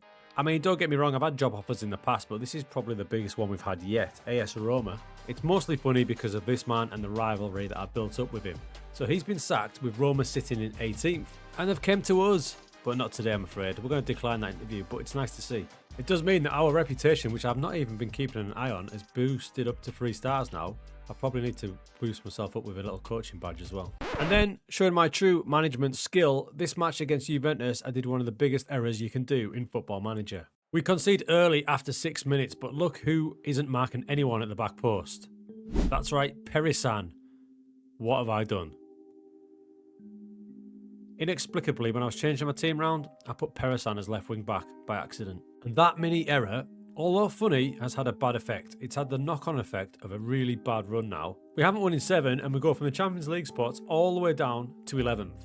When it rains, it pours because we had a Bunch of clubs in for Penchev, and a bid of 21.5 million from Norwich City has been accepted by our board. Has that one error of putting a goalkeeper at left back, which is just a totally normal error, right? Has it completely derailed our season? It's starting to look that way. Because as if from the goalkeeping gods, in the next match against Salento, Rizzo, in that seemingly innocuous moment, broke his arm. That meant Perisan, the left wing back, was then back in goals. I've just had a pure nightmare there, a pure nightmare. It's amazing, sometimes you're in a great run like that, then this random thing, it was literally a case of grabbing a player, a left back, to jump in there, didn't even notice I'd put a goalkeeper in, go wreck the team. Now we are in the middle of a bit of a dodgy run here. I mean, if you look at it, it's 1, 2, 3, 4, 5, 6 Serie A matches without a win. We have got a win in the Coppa Italia. So it was time to go to the data hub to try and find out what's been going on. It's pretty clear that conceding is the problem, so let's have a look at conceding. Assists in the last 15 matches. We can see it's through balls at 9. Not crosses, it's through balls. Which is pretty interesting because we made a big deal about the big four there staying in their positions. So what I've done is, I've dropped the defensive line back a bit. We were high. Through balls seem to be coming in from this central position. I'm going to drop it there like that. We haven't trapped inside, which would just encourage those through balls, I think. We might even push them outside to see if that helps. Because despite being down in 11, we've got 27, which is not a bad amount, but it's the goals conceded that is the problem at 30. However, in better news, it is January, and we do have a little bit of money to play with in terms of transfer budget. We can possibly transfer over to wage budget. The problem we've got when looking for players is, obviously, the 6 players need to stay in the team, so we can only look for positions that we think can affect the team. With all that in mind, I went for a utility player. Former Chelsea player Renato Vega in on a free transfer. He's big, he's powerful, he can cover central midfield, but he can also cover centre back and left wing back. Then we played Napoli, bizarrely managed by Sean Dyche, and it went as you might expect. They didn't have any of the ball, we battered them, but they beat us. Which means this promising season is derailing fast. 5 games lost in a row now, ever since that massive error against Juventus with the left back situation. We've just fell off a cliff. 5 in a row turned to 6 in a row, 6 in a row turned to 7 in a row. Thank God we got those points at the start of the season, as we are in free for all. I know how Pep feels right now. You can literally trace this back to that moment against Juventus when I put Perisan in as a left back by accident. Right there next to my head, Perisan won. Since then, it seems like the game's punishing me and we just cannot do a thing right. It's pretty clear I've got to change this completely now. I've gone back to the original 4-2-4 version. I'm at a loss. A draw stopped the rot against Sassuolo, but we've now gone 10 matches without winning. It was time for 18th place Empoli. With crowds dwindling, the chosen one players did step up as they overcome the odds and finally got back to winning ways, smashing Empoli 4-0. An unlikely hero in that match was Andrea Pellegata. He provided a goal and an assist because now he's going to have to start more often than not because Penchev has gone to Marseille. Against the team I turned down, Vega scored his first for us, and the 92nd minute from chosen one Condello gave us a massive win. That's number 8 for the season for Condello, which doesn't sound spectacular, but last season he only scored 4, so he's definitely boosted up. On the pitch, things were really improving. We switched to a 4-2-4, and against AC Milan, Ruti scores the first, and a late goal from this corner was actually the third of the match, and we battered AC Milan, our local rivals, 3-0. This got us back into the top 10. The slight tweak was we moved one of the strikers out wide, so we've got 2 inside forwards coming in like that, and 2 drop-off strikers, confusing the opposition defence. So Penchev goes for 15 million. That's the second player the board decided to cash in on, under my nose. Bit annoying. They've also rejected my latest attempt to improve some facilities. I'm just getting a bit upset with my board. Even more so when they have their cheek to say board culture, develop players using the club's youth system. Devastated. What youth system? I asked to improve the facilities yet again, and a request for an increased junior coaching budget. And despite taking record gate receipts in the derby against AC Milan, they rejected our request yet again. And then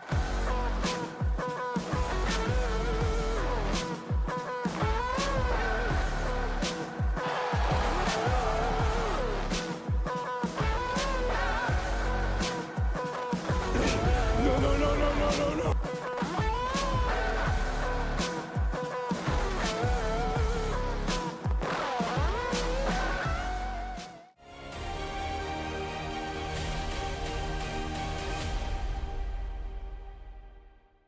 stampa prepartita di Triestina Pro Vercelli. Mister, andiamo a Trieste sicuramente ripartendo dall'atteggiamento.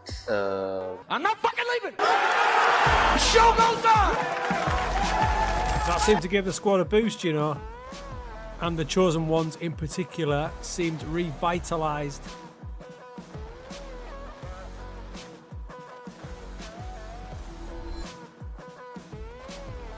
Game after game, they stepped up.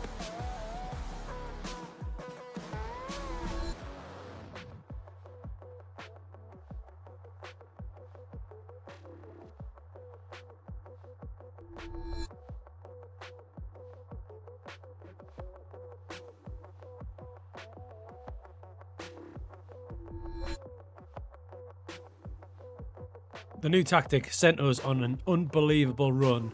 Them 10 games without a win are long in the distant memory. As coming off the big announcement, we squashed that run and replaced it with 1 defeat in 14. We've shot to 8th in the table, and with 3 games to go, we are chasing down Europe only 4 points off. Admit it, you were worried a little bit, right? A little bit. But this version of the 4-2-4 has, pardon my French, kicked ass. They have absolutely battered teams, highlighted by that last match. This is one of the giants of Italian football, Lazio, and if you look at the match stats, we absolutely obliterated them away from home. Now, going into it, I used the scout report again, went to the weaknesses, which is always a good thing, and player struggling for form is my new favourite one. And even better when it's the opposition goalkeeper. This one told me that Andrei Lunin has struggled for form with an average rating of just 6.5 in his last 5 matches. Now, him being a goalkeeper, that means he's really struggling. So for that match, I slotted on straight away shoot on sight. I wanted my boys shooting at him, putting him under pressure. And pretty much straight away, that's what we did. Look at Condello listening to the team instructions and absolutely whipping one in from distance, which he just about kept out. So a stunning run, thanks to that minor change to the tactic. The striker has moved to inside forward, and we found a place for one of our chosen ones, Sulaj, as an advanced playmaker. A lot of the time he tucks into there, meaning Capone can bomb on. This has resulted in him being much more of an attacking threat, and he's started to clock some assists now as well. If I highlight 2 players, Capone the right back and the advanced playmaker of Sulaj, you can see where he's at. He's very rarely out wide, even though that's his start position. You can see, look at him harassing the opposition centre back, and he stays there, allowing our right back to dominate that right hand side. So they are absolutely flying. It's just a shame that the season's coming to an end, because we would absolutely be on the heels of that European spot. At the minute, it might be too late because we are 4 points off Bologna and Atalanta, but the goal difference is absolutely locked together. And if you look at our last 3 matches, they are really tough. We've got Inter, Fiorentina, and then Monza at home. So it's going to be pretty tough to catch them. But thoughts have already started for next season. We're going to keep that tactic because it seems to be working, and we've made our first signing already. Diego Carabali is going to be joining from our little place in Colombia. I swear to God, I have not got some dodgy drug farm out there. But you can see why I've got him. He's 19 years old. Have you seen physicals like that on a 19-year-old winger? Add to that determination, passing and technique, this boy could be really special. Speaking of key signings, the pickup of Renato Vega on a free transfer proved to be essential. He came in with 8 appearances, 8 starts, 3 goals, 2 assists, right when we turned it around. Speaking of turnarounds, the club finances 25 million. And you may notice something different in the facilities. Since I threatened to leave us, they did agree and they improved the junior coaching, funding, and it's now up to a 10 rating. Sometimes getting a bit harsh and taking a risk and taking an interview at a big club pays off, and we're still wanted. It seems now they realise what we've done for the club and they've classed us as untouchable, and the supporters love us too, so if they don't agree to our demands, there might be a riot. Having said that though, they continue to reject my requests to improve the youth facilities. I can't deny that it's still really frustrating. Not just from the supporters either. You can see here in the dynamic screen under team happiness, the entire squad is pretty happy. The odd concern here, but nobody unhappy at all. Very rare that. With 3 matches to play, we'd clocked in our best ever Serie A finish. In the match against Inter, it was one of those games where we got a bit outclassed, despite having a load of chances. Then a heartbreaking 95th minute loss to Fiorentina. The season's just ending a little bit flat. In our final game of the season against Monza, they had an interesting approach to stop us scoring, but it didn't work as a move that involved nearly everyone in the team cut them open. Check it out.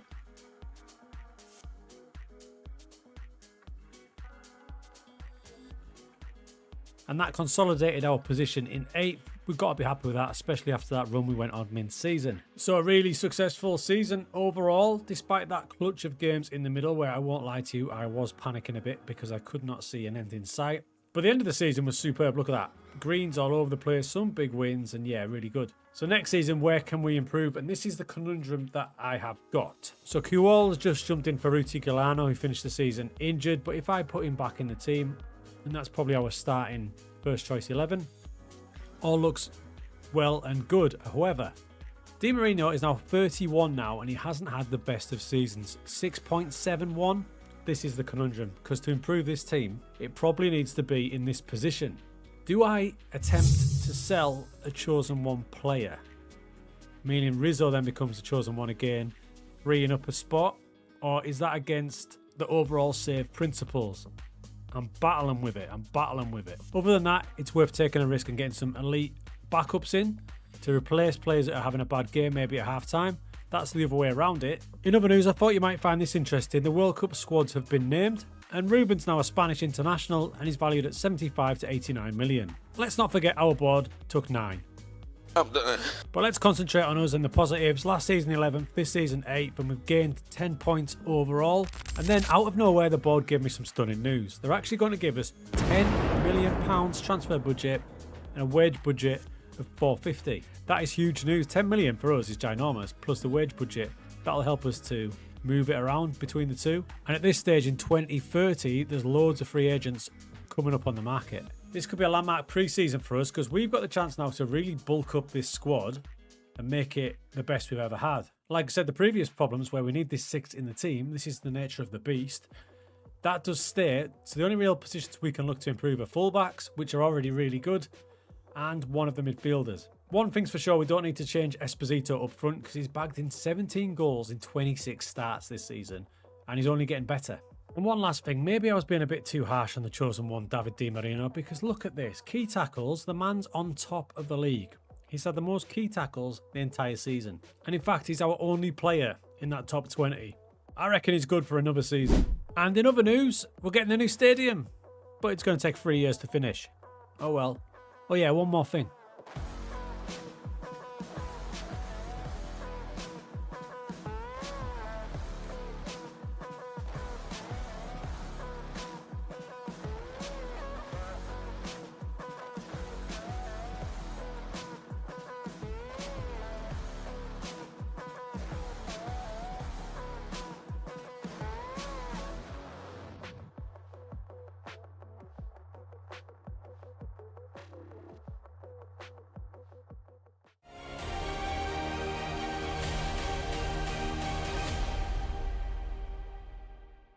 He's certainly a big name signing, isn't he? One that I think the fans will be fairly excited about.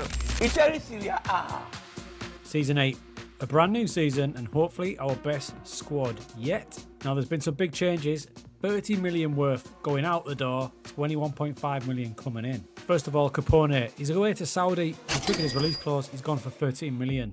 Massive blow. I cashed in on Kual, it was a tough decision, but 10 million from Rangers swayed me. Shaka Traore leaves for Betis. Then we've got a whole host of squad players also leaving the club. We replaced them with Zeno De Bast for 2 million from Sporting. Free transfer Diego Spencer, fullback. You already knew about Diego Carabali and that massive signing of Marco Moretti. He's back at Pro Vercelli. And the last transfer we made was defender Sebastian Alvarez. He's definitely the long-term replacement for Di Marino, who is not happy after I gave the vice-captaincy to fellow chosen one, Condello. Tactically, I've been messing around with the tactic, trying to decide on what to do for the season. Speaking of the season, we started off with some really tough fixtures. First up was Inter Milan. We lost a really tight match 1-0, but then got a really good draw against Juventus. Both matches really tight, so that's pretty promising. With my coach team now looking pretty good, it was time to focus on the scout team. We've still only got 3 out of 10 scouts. If you remember, that was because of my worries about the club finances, but look at it now, 45 million. In fact, I still haven't changed the scouting range, still on no scouting. So we're going to explore building up the recruitment team so we can actually get coverage around the world. And that starts with building up this scout team, so keep your eyes peeled on that one. So we've lost Capone, what is a massive blow down at right back, but we do have Ramirez ready to jump in. This is Ramirez, and this is why it's so important to make sure that you get a player in, ready to jump in for your next player if you think they're going to leave.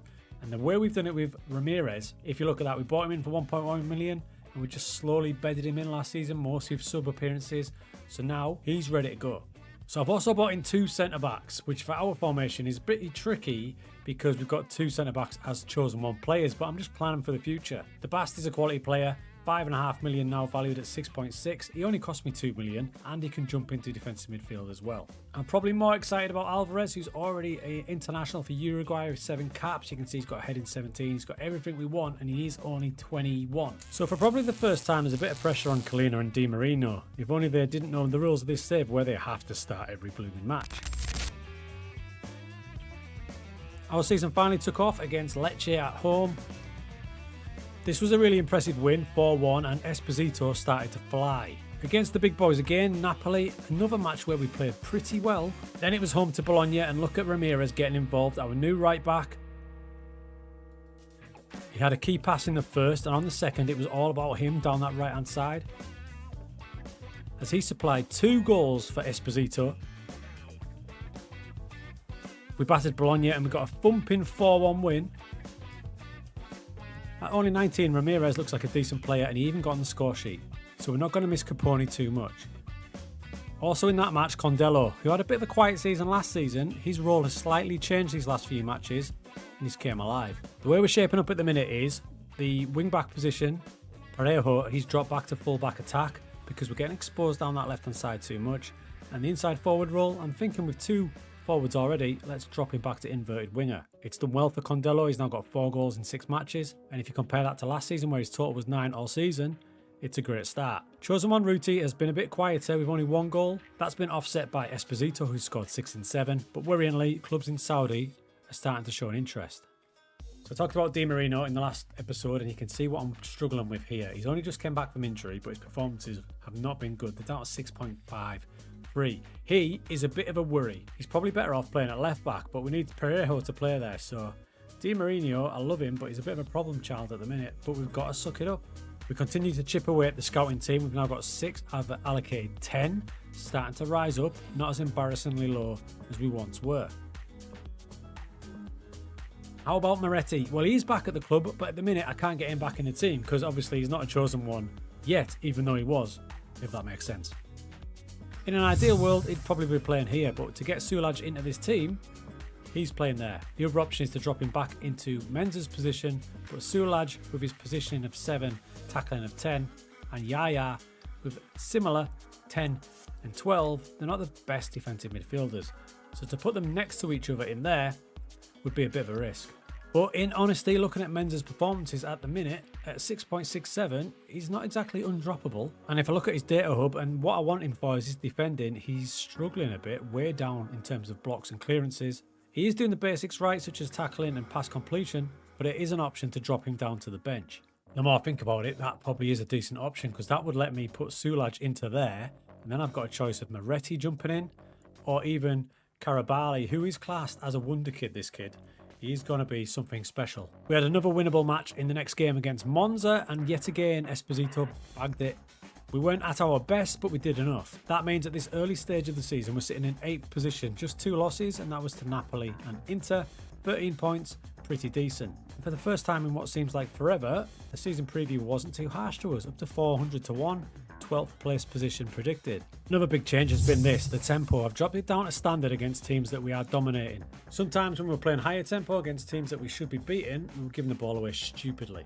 So things are going okay, but I just can't help but think that this position at the minute is a bit of a waste. With a playmaker on the pitch, you'd look for him to be somewhat involved in the key pass table. But looking at my key passes, most of them are coming from the wingers in Parejo, the wing back, Carabali when he gets on at winger, and Condello, and there's no sign of Sulaj. So I think I might have just convinced myself that Menza's going to get dropped, Sulaj is going to drop back, I'm going to play Moretti or Carabali in this position. That will lead to another slight change where we're going to have double fullbacks on attack with double inverted wingers. We're going to give it a go now against Sampdoria, a match that we should look to get something out of.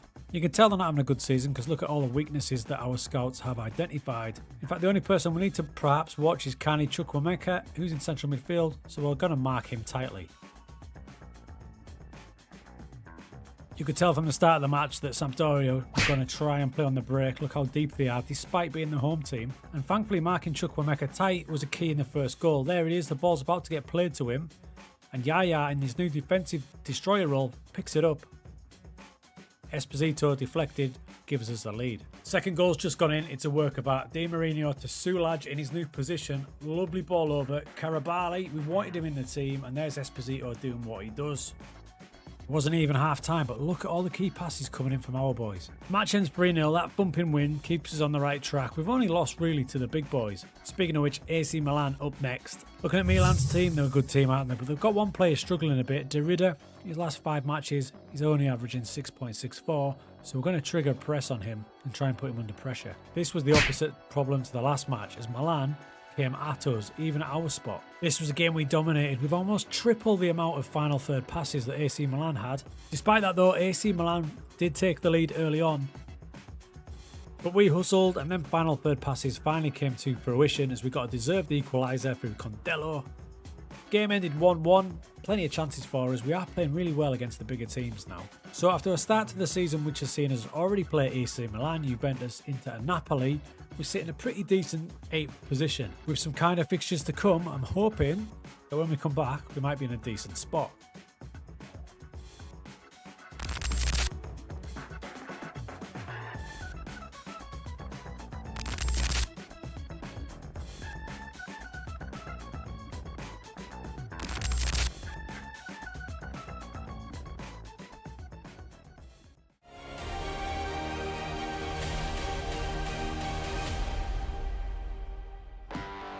Leave the football before the football leaves you. The football's left him. At this top level, he needs to call it a day at this level of football and move.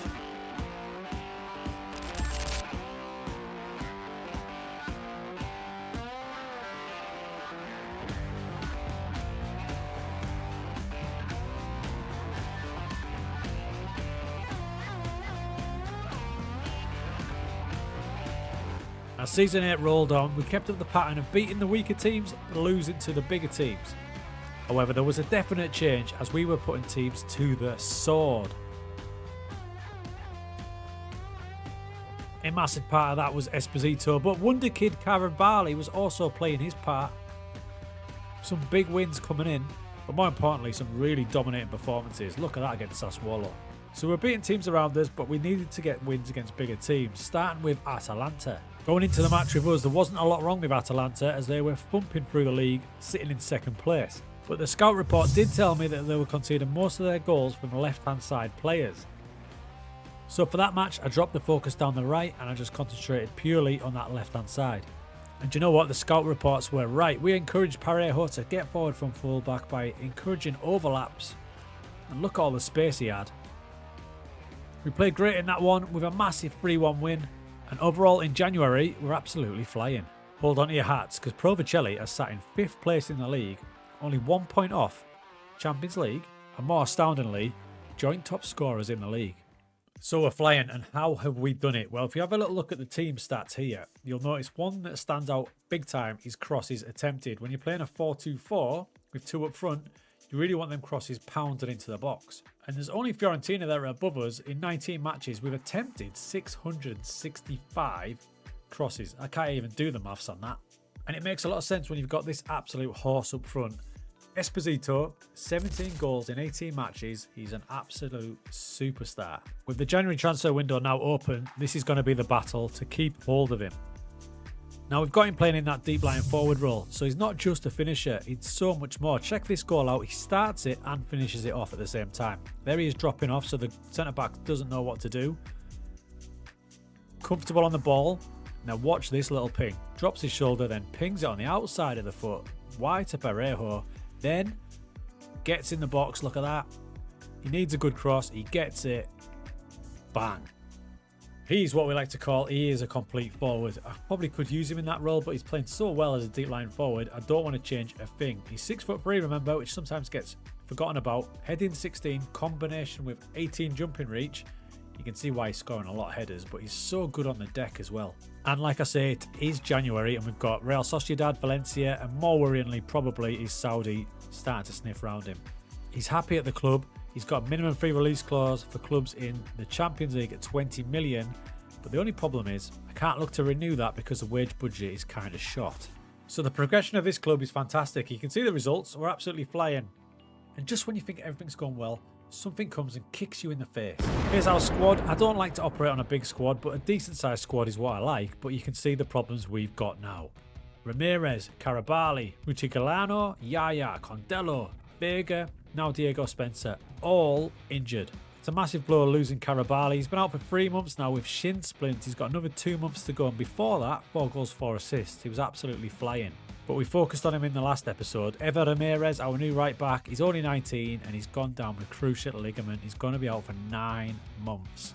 His replacement is Diego Spencer, who I'm more than happy to play there, but he's just gone down with a pulled hamstring. I mean, you can't write this look, it's so bad. So if I show you my normal first choice team, you can see the problems we've got here. There's only 4 or 5 of them available to play at the minute. And that's really annoying as we've got a couple of derbies coming up against Juventus and Inter and some tough looking fixtures. And the transfer budget means we can't go into the transfer market to replace them. And our boy Di Marino, the big conundrum, as you can see, his form has not improved at 6.52. He's now 31 years of age and his contract is about to run out. Now only valued at a leading player for most Serie C sides, we've got a big decision to make. And the big decision is, do we just let that contract expire and allow Rizzo or Moretti to jump back in as a chosen one? Because at the minute we're not developing any players yet. But that might change because the youth facilities have boosted up to 14. That's the biggest conundrum of this save so far, because I didn't think this far ahead when I was planning this whole chosen one stipulation. Should I have thought to myself, if you bring a chosen one back, there can then be a chosen one? This is all things to think about if we do this again in Football Manager 25. But part of me likes the struggle. The thought of getting Di Marino into another contract and us actually winning something with him in the team, the romantic side of me does like that. But don't forget, there are 2 ready-made replacements for that centre-back position. We did bring in Zeno De Bast, who really wants more game time, but I just can't get him in the team at the minute. And Sebastian Alvarez, who has played quite a bit. He's absolutely perfect. Problem? Saudi want him now. He's only been with us 6 months. The news on reserve right-back Spencer wasn't as bad as I thought. 2 to 4 weeks, we can deal with that. A little update on the staffing. We've now got a 16-strong recruitment team, 10 out of 10 scouts. Now, I couldn't be picky, and most of them are Italian-based, but I do have a couple of scouts that are from Spain, which will increase our knowledge out there when we look to improve this at the end of the season. To be honest, I could click it into gear now because our finances are fine, getting ready for next season. At the minute, our scouting range looks a bit like this. The only highlighted area is Spain there, thanks to Kiki Alonso. But if you look at our world knowledge, so the knowledge that all the scouts have built up, it covers a vast area, including all of South America. We've got North America as well, Europe. In fact, Western Europe is exceptional, as is the UK and Ireland. Central Europe, North America, very good. South America, amazing. South Europe, Middle East, South Africa, we can build that up. Now, while it's great having South American knowledge, and it'd be great for you to build up your saves, in Italy, there's strict non-EU player rules. You can only have a few at your club. And really frustratingly, my shortlist is basically built on South American footballers. Having said that, we're going to make the decision, because we are looking good in the league, to build this scouting range up ready for next season. We've got a remaining scouting budget of 390,000, so let's click that into gear. You can see it's going to cost us 360,000, so 30 grand a month. I think that's absolutely fine considering the level we're at now. That should make a big difference in the players that we are able to scout. And when we get to the end of this season, we're going to go more into that, and we're going to use Trek's great video that you put in the link below to help us in this scouting setup. Now, one last tip on players. When you get to January, if you don't have a lot of money, have a look at unattached players, because all the South American leagues run till the 31st of December. So players such as Palacios here are now free. I, unfortunately, can't sign them because of the Italian non-EU rules, but you can. This is a bad time of year for us because all our players have clauses, and Maximo Parejo, our attacking fullback, is a target of a load of clubs, and Lens have triggered the release clause. This is a big problem, because how are we going to find an attacking fullback like that with acceleration and crossing ability? He's already got 7 assists this season. I'm going to attempt to squash it by offering him a new contract. The board are playing ball, but again, there's a release clause, but at least it's only for Champions League football. Now we've just got to hope that he chooses us over a move to France. It was time for our toughest game of the season. Juventus were flying and we're top of the form table. I was having to play a left-footed centre-back Reganesi at right-back, and despite being the home team, early signs were Juventus fancied it. Looking at the match though, their fullbacks look to be tucking in big time. Look at that, they're basically playing like extra centre backs. So I decided my wingers, instead of being inverted, let's go full on wide and stick out wide to that touchline and stretch the match.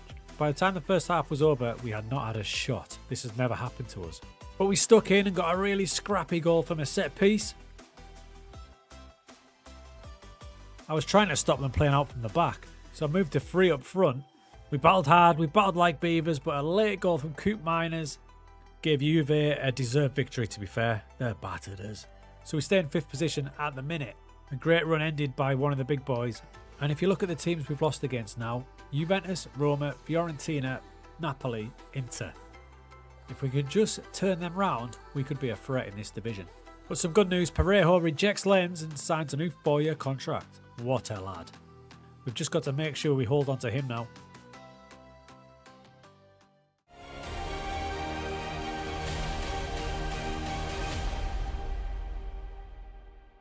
A completely different position than we thought we would be at the start of the season. A completely different position than we thought we would be probably about 6 to 8 weeks ago. It's incredible what's happened.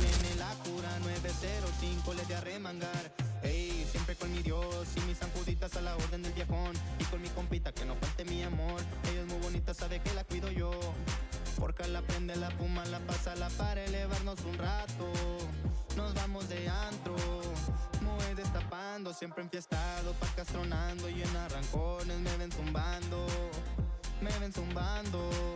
muy destapando, siempre enfiestado, pacas tronando y en arrancones me ven zumbando.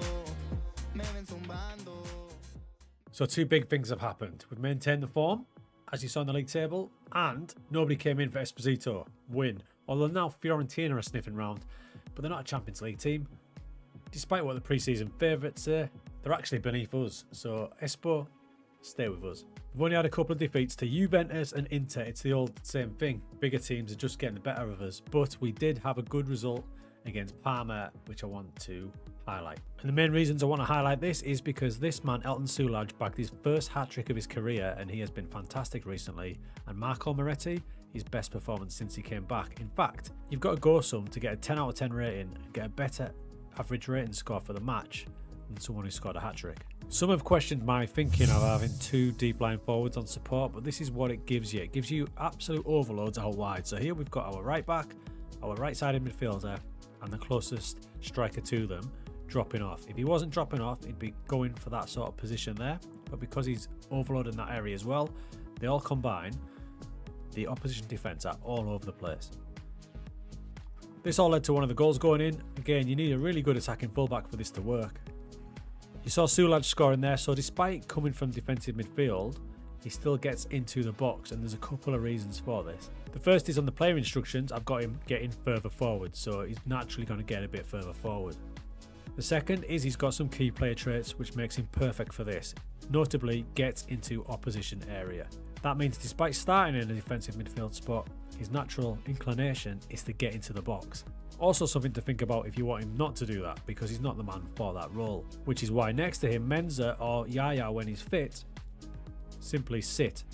Thanks to injuries, Moretti's getting more of a start, and you can see the impact he's having. He's now got 7 assists from 13 starts. Speaking of assists, you can see my boy Maximo Parejo is joint top in the league, coming from left wing back. At the minute, it seems every attack we do somehow ends up at his feet for him to provide the assist.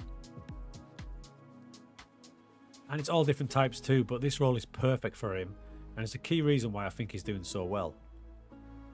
Look at his attributes. He's a winger. Even the game suggests he's a winger, but we've got him retrained up to start as a left-sided wing-back, really attacking. Now, we have worked on his defensive game. His positioning's up into double figures now, as is his tackling and marking. But he's a new-age fullback, if you like, concentrating on going forward more than going back. Now, we've had him for years. If you look at it history-wise, he's in our 5th season with us now. So when we got him, he was only 17, 18. The perfect time to grab a winger and then retrain him to be your attacking wing-back. You can work on his defensive stuff, but in this day and age, with overlaps and players starting higher up that are rarely out-and-out wingers, it's ideal to have a winger as your fullback. You may also have noticed that we are in the Coppa Italia semi-final. Now granted, we lost the first leg to AC Milan, but we still have a chance to turn that round. And the reason we got there was this amazing victory against Fiorentina. Let me show you how we did it. Well, I know I've got a tough game and a big one, like a cup game. More and more I come to the scout report. It looks a bit daunting, noticing that they've got all these strengths and only a few weaknesses, but you need to really zone in on them. And there was a few things in the weaknesses that we could really zone in on. The first was vulnerable playing against the 4-3-3. Next, 10 of the 32 assists conceded have come from the left side of the pitch, which is perfect for us. And the last one, slow second half starters. All key ones. So going into the match, I set up as normal, 4-2-4, balanced mentality, because we were on a good run. And in the first half, they completely dominated us. They scored early and we didn't really have a kick. But you can see what happened in the second half. 4 goals and we battered them. This is because in the second half, the first thing I did for those first 15 minutes was we went to attacking mentality. Not only that, I completely changed my shape and went to a 4-3-3. Wing backs were getting high. I had an attacking central midfielder and 2 central midfielders. So it was a 4-3-3 and you can see the 2 narrow wide men. What this did was it unleashed Parejo down the left. We already knew they couldn't deal with 4-3-3s from the scout report. Loads of men in the box, look at that, overloading them, took the lead. This was a huge second half swing and I'm putting it largely down to that 4-3-3 setup. So for the second half, it literally went something like this. Took a striker out, he popped into central midfield and he went on to attack.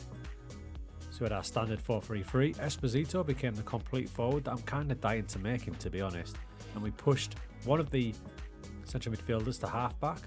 What that naturally does means that when he drops back into there like that, the fullbacks push up even further. So we ended up attacking something like this.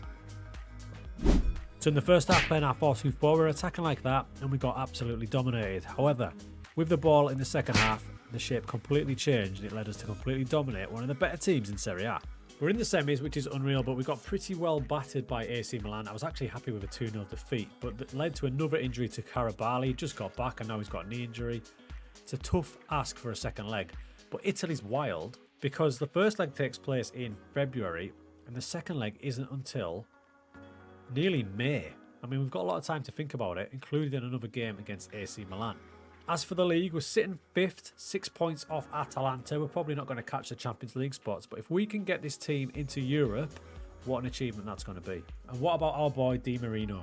We've already stripped him of the captaincy, the vice captaincy, but this is the chosen ones, and he was one of them. So he can't play until the wheels fall off. He's got a year left of his contract. He's got a minimum fee release clause of $2.5 million. We're going to try and renew that now. Injuries are starting to catch up with him. He's only started 12 matches this season, but if he's fit, he plays. I don't know if you remember all the way back in season 1, but we went through attribute levels for the leagues and what we're aiming for. Just so happens that Ruti, his attribute level for his key things, so remember he's playing striker, finishing, composure, 12 to 13. He's probably at Serie C B level at a push.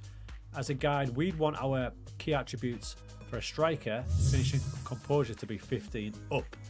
So it shows what we're up against. So Esposito hits it completely. So to show you what I'm talking about, that's the comparison between the two strikers, and you can see the difference between the class levels of the two. But that, I guess, is what makes this save fun, and hopefully you're enjoying it.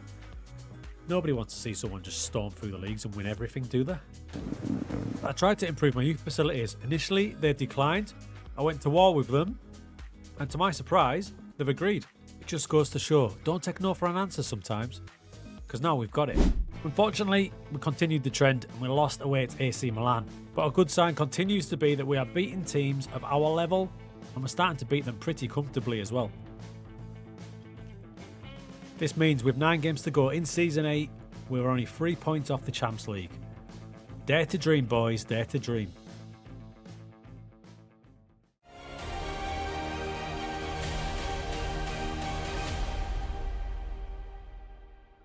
Do you know, we have to praise the manager. He's done an amazing job. It can be unpredictable, and if you said at the start of the season would be where they are now, you wouldn't believe them. You think they need locking up.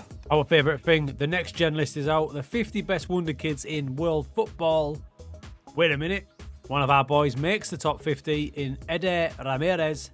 Not bad considering he missed most of last season with a crucial ligament injury. Big things to come for this boy. And remember, this is a great way to pick up some cheap bargains, especially if you look at clubs that don't high value their players, such as Independiente Medellin here. Torres from Colombia, only valued between 85,000 and 850,000. Pick up a bargain. Our season was coming to a close, and a really bad defeat at Fiorentina set us back a little bit. It's so tight that one defeat knocked us down to 7th, and if you look at Lazio and AC Milan creeping up, there's a chance here we might miss out on Europe. But first things first, we'll get to what happened in the season later, but I did say I was going to set up my scouts for next season using my man Trek's guide. And it's a nice, simple guide to follow. Check it. So you can see at the minute I've got all these set up, but I'm going to get rid of these because these are set up by my chief scout because I've let him do it since I wasn't really focusing on it beforehand. Now at the minute I've got 10 out of 10 scouts, so a big beefy scout team, but they're all basically specialising in Italy. Some of them, such as Hugo Pizarro, has got extensive knowledge all over the place, and I want a few more scouts like him. So looking at the contract situation, I'm going to let a few expire and terminate some ones, such as this guy who's been stealing a living from the start. He's more of a stockbroker, look at him. So we're going to terminate his contract and replace him with someone with more knowledge away from Italy. And that's what I did. I went for Christian Basagog, not only because he's got extensive knowledge of Cameroon and some other African nations such as Chad and Equatorial Guinea, but he's also got extensive coverage of Ukraine where he probably played. Back to the recruitment focus screen, you can see I've got 3 set up for Spain, Portugal and Argentina, and now I'm going to set a new one up purely for the Ukraine. So go to create any position from tactic. This is what my man Trek says. Rename it. So we're going to be searching the Ukraine, so it makes sense to rename it Ukraine. Then we come down here. Minimum current ability, you want to drop it down to 1 or half. That way, undiscovered gems that are like 15 or 16 will come into that bracket. But we want them to be good and cipher out the ones that are wasting our time. So we're going to bump it up to 4-star. When it comes to area, you want to focus on the player that you're focusing on. So I've got a scout who's ideal for the Ukraine. So that is exactly what we're going to do. We're going to focus in that area. Bang, just like that. Confirm that. Priority will be ongoing. And this is the big part here. Assign scout. Untick assign any scouts. Go down to your chosen scout. In our case, it's Christian Basogog. Select him. In he goes. As for your analyst, that's entirely up to you. I've got an absolute truckload of them. Most of them have knowledge of Italy, so I need to clean that up a bit. So for now, I'm just going to put any, and that, my friends, is it. And then eventually he'll come up with some suggestions. Keep back and checking. Now, I've done some for Argentina as well, as you can see here. If I look here, I've chosen 2 scouts to have a look at this. Prato and Hugo Pizarro. The reason? Pizarro's got extensive knowledge of Argentina, and to back him up, Imperato has got above average knowledge as well.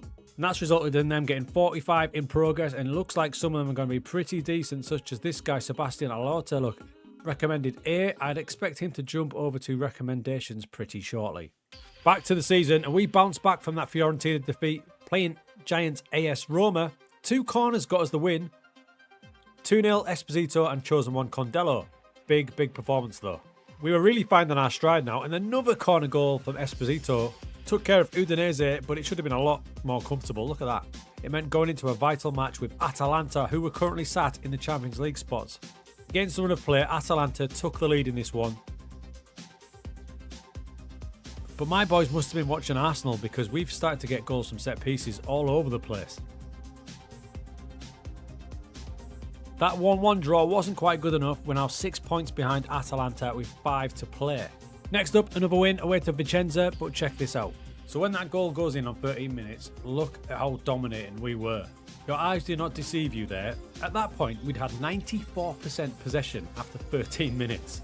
Finally, it was time for the second leg of that Coppa Italia semi-final that we played what seems like months ago. In a super tight match, there was no goals up until the 87th minute when AC Milan caught us on the break. However, at this point, I went all-out attack. If you can see how many players I've got in attack there, you probably see how we were doing. 1, 2, 3, 4, 5, 6 players up, and another one about to join them. This was the 88th minute, and we got one back. What I'm about to show you is the most basketball goal of all time.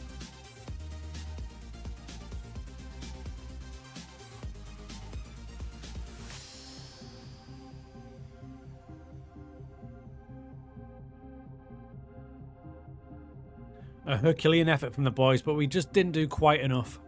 Back in the league, we missed a big opportunity, only drawing against bottom of the table Sassuolo. But in the next match against Salernitana, a thumping 4-1 win. With Atalanta dropping points, we jumped up into the Champions League spots. What is going on? Although they do have a game in hand, and we've got a really tough looking game against Lazio away. But we started this one like a house on fire straight away. Almost immediately, we went 2-0 up. And even before the half hour, it was 3-0 out of nowhere.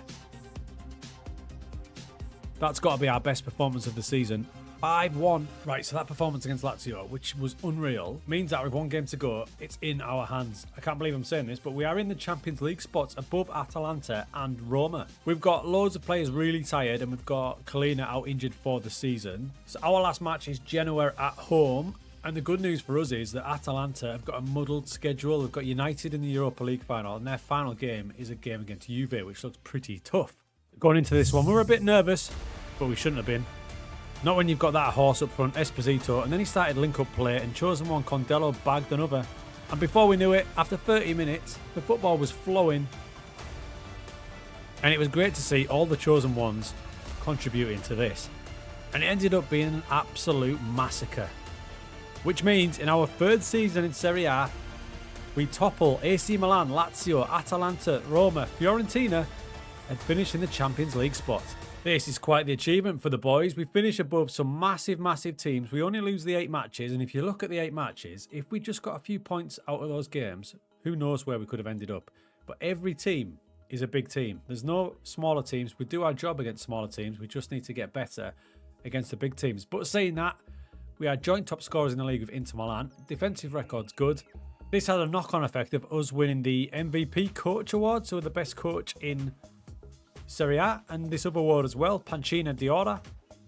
I mean, not bad, is it? It does mean it's time to start planning for next season, and we've got to bear in mind that we're going to have a ton more games next season with the Champions League, so operating on this small squad, we probably won't get away with it now. As far as performances go, if I look at the average ratings, no doubt Esposito was the boy with 28 goals, superb. Parejo from left wing back with 14 assists, and then there was just good performances across the board. The much maligned David Di Marino, now he was playing a bit more regular in the season because of injuries started to wear off a little bit, and you can see there his last 5 games, average rating was up to 7.6, so he's on a bit of a roll. But a few of the chosen ones have started to get injuries throughout the campaign, so you can see like Kalina's now adapted a con of injury proneness, and Yaya missed a ton of games as well. He's got it as well, injury prone. And the other issue we've got as the seasons go on, Ruti had a decent season. He scored 8, only 3 assists, but you can see he's now rated as a leading player for Serie C, not even Serie B. Same story for Yaya, our captain, Serie C level, and Condello down-ranked to a Serie B player. Sulaj has impressed though with his best season for the club with 7 goals, and he is still ranked as a Serie A player, and a good one at that. But we need to think about where we need to get some players in. Right back's going to be a problem because of Ramirez's injury. We might need someone in there. And the other issue we've got is Rizzo, once again wanted by big clubs with Arsenal sniffing. So everything going well, and you can see how well it's gone with our biggest job offer yet, Atletico Madrid. Any other save I'd be really tempted, but we're going to decline it. So checking on my recruitment focuses, my scout in Spain's coming up trumps. Some decent players coming in there, some a little too expensive for us. Portugal is starting to rise as well. Ukraine's a tougher nut to crack, but there is one in progress. And Argentina, I took their recommendation and I have made a signing in Sebastian Aliotta. He's a defensive midfielder, or he can play at centre-back. Gives us a big physical presence. I'm enjoying those physicals and those mentals at only 19 years of age. He cost me 7.5 million, but I think he's worth every penny. And yes, we brought in some experience. That's what we need, I think, because we've got such a young squad. And in for 1 season hit is Marcus Thuram. He's going to play up front, or we can play him out wide if we need to. Bit of an impact player, but I reckon he's still got a season in him. No players went out, so we're keeping it quite tight. But I am juggling a lot of bids for Rizzo. Napoli have came in, and Real Madrid. And obviously he wants to move to those clubs, so this could be a bit of a messy pre-season. The last thing I did in pre-season was upgrade our staff team. We're now overall probably the best coach team in the league, look at that. And we've added a few new coaches and a few well-known ones as well. Former Liverpool assistant manager Pep Linders comes in as a coach, and he's absolutely elite. And we signed Harry Kane, but he's 39 and he's a coach. So season 9 has begun, and we've got a really tough start to the season. First up was Roma away. And picking up from where they picked off last season, Parejo and Esposito got us a cracking draw. With Ramirez returning to fitness as well, season 9 is a go, with the looming prospect of the Champions League as well.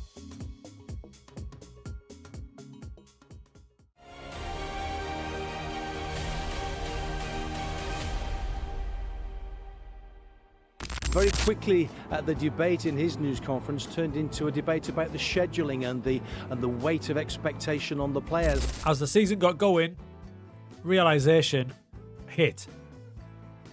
our success is going to cost us big time. We drew our second match of the season at home to Inter. It's not a bad start.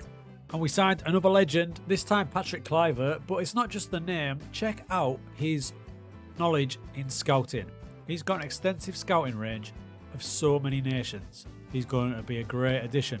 And a little update on the recruitment focuses. Argentina is the one at the minute which is showing most talent, such as this man. That is a great deep line forward he's found. It was time for our Champions League debut, and Esposito got off to a great start, as did the whole team. And Parejo just continues to be an ultimate wingback. So a wonderful start to our Champions League campaign. And in our next match against Rennes, we only went 2 for 2. At this stage, we're joint top of the Champions League table. Stop the count. But as far as our Champions League fixtures go, they're starting to get a bit tougher now with PSG, Valencia, and a tricky looking trip to Arsenal. Yet again, Fiorentina are pre-season title favourites.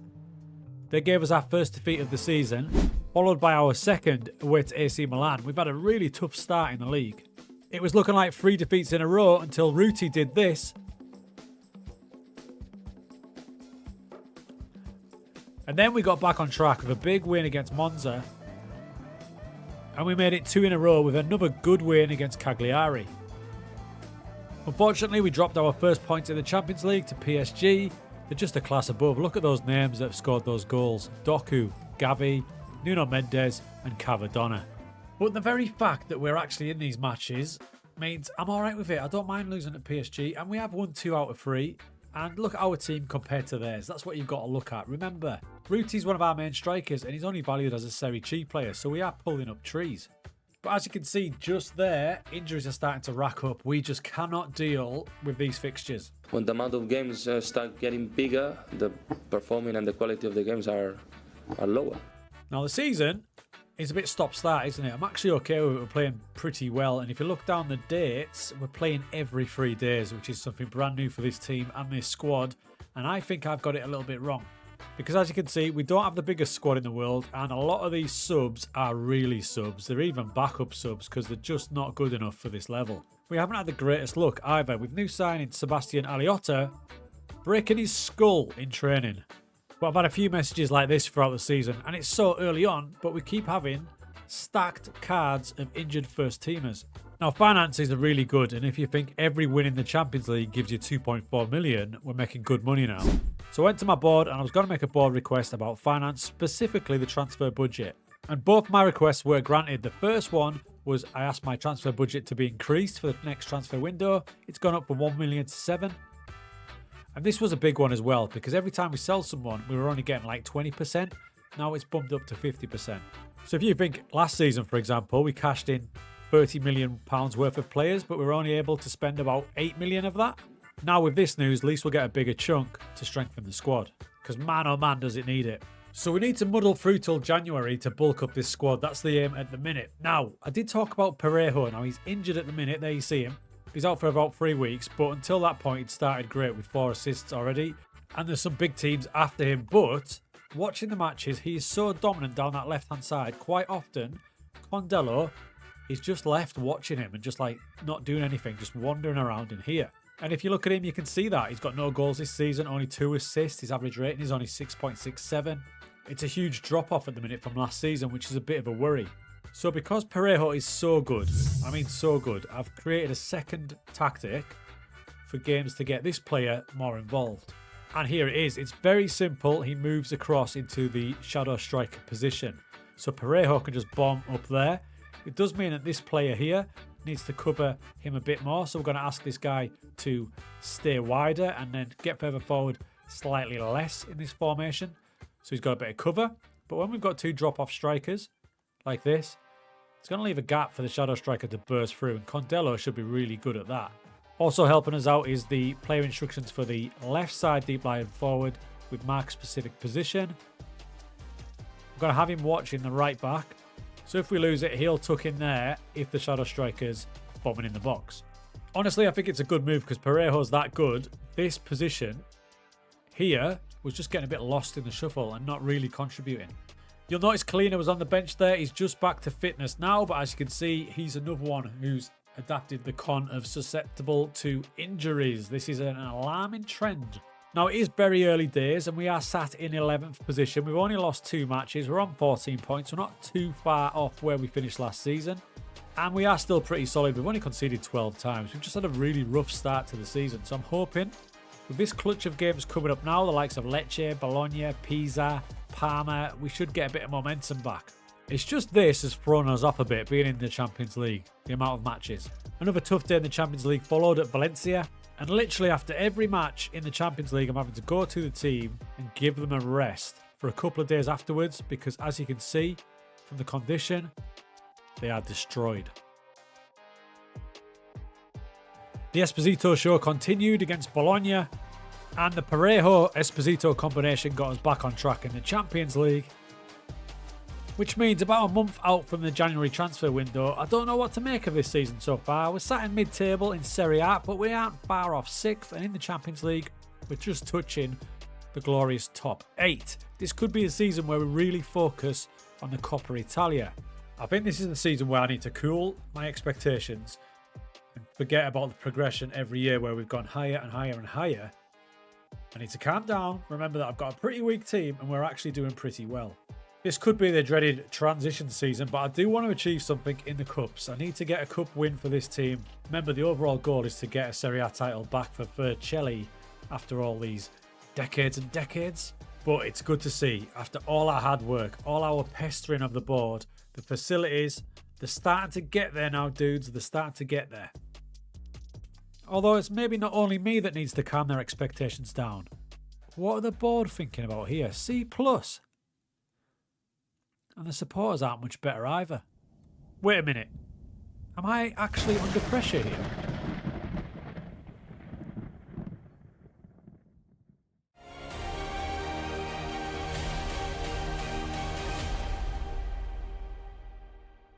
When you first come into the team, you're a young kid, you didn't play loads, so you get a bit of a free hit. The last 6-7 months, he's the big boy. Ladies and gentlemen, this has been the Marco Moretti Show. We have had quite the season turnaround, and it all started with this performance and hat-trick away at Napoli.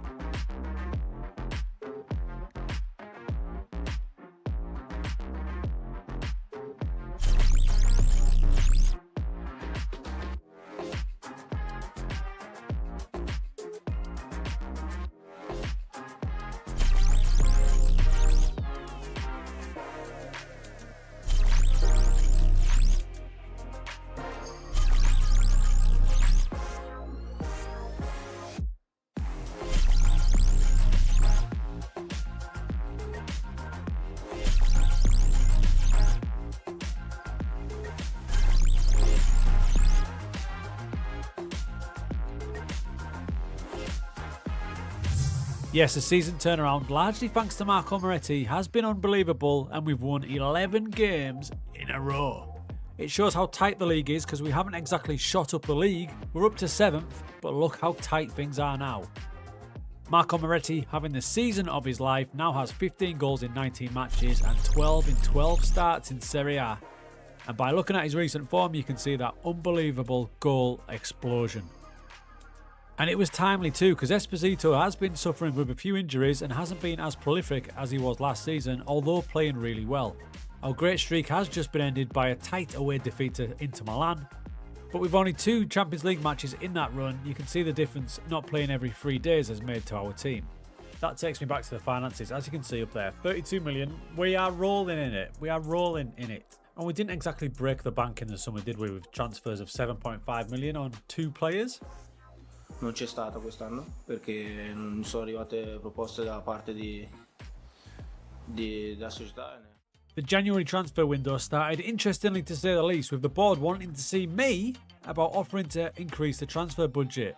Hell yeah. The outcome of the meeting was they almost double it to nearly £10 million. But on the flip side, the pressure to keep Rizzo increases with Real Madrid determined to make him their number 2 goalkeeper.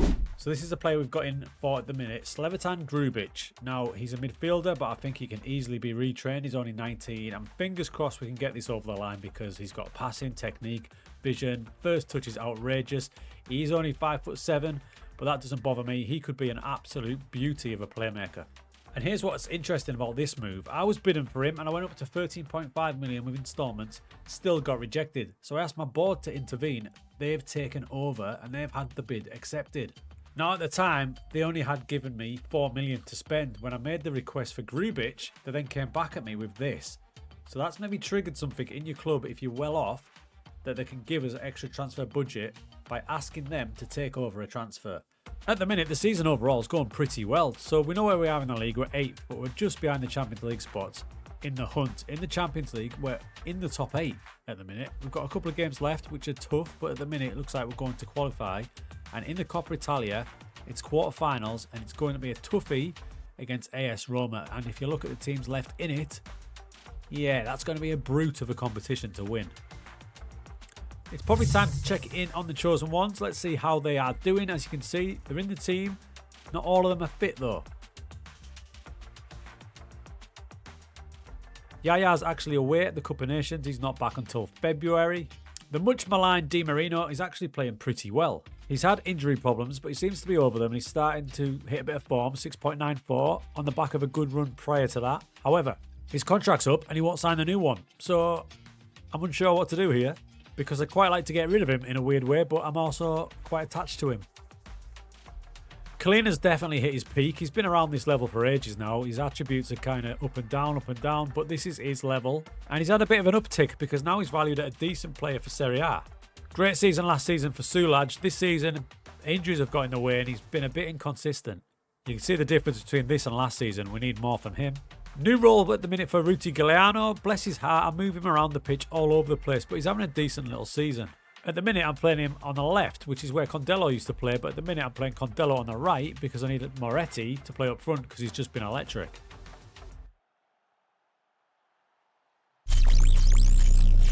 Speaking of Condello, not his greatest season so far. No goals in the league, only 2 assists. I mean, they're doing okay, that's what I'd say. They're doing okay. But now, the big news. It might be happening. All that work we've put into the facilities, constantly making board requests. We've been constantly making board requests for better facilities. We've had a preview of our youth intake, and for the first time in I don't know how long, the preview says excellent intake. And the good news is, goalkeeper, great prospect, fullbacks, and it looks like 2 of them, centre-backs and central midfielders, all highly rated. Now folks, as you know, this could all change and it could turn into a pretty mediocre one, but the preview says it's going to be good, and this is big news for us. Because if Rizzo was to leave, we might have a ready-made replacement. We might have replacements for fullbacks. We might have brand new chosen ones. And we haven't had homegrown players of this level since Moretti and since Sulaj, and it's been a long few years since that happened. Like Sulaj came through in 2023, 24, only started getting in the team probably in 26, 27, so we're now in the year 2032, so we've had to be really patient on this one. After all that hype, Grubic rejects £14,000 a week to join us. And that stings a bit considering he's on £3,000 a week at the minute. Whether we go back for him or not, I'm not sure. It was looking like Rizzo's mind was on Madrid. That's a shocker against Saka. In the Champions League, we succumbed to a 4-1 defeat at Arsenal, but as you can see, the scoreline flattered them quite a lot. But we are back to those games every 3 days, and it's taken its effect already. My scouts had came up trumps in Argentina. They'd found me this youngster, Matteo Lewin. He looks like a really good fullback, potentially to replace Parejo if we lose him. I'm going to bang him on the shortlist for now. I would have made a move for him now, but I want to see how these 2 fullbacks are going to look when we get them through. And then despite completely battering Roma in a Serie A dress rehearsal for the quarterfinals, we lose again. We got back to winning ways in the Champions League against Benfica, and that put us through to the last 16, finishing above teams such as Real Madrid, PSG and Liverpool. Alvarez wasn't happy at the lack of games, and it's pretty mad considering he is by far our best centre-back, but because of the chosen ones rule, he's not playing much. And with deadline day approaching, loads of clubs were sniffing around Esposito. and he does have a minimum fee release clause, which is a bit of a worry. So I did something that would appease him a little bit, and it seemed to work. With a man of the match performance in a smashing of Sampdoria, for the second half of that match, he played up front with his big brother.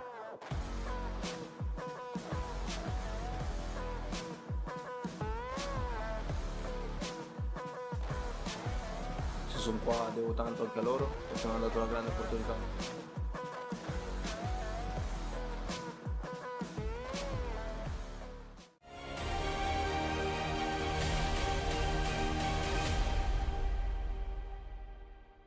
He just sort of calms everything down. The supporters trust him. If he employs a 31-year-old coach because he thinks that's a good idea to do, everybody believes in it. Everybody supports it.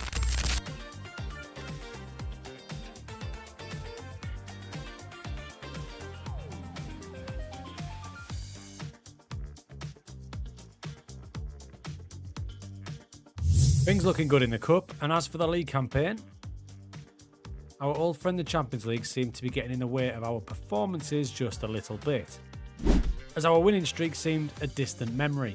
Speaking of the Champions League, it was a tricky looking last 16 tie against Atletico Madrid, managed by Arne Slot. In the first leg we went down to a tight 2-0 defeat. We did more than enough in that one to at least get a goal. In the second leg, Atletico went classic Simone on us and we just could not break them down. A ball draw and we leave the Champions League at the knockout stage.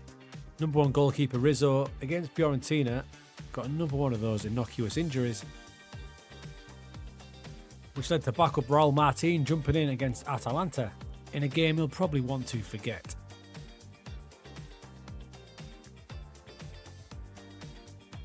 So in a bit of a sticky patch with suspensions and injuries, I had a little tweak of our favourite tactic. Instead of Sulaj bombing on like he wants to, I asked him to sit and be a deep line playmaker, just pinging it about and letting the front four do the work. This has given us an initial boost and it resulted in our best attacking performance this season away at Lazio.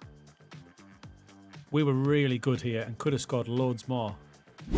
And really annoyingly, Lazio somehow got a draw out of it. But Sulaj playing as a playmaker for the last 5 or 6 games looks good, average ratings up in the 7s, helped us dismantle Monza, and then it was time for our big semi-final first leg, away at Napoli, still managed by Sean Dyche. So up and down at the minute, I can't help but feel the Champions League got in the way this season, and it looks like sitting in 8th position that we're not going to hit the Champions League this season, which might be a blessing in disguise in a funny way. Might be a blessing in disguise. Team-wise, I have made the move and I've gone for it. Thinking about next season of changing Esposito to a complete forward. I think it's the right move at this stage because he's dying to play there. That is his position, and I've just stuck him as a complete forward for the last 5 or 6 matches. And as you can see down there, he's started to score. Looks good in it, and he was on a bit of a lean spell as a deep line forward as well. I'm interested to see this move with the Sulaj if it's going to work, and I'm also thinking that if we get to a stage where the league's a dead rubber, we might experiment with something new for our next season. Now back to Napoli. Now believe it or not, Sean Dyche actually won the league last season with Napoli. So we've got a big game coming up against him now, and this is what I like to do down here. It shows you what the opposition manager likes to play, so you can kind of have a little scout of his team without scouting. So if I said Sean Dyche to you could probably guess how his team's going to play, but this goes for most managers you're going to come up against. So as you can see, it gives his preferred formation, so you have a good idea of that, but you can research that just by clicking on the team. But this, however, is the key thing. He's going to look to use counter-attacks, play marking, down the flanks, he's going to play wide, and he's going to press us like crazy. He doesn't want his players, which probably is no shock to Sean Dyche people, allowing creative freedom, and he doesn't want to force the player inside. So knowing that, for this game against Napoli, knowing he uses player marking, I'm going to ask some key players to roam from position. That way, if they're going to tight mark them, they're going to get dragged out of their position. It's Napoli's home game and they're going to focus play down the flanks. So for this game only, I'm going to ask both my fullbacks to push forward less. So let's have them just on support, even though that's one of our key attacking philosophies. But just for this match, we're going to be a bit more sensible. It also looks like he uses counter-attacks. So for this one match, I'm going to take counter-press off, because when we lose the ball with counter-press, we all look to get the ball back, but they might bypass that with a longer ball. So I'm just going to leave that off for this next match.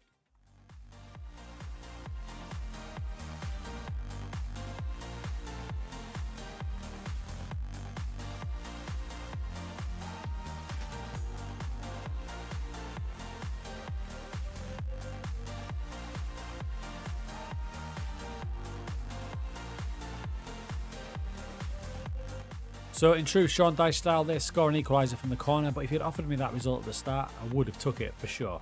This has been a season all about the Champions League and what it's done to our league campaign really, because as soon as the Champions League finished up here, you can see we went on that great run. When it came back, things got a little bit messy. As far as the Coppa Italia, first leg, 17th of March. We have to wait another month until the back end of April to see if we can make the final. But this episode's all about this. It's the youth intake time, and it's time to check it out because this could be the one that sets us up for the next few seasons. And it's on this very next tab. Are you ready? As you can see, folks, we have got an excellent intake, and it's got that glorious paragraph across the top. This is a wonderfully talented group of players led by Luca Rossetti, who we'll check out very shortly. We could have the makings of a potential golden generation. So without further ado, let's check out Luca Rossetti. So, positives, 15, and I can see plenty of double figure attributes already for a centre-back. Heading's good, marking will get way better, but more importantly, let's have a look at his mentals, and his position is really good, as are his decisions and bravery. He's got all the makings of a really good player. He's only 5'10", so potentially, if his technicals are good enough, he could move into that defensive midfield slot. I'm looking at him with technique of 11, passing 10. That could be his future. On the same level as him is Daniel Volpe. You can see current ability and potential the same as Luca Rossetti, so let's check him out. And a more attacking player, and instantly I can see more double figure attributes lying around. He can play a few positions, it looks like, a number 10 out wide, even central midfield. But he's already got flair, teamwork, technique. He is arguably a better prospect. Into the top talent section, so this is one step down. We've got 5 or 6 or even 7 players lined up here. The goalkeeper in Andrea Bernardo. I always think goalkeepers are harder to judge, so we'll see what he turns up into. He's only 15, so you've got to think. Lots of room for growth. This is an interesting one. Leonardo Paparelli, fullback, already with 16 crossing, which is gold dust in FM for new gens, and at 15 as well. Yeah, excited about him as well. Really good. Balducci, central midfielder. A bit of work to do on him, but you can see there's definitely some growth there. Potential already. Another centre-back here in Sergio Fagetti. Our Albanian link with Sulaj continues with Faton Agoli. I was hoping for a striker, and we've got one in Nicola Caronanti, and he's already got good finishing. Composure needs a ton of work, but there's still some key attributes that look good. And finally, another fullback is a left-hand side fullback, and he also has good crossing ability and work rate as well. Overall, I think that's a pretty good intake. I would say those elite talents, those top 2, and at least 6 of those top talents there will make it into our squad with a bit of work. What I'll do at the end of the video is I'll put their profiles back on, and you can let me know which ones you'd definitely keep and which ones you'd potentially retrain, because they're going to be huge, but they are only 15, so we're going to have to wait maybe 2-3 seasons. But the style of this save, I would love to get one of them into the team, whether they be 16, 17, if they're good enough, getting them in and around that squad. By the way, I should probably look a bit deeper as well, because these guys are the ones only ranked good talents. This is Gianni Mombrini, and he's pretty good as well. Same story for Emmanuel Roda. I see potential there to retrain as a wing-back. Di Lorenzo, yeah, this is our best intake we've had in so long. Even the boys classed as decent talents are not bad at all. Sandro Montesanto, a few years ago, he would have got in my team. All that talk of the youngsters, our boy Di Marino signed a new contract for 2 more years. That'll take him up to his 35th birthday, and by then, maybe one of these boys can jump into his position. The next gen list is out. We don't have anybody in the top 50, but that's not going to stop me from scouting. Speaking of scouting, do you remember my Ukraine search? Led by Christian Basagog, who has knowledge of there thanks to his time playing there. Check out this player he's found, Eduard Milanov. He is wanted by some Premier League teams. Bang! Oh my days. If we could get him, he is outrageous. I experimented again against Bologna, which led to almost dominating away performance I think we've ever had. And the ironic thing is, I brought Esposito on against his own club, and he scored the winner. So not long left in the season. We've got that massive semi-final second leg. That win over Bologna shoves us up to 7th, just on the cusp of Europe. Star man in that match was sub right back Diego Spencer. And to be fair, he's fighting for his career now, because I've just tied up a signing for next season. What do you make of this right back, Andrzej Zedjanek, joining us next season for 6.5 million?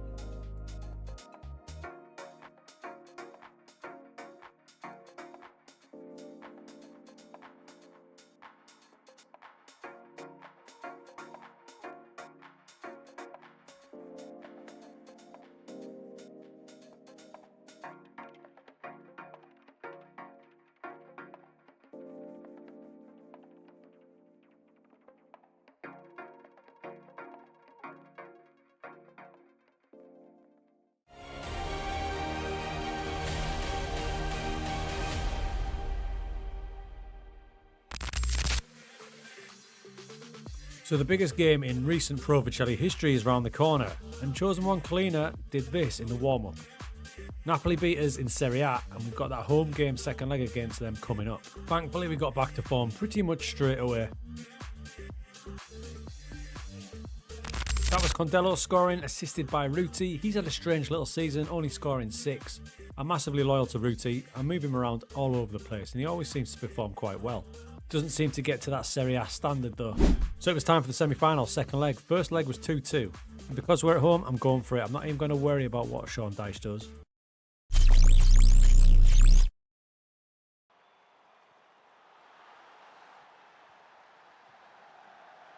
Yeah, maybe I should have. As 2 classic Sean Dyche goals knock us out of the semi-final. As far as Serie A, we were doing pretty well. That was one of our best results of the season away at Juve. And with 3 games to go, we're sat comfortably in 7th.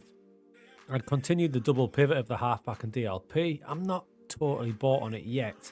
In fact, I'd created a new one just to experiment ready for next season. I'm wondering if it's time to change up the 4-2-4 despite the great success we've had. So it looked good against Vicenza, probably our best, most dominating performance of the season. Like we absolutely battered them, they couldn't get a kick, but it's Vicenza. And literally the very next match, we were terrible, so it might not be the answer. In our last game of the season, we just needed a point to qualify for Europe, and we did just that. So our 2031-2032 season, which included a trip to the Champions League, concludes. And it's a bit of a drop from last season, so we're down to 7th, but I'm not too angry about that. Again, we only lost 9 matches. Okay, the season's finished. I don't even know what number season this is. What is it? 9. It's season 9. I've only won 3 awards. Raging. So 9 seasons in. I mean, I'm getting angry at being, not angry, disappointed at being top 7 in Serie A. I should be happy. And if you look at it this way, check this out. The last 2 seasons, we've lost 17 matches. Now that's not bad, is it? When you can see that Roma have lost 17 this season. So I experimented with this, but I don't think I'm going to keep it. The reason I wanted to try it was because Parejo is so good, but Ramirez is not as attacking as him, so it just hasn't worked. Let's be honest, it hasn't worked. So we've got Old Faithful here, which we'll probably revert to, but I am going to build a new one for season 10. 10 seasons already. So we'll try the new tactic, but we know we can always drop back to that. But we are in the Conference League next season. I think that's a decent one. It's going to be lots of fixtures, but possible chance of a trophy. Now, wrapping the season, you can see Esposito was the top boy again, followed by Parejo. Same as last season, then Moretti had that big clutch period of games, which he has dropped off massively from. He's a very streaky player. Carabali was great, and then a clutch of players just touching 7. We somehow managed to get 34 matches out of Di Marino at 33. There is a decline. Cons, Serie C player now, Serie C. Kalina's got himself injury prone. I don't know where this has come from, but his cons list is getting big, and he's injury prone. He only started 25 times this season. We haven't looked at King Yaya for a while. 27 matches. He was at the Cup of Nations as well, but a solid season at 6.96. He's done well.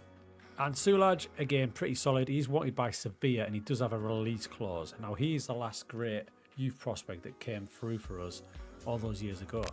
Decision made on Esposito. His brother's not going to be happy, but terms of the loan were pretty brutal, and the future fee of 15.5 million just is not going to cut it for us. He's 30 as well. Overall, he only scored twice for us. Decent performances, but an experiment that I'm not going to pursue. So it's time to talk about these boys again. I asked your opinion on where you would put them with the elite talents and the top talents. Well, we've signed a rake of them. Now, obviously, at this stage, because they're so young, nobody is pushing the first team, but that's absolutely fine. This is the section we're looking at here, ones to watch. And you can see the ages, 15, 16, 15, 16. Now, a lot of you took interest in that last episode and you wanted to know about my staffing. So get your pitchforks out. Let's have a look at the staff.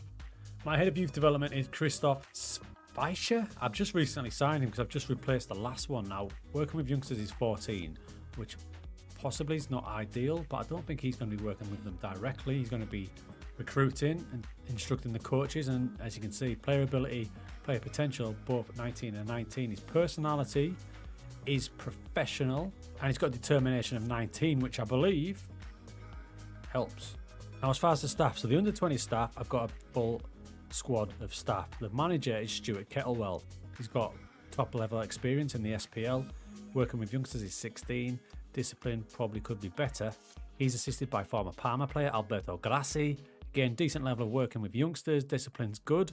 Determination, elite. All of my coaches have got working with youngsters 18. That's what I prioritised, and I am still learning along with everybody else. Another one there with 20, and Mero there with 17. Now, as far as the under 18s go, I'm having such a trouble getting a manager. I just can't get one. I've searched for one, I've put job adverts out, they're just not coming. So at the minute, Luca Moura is stealing a living. I won't lie to you, I don't remember giving him a job, and I think that was an oversight for me at the start of the setup. I think he's been hired, so now he's not. Be gone, be gone. So he's gone as we look for a replacement management team, but how do the coaches stack up? The first one is former legendary player Andrea Scianetti, and he's pretty damn decent if you ask me. In fact, I might even make him the manager. Working with youngsters is 15, determination level is 17. Then we've got Andrea Freddie Mercury, again, decent levels of working with youngsters. Massimo Riccardo, all of these guys were working under that fraud. They must be raging. So by the time we get to next season, we should have a new management team in place, but the coaches are pretty decent. I'm thinking about promoting this man to the boss man. Not only is he a legend of Pro Vercelli, but he's pretty damn decent. Right, so I've made some decisions on what positions I'm going to retrain some of these boys in. Hopefully you agree. If you don't, let me know. So a star graduate was Luca Rossetti. Now he's down as a centre-back, but I don't think many people agreed with that, largely to the fact that he's 5'10" and his jumping reach is only 9 and his heading, although decent, is not centre-back level. Other things like his mentals and stuff are decent in terms of concentration and his positioning, but for me it just screams defensive midfielder. So that's what I've done straight away. I've gone in at defensive midfielder. I've allowed the guys in the under 18s to control his additional focus for now, but I'm going to keep an eye on that because I want to focus other areas of his game for the transition to midfield. Next up, Daniel Volpe. Now Volpe is pretty adaptable in positions. Now some people have said inside forward, which is an interesting shout. He's kind of two-footed, very strong on his left foot, so if he was going to be an inside forward, I'd prefer him to be on the right-hand side. But as you can see from attributes highlighted as an inside forward, it's not a bad shout, is it? And bear in mind, physically, his pace is not great, so he's not going to be a winger or anything like that. I think his role will be as an advanced playmaker or the inside forward. So what I'm going to do to get a broad range of attribute growth is I'm going to train him up as an attacking midfielder on support, and then that's just going to cover a few different areas. It does give me license to change his position later on, but we're going to cover quite a few attributes training him as an attacking midfielder. But as you can see, acceleration and pace are not going to be his strength, so he's definitely not going to be an inverted winger or winger. Bernardo Simple is a goalkeeper, and he cannot be a sweeper keeper because look at that first touch. I mean, that's not going to improve no matter what we do. Here's an exciting one. This is Paparella, and this is the fullback. Now, you're going to say wing back straight away, right? But acceleration and pace, although time to grow, are not great. He uses full back attack, which is what they've got at the minute. His crossing is outstanding. His dribbling is horrible though, so there are areas to improve. Balducci next, and look, Udinese already sniffing, so it shows his potential. What do you think?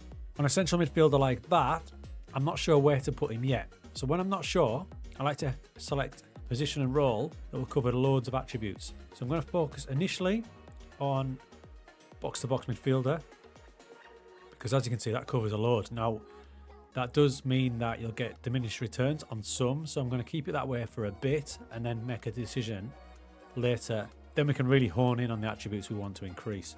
Now, a lot of you like Sergio Fagetti, and I do too, but there's some things just grinding at me. He's 6'1", his heading's not great, his jumping reach isn't great either, but it's going to be tricky to retrain him as a midfielder because his passing and vision are not the best. But he does have great balance, great natural fitness. It does look like he could be a midfielder. In fact, when I highlight defensive midfielder, you can see some key attributes are getting focused on there. Work rate, teamwork, which he's already got. It's tempting.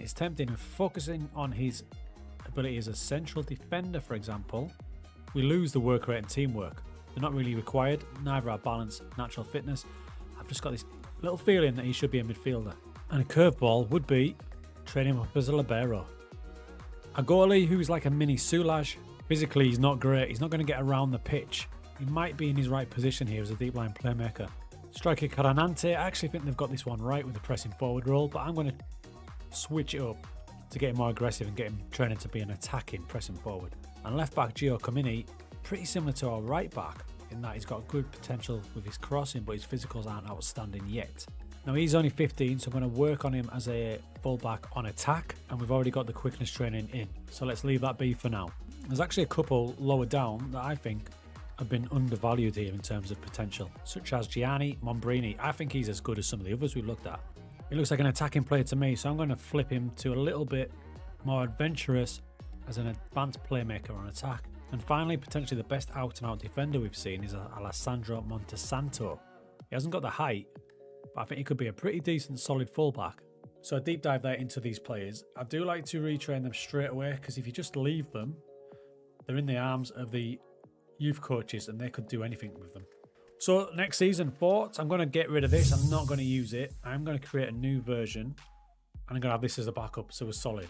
Budget wise, initially they've gave us 4 million at the minute. We'll see if that changes, but as you can see, the wage budget is in the mud, so I'm going to have to ship out some fringe players. And rather annoyingly, the recruitment focuses are working a treat. There's loads coming in from Spain, Portugal, Argentina. Ukraine's a tough nut to crack, but they do have that player that we all liked, Eduard Mironov, wanted by Wolves, and at the minute we just can't afford him. I would love to sign him though. And I have also got a scout working in Africa now, and he's got 4 in progress. Early days, so we'll see what he comes up with. I did make a signing in the last transfer window, and I forgot to mention him, Emmanuel Oseni. He's out on loan at the minute. He's only 18. When he gets back, we'll have a little retrain of him, but as you can see, he's got a great dribbling. Pace is 16, technique's good. I'm not sure what they're doing with him because his attributes are on the way down. So we'll welcome him back and we'll sort him out. And don't forget, we do have Andrej Zedjanek coming in as well to dominate that right-hand side, I think. Looking at him, and that position there as advanced wing-back, that might sway me on a formation for next season. Because we could have him bomb down the right and Parejo bombing down the left. So that could mean, is it a return to the first season? Where we go a little bit free at the back. What's old is new.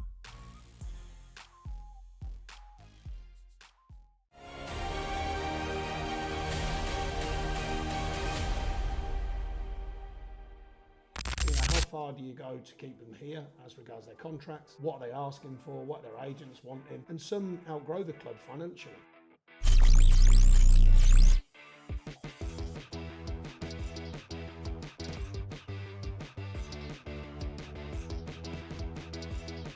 This boy scores all types of goals and he's had another cracking season. Top goal scorer award at the end of the season for Esposito and a host of other awards as well. Thank God I locked that massive release clause in. Pre-season for season 10 has been manic and loads of bids have been coming in. Everyone's after Carabali. I'm fighting bids off for Rizzo as usual. And Parejo is also a wanted man. Oversight time. The worry about Carabali is I've totally forgotten about his minimum fee release clause for clubs in the Champions League because last season we were in it, so it didn't matter. But this coming season we're not, and you can see the teams that are after him. There's a gap in the staffing. My assistant manager has retired, so the search is on. Speaking of staff, arguably the biggest job offer we've had yet has just came in from Inter, offering us an interview. Not this time. Decision was made on our under-18 team. Pro Vercelli icon Andrea Scinetti has been promoted to the role of under-18 manager. He's going to be in charge of coaching all these guys now. Rumours about Parejo persisted. Benfica had a bid accepted because it hit his release clause, but the absolute legend turned them down and instead signed a new contract with us with a new bumper release clause. Hopefully that will frighten off every team. There was new contracts for Ruti and Yaya. And Yaya's deal included a testimonial this pre-season. What a lad. What a lad. So here we are just about to kick off season 10. The good news is we've brought in some players with another one to come in. The bad news is release clauses have bit us because Diego Carabali has gone to Arsenal. Gutted. They only paid 10 million for him. He's worth at least 4 times that. Now we've had a pretty solid testimonial. In fact, the only game we lost, ironically, was the game for Yaya, his testimonial there. And we did play a few former players in that one. But we start the season off pretty well against Spezia. Then we've got our Conference League qualifier. Looks a pretty tough one. Fenerbahce or Shakhtar. Lazio, Como, Atalanta. Not the easiest start for sure. Andrej Zednicek, he's going to be a key man this season. And he has got a new role. I have built a new tactic. And it's pretty much centred about him. Because he's that good. Well, he looks it anyway. First game of the season with the new tactic was away at Spezia. Safe to say Esposito enjoyed it, as did new signing Zednicek. Absolutely thumped them 4-0. In the next match, it was even better away at Shakhtar. We beat them 5-0 with Esposito scoring 4 times and Zednicek with 2 assists. The good start kept rolling at home to Lazio as a late corner goal from Esposito again gave us the win. He scored another hat-trick against Sampdoria. His start to the season has been unhinged. He then scored another 2 against Napoli in a game which I cannot believe we lost, and I can't believe we conceded 5. Look at the match stats. They had 7 shots on target and 5 of them went in. Rizzo with a 5.9. His head must have been in the clouds. You can see why I'm raging with the match momentum. We absolutely dominated that match. This guy again. But it does mean the start to the season overall has been pretty spectacular for us. We're sitting 5th in the league with just that 1 defeat, which I'm still raging about. But we've got 14 points and we're 5 off top of the table into Milan. And as for Esposito, his start to the season has been ridiculous. 9 matches in all competitions, 19 goals with an average rating of 8.43. The new tactic was looking good and we'll go through that shortly, but first, there's been some more major news in the transfer market, both good and bad. First of all, the bad news. Marco Moretti has once again left us for English football. He's gone to Norwich City for 32.5 million. Now this one hurts because he went to Bournemouth and he wasn't doing much. We brought him back for a club record 15 million and now he's gone back to the Premier League for 32 and he's not even playing. He's on the bench. Marco, what are you doing? He's a homegrown talent, so we're going to put him back on the shortlist. When it inevitably goes bad, we can get him back. That meant 44 million total transfers out this summer. Not ideal. We've replaced that with 23 million, so we're still keeping a good profit. First player was a free transfer, experienced Carlos Augusto, formerly of Inter Milan. He's going to cover left wing back and also centre back as well, especially handy with our new system. More depth in Bruno Silva, central midfielder from Sporting. We knew about Zednicek, 6.5 million. I think you can agree that's an absolute bargain, especially when you look at his start, where he's got 7 assists already in 8 matches. Ivan Zitti came in from Inter Milan. He's got some good player traits. He can play in a number of positions. And when we lost Moretti and Carabali, we need players in these wide positions. Which brought me to the last signing of the transfer window, Jonathan David. More experience at 33. His physicals are still okay for that age, but also he can play any one of the 4 positions up front. He'll be a useful addition. Most of the time he's going to be coming off the bench because of Ruti Giuliano and Condello, and it was nice to see that he got off to a good start.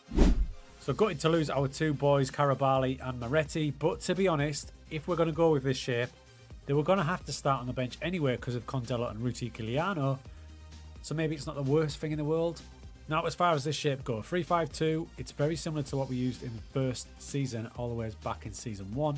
There is the actual formation we started with. Look at some of them names in that team sheet. And isn't it great to see? Look, Di Marino still in there. Condello, Ruti, Yaya. Memories. But back to this tactic. The main reason we got this tactic is to capitalise on Zednicek and Parejo because they are 2 elite wing-backs. Someone's just said they remind them of Dani Alves and Jordi Alba. I'll take that. Or you can even think of Roberto Carlos and Cafu. So this allows them to bomb on because not only do they have 3 centre-backs behind them, but I'm going to use wide centre-backs, so they're going to cover the area in behind them as well. We've got our 2 holding midfielders, which is perfect for Yaya and Sulaj, and then we've got the 3-pronged attack up front, which is already working great because we've seen Esposito's goal return, but also Condello as well. Now he's got himself fit, has 5 assists already. It also might be handy just to give Di Marino a few extra years because 33 now, so now he's in a back 3, but his physicals are dropping into single figures. He's a bit of a worry, but he's going to be helped out with a new centre-back, which I forgot to show you. 2.5 million from Rojas, and check out his valuation. Boom. There he is, 2.5 million from Ecuador, 14 caps already. As soon as he signed for us, his value went up 44 to 59 million. He's not the biggest centre-back at 6 foot, but he's got everything going for him. Potential to be an absolute worldie. He does have a minimum free release clause, but I made it absolutely massive at 54 million. But his defensive attributes are already fantastic. Positioning's great. Even his concentration's good. His bravery. If he needs anything, it's probably just to get him a little bit better on the ball, which, funnily enough, is one of the recommendations from my team. They recommend setting him up on ball control training, and I'll accept that one, absolutely. So the squad's quite sizable because remember, we do have extra competitions in the Conference League this year, which we've started well in, and Serie A started well as well. As far as those youth players go, they are away getting trained up now. We'll leave them be. We'll get back to them in a few episodes' time to check out on their progress. But the 3-4-3 is not faultless. Take, for example, this game against Como. In the first half, we really struggled and went behind to a route one ball. And we were playing awful. Then I changed it up and there was nearly an instant response, which is why we've still got two tactics in our slots. We've got the new one and we've got Old Faithful. And that's what I switched to for the second half of that game against Como. And that's a good lesson to still be adaptable, even if you've got yourself a new good formation, because the first half we were nowhere. Switched to the 4-2-4, look at the difference.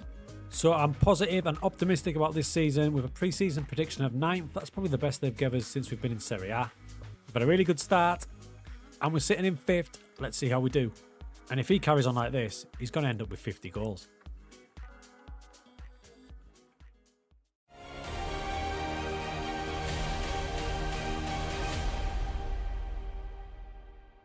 I've seen some goals. I'm not sure I've ever seen a better goal this season for sure. This is one of the best goals I've ever seen.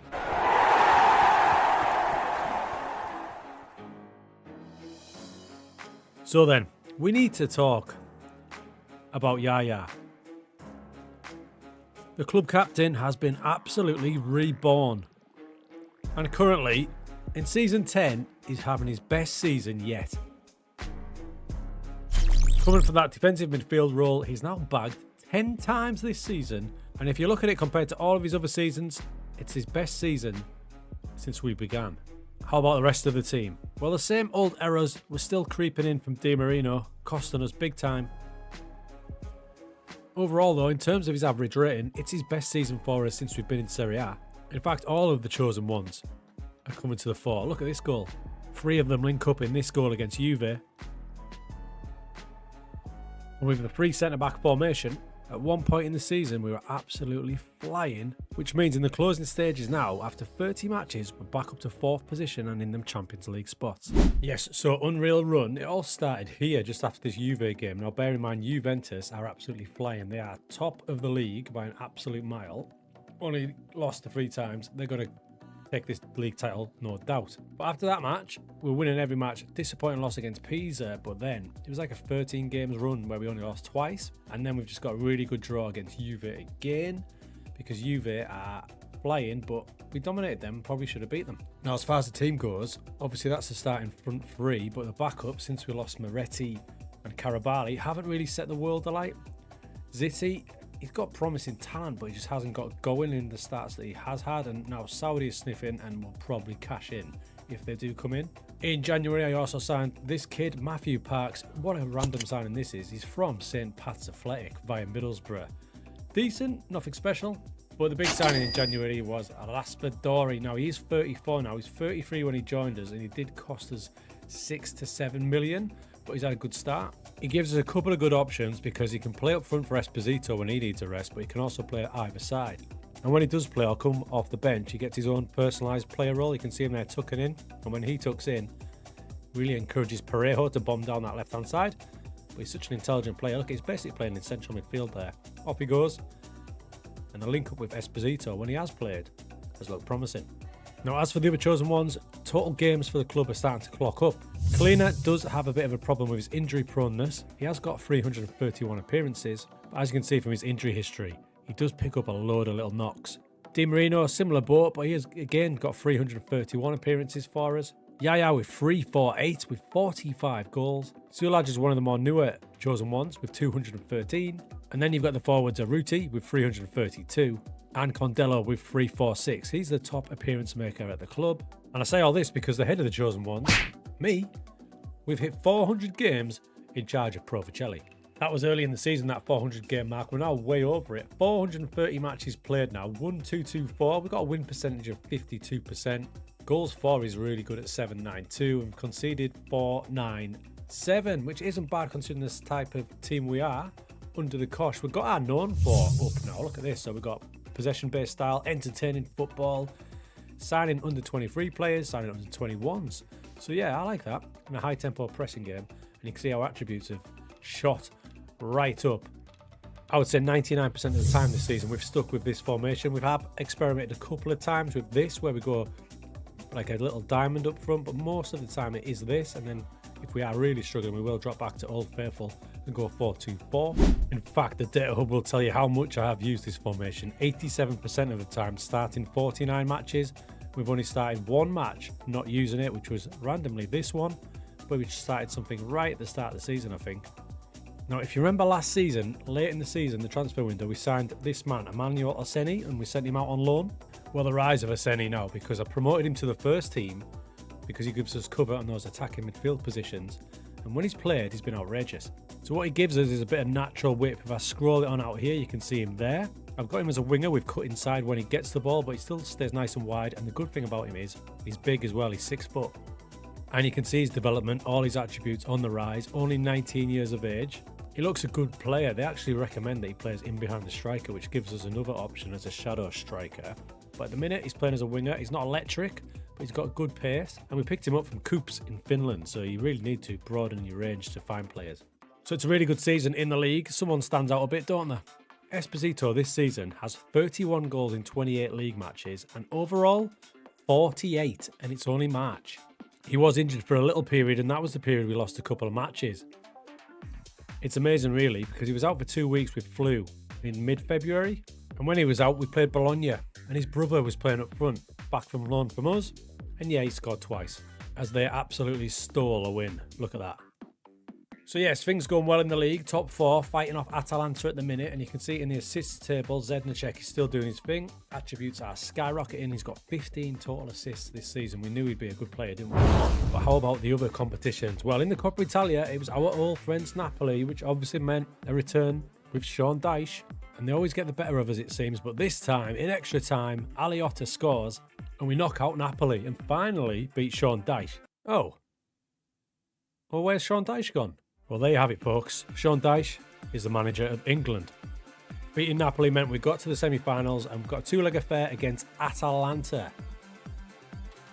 Atalanta have Gyökeres up front now, and the first leg did not go to plan.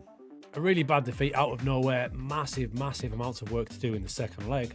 However, over in the Conference League, things went really well in the league phase. Some thumping wins, including this one against Maccabi Tel Aviv, led to us qualifying comfortably in the top 8, only losing the one match out of the 6. In the round of 16, we drew Apol Limassol and smashed them 4-1 in the away leg, which allowed me to rotate the team for the second leg, and we cruised through 6-2. So as we come to the closing stages of Season 10, this is the state of play. Serie A's looking really good, sitting 4th, only lost 6 matches. Title's obviously not going to be in the equation, but we'll try and stick with the top 4. In the Conference League, quarter-final first leg coming up, it's a tough one against Freiburg. And in that Coppa Italia, well, you could say we've got some work to do in the semi-final second leg. As the seasons have gone on, we've been working really hard on the facilities, and you can see we've got excellent academy coaching now, and the youth recruitment is up to a full-on 20. And things seem to be working as our under-18 team are storming ahead of their table, ahead of the likes of Juve, AC Milan, Atalanta and Inter. Which leads me nicely into this. It's that time of year again where we get our new intake of youth players, and for the second successive season, it's an excellent intake. And you could argue this time it's even better with one standout superstar. This is Giuseppe Brunelli, and he's only 15, but already, I can see signs that this guy could be a potential Pro Vercelli wonder kid. Thoughts? And I'll tell you what, the others in the class aren't too bad either.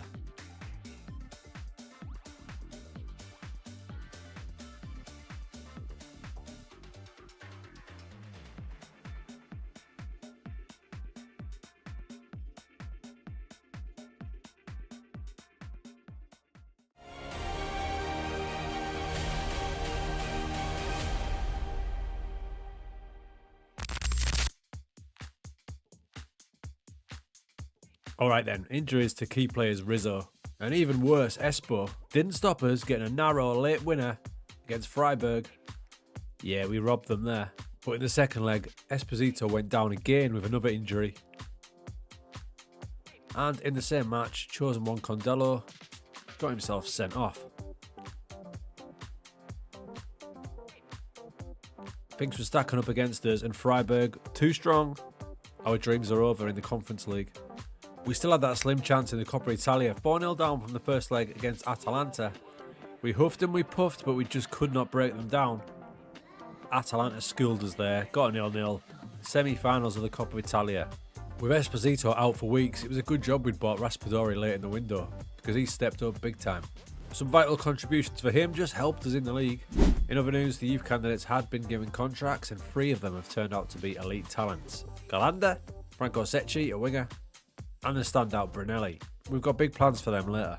A bad defeat to Vicenza away from home meant we're clinging on to 4th place, but Atalanta are tight on our heels. Annoyingly, we've lost 7 matches this season, all away from home. It was time for Verona and Espo was back, and straight away, number 50 for the season. Quite extraordinary what he's done this year. And in the same match, this happened.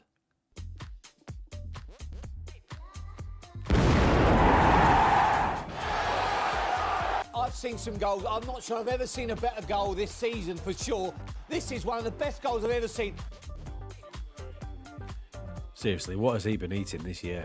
It was time for our last home game of the season, and it's the last game we're playing in the Novara Stadium, the temporary home, because our new stadium will be ready for next season. Fittingly, it was against rivals AC Milan. And I can't lie, I love to see Condello linking up with Yaya for our goal. Another boomer, by the way. But we did succumb to AC Milan, who are really good this season. And we fell away badly at the end of the season. A little bit too much for us. And we ended up finishing 5th as Atalanta were too strong and taking the Champions League spots. We're in the Europa League next season. That might not be a bad thing, you know. This squad is good. It fell away badly at the end of last season, so I'm going to do something a little bit drastic for next season, and it might be a little bit stupid. It's time to do something we don't normally do, a good old-fashioned clear out. And we're going to replace them with a mixture of youth and experience. So firstly, I'm going to take out players that I know won't be with us next season, and there might be quite a few of them. This clutch of players here will all be available for transfer or are going to be out of contract. Next, I'm going to fill the gaps in the squad with some of my youth players. For example, Rossetti, who was one of the elite talents from the season before, I'm going to move him into my main squad, put him on the bench, and I'm going to keep him available for the under-18s while he's there. So the plan is to have him on the bench and him to get game time with us at the same time as the under-18s rather than loan him out when he hits 17. And I'm going to do that with like 2 or 3 players. The rest of the squad, this squad is young. Now, if I look at it, the only experience we've really got is Di Marino, who's now 34, and Raspadori, also 34, who we brought in late on. So I'm going to get in the transfer market, and the plan is to bring in 3 or 4 experienced players, mix them with 3 or 4 youth players, and give me a nice rounded squad to back up that first 11. And then this happened. Wow. Barcelona.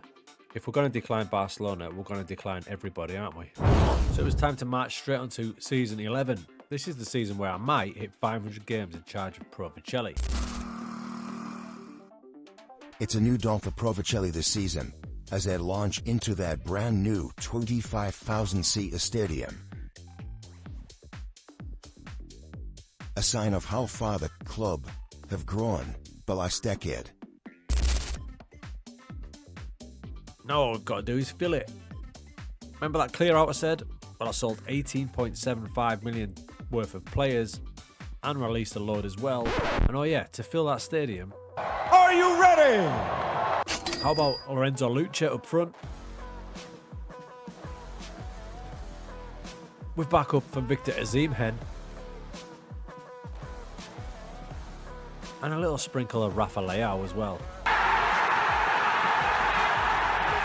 Now this is a big turn for us because normally we're just all about building the club for youth and what have you, but it's a bit of a mixture because we've got these veterans in, these icons in, but if you look at the squad a bit closer, I have brought up those development players as well. So the starting lineup will look like that. You've got the chosen ones down the spine of the team and you've got the 2 lads up front out wide. However, if you look closer at the bench here, you'll see the bench is wild. It's a combination of icons and youth. You've got Luca Rossetti there, and Rossetti, believe it or not, has already played 4 matches. He started 2 matches, one in the Europa League, one in Serie A, and a couple of bench performances as well.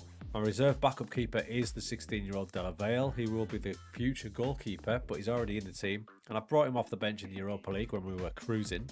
So also on the bench, we've got a great bench now. We've got Luca, Raspadori, Rafa Leao and Osimhen. And Jonathan David can't get a kick either. Season started pretty steady. Atalanta are now borderline my Italian Aston Villa where they keep beating us, but the other games we've looked good against Bologna, Fiorentina and a frustrating draw against Sampdoria, but we have just won 8-0 in the Europa League, and in this one I allowed myself to play a load of players and rested some chosen ones. And I know what you're thinking, how the hell do you get a team that can enable you to play Lucha, Esposito, Rafa Leao and Azim Hen? Well, the formation for this Europa League game looked like that. So we're basically playing one holding midfielder in this one. There's Rafa Leao supplying Lucha. Espo got a penalty. Massive threat from corners now because we've got Esposito, Lucha. There's Rafa Leao again. Now I know what you're thinking, pretty mad tactic, right? Only one in central midfield, but we've got two options for that. The first option is we have Ramirez as an inverted wing back and he tucks inside. Second half in this one, I use one of the centre backs. You can see there's only two of them back there, Alvarez and Cambuala.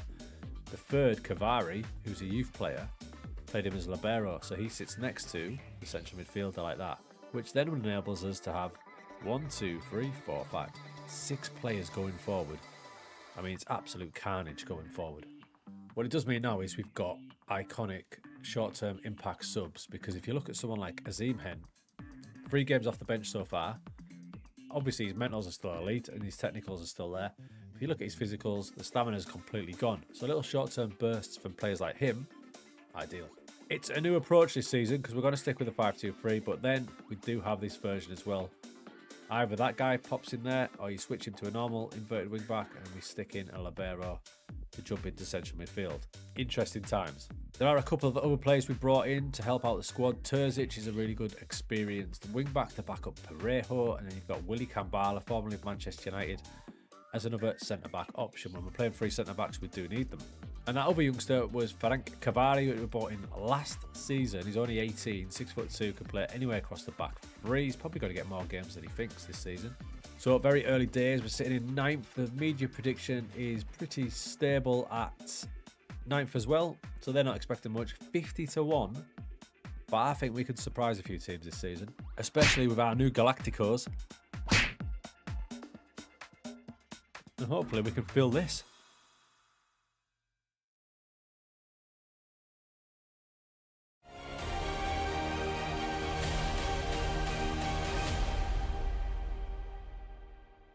And to make a beautiful pass here. This will be the tactic episode because we've done everything to try and get things working. It did help us to become the first team to beat mighty Juventus. In this one, we dropped the counter press and just went counter, helping us to a 1-0 win. This approach also helped us beat Roma and AC Milan. However, annoying results against the likes of Torino and Lecce just set us back. This resulted in the first tactic switch where I went for a flat back 5, moved us 2 central midfielders higher up, hoping to get more players through the middle. And we did have some success, including beating mighty Napoli,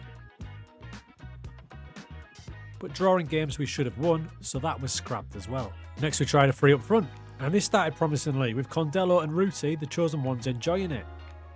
But Condello then went down with a mystery injury, and we just weren't clicking. This led to the latest formation, a 4-3-3. With loads of options up front, this could be a goer. And it's also got us through to another semi-final of the Coppa Italia. And the Europa League has gone well as well. We finished in the top 8, winning 6 out of the 8 matches. So as it stands after 26 matches, we are currently 7th in Serie A. We're in the Europa League round of 16 and we've got the semi-finals of the Coppa Italia coming up, and it's against Atalanta just like last year. So season-wise, it's looking pretty good. We're at the top end of a couple of competitions and the league is what it is. Now because of the league, and it looks like we're not going to progress into that top 4, I'm going to sacrifice the league and really focus on them 2 cups. Because we've got a chance here for Pro Vercelli's first bit of silverware in forever. Semi-finals of the Cup and the Europa League, which I've really got an eye on. And if you look at the league, we are 7th. We should still qualify for Europe, but I'm going to take a risk and rotate like crazy. It was all starting to look really rosy, but then transfer deadline came, and it was carnage. First up, centre-back Sebastian Alvarez. Porto trigger his release clause. He goes for 21.5 million. Same story for Ever Ramirez. Real Betis trigger his release clause, and he leaves for La Liga. And then Saudi attacked, taking away Willy Cambuala. And then the big problem. Elton Sulaj, born and bred from Pro Vercelli, has gone to Saudi. We have lost a chosen one player. So this is a right blow. Sulaj was brought up from the club from 2023, so he's been with us for 10 seasons, rising up the ranks. Saudi came in with an offer of 32.5 million. I refused it, the board accepted it. Reason being, before that, we were in the mud a bit in regards to finances because of the new stadium. So when they received that offer of 32.5 million, they took it out of our hands. He now goes to Saudi, where his value shot up to over 50 million. This was all done the week of deadline day, which didn't give me much time to act, but act I did. Sugawara came in as a backup right back. He only cost me 100,000, he'll be fine till the end of the season. And we'd lost the chosen one, but we brought back another. That's right, Marco Moretti returns for his third stint at Pro Vercelli. We've got him on loan from Norwich till the end of the season. It's great to have him back, and he started really well, scoring a few important goals for us.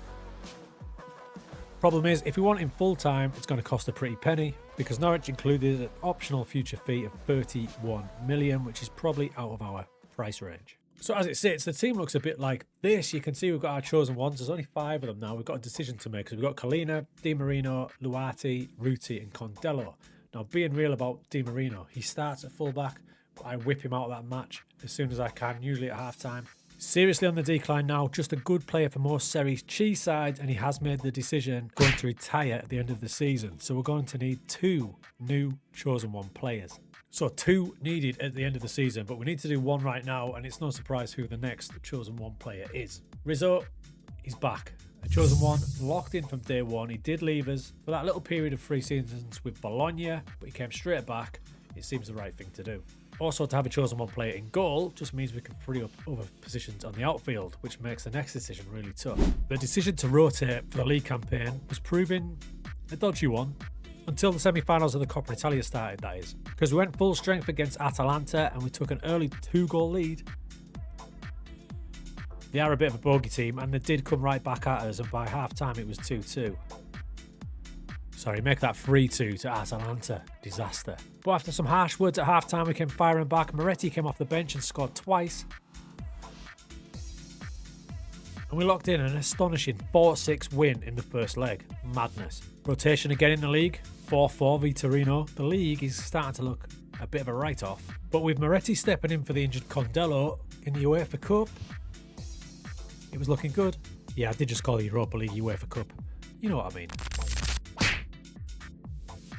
So I felt like this was a good draw, and we did start really well. Now somehow Braga got back into it, but look at the match stats, we should have absolutely murdered them.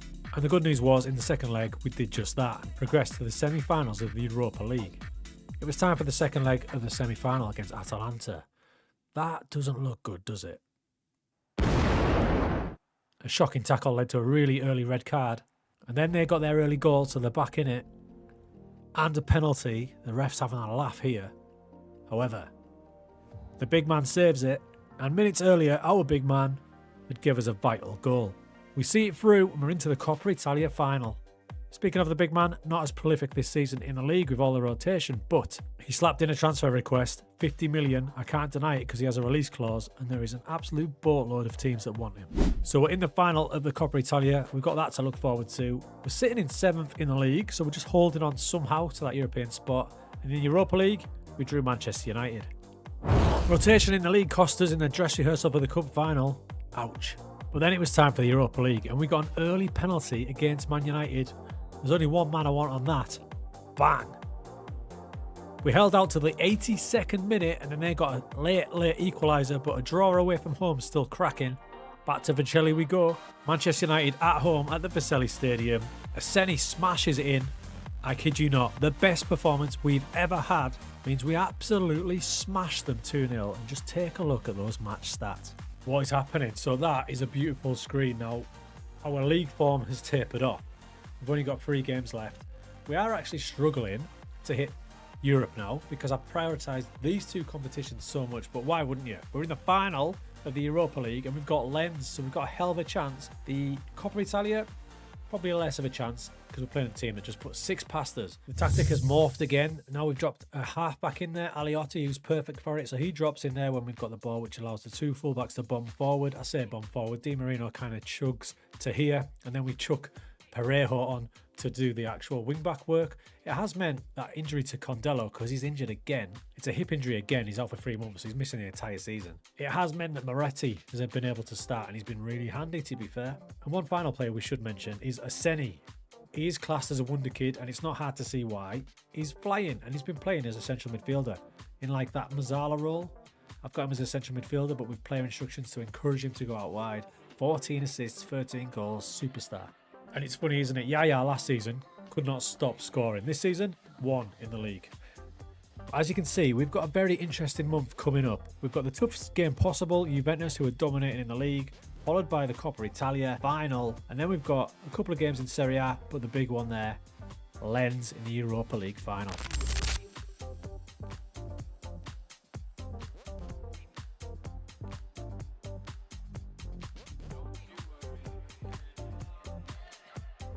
So yeah, a brutal cup final for Pro Vercelli. The sending off didn't help as 4 second half goals crush our dreams.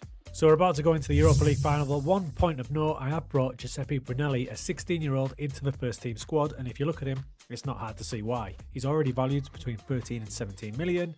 He's going to be an absolute elite player. So the Europa League final is on the way, but we do have to address who will be the chosen one next season. Now, we do have a couple of options. You've just seen Brunelli. It's got to be him, hasn't it? But bear in mind that all my chosen ones, Giuliano, Condello, they're already forwards. We add him into the mix.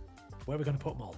Now, I've just promoted another player into the first team squad. This is Matteo Galanda, and he can play pretty much anywhere. Look at that, even at wing back, and he's going to be a pretty elite player as well. Could he be the man to jump into that chosen one berth? We already have Luca Rossetti, who's been a part of the first team squad. He's played 22 games overall this season. Yeah, it's a tricky one. But now it's time for that Europa League final, the biggest game in recent Pro Vercelli history.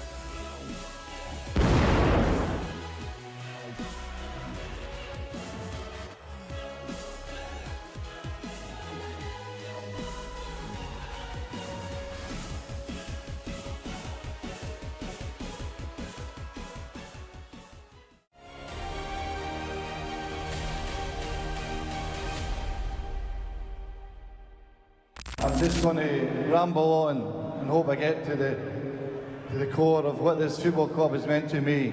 On the back of a landmark season in which we won the Europa League, the season preview has us down in 9th place. That might be something to do with the fact that we also have to juggle the Champions League. But there's been some big newsworthy items. First up, last season's goal-scoring hero Marco Moretti goes back to Norwich City. We just can't afford him. Next up, day one, chosen one, David Di Marino has retired, but all is not lost as he rejoins the club as an under-18s coach. I don't care that he's not very good. He's a legend. He's back. So Luca Rossetti is my new chosen one. It might surprise a few of you who may have thought there were better options, but it's a sensible one because he can play in central midfield or centre back. And at the minute, I just have too many attacking players, and he's still a good baller, and Roma are sniffing around him. This season started with our first ever Super Cup, and we took on Real Madrid. They took an early lead, but we fought back, and look at this goal from Esposito.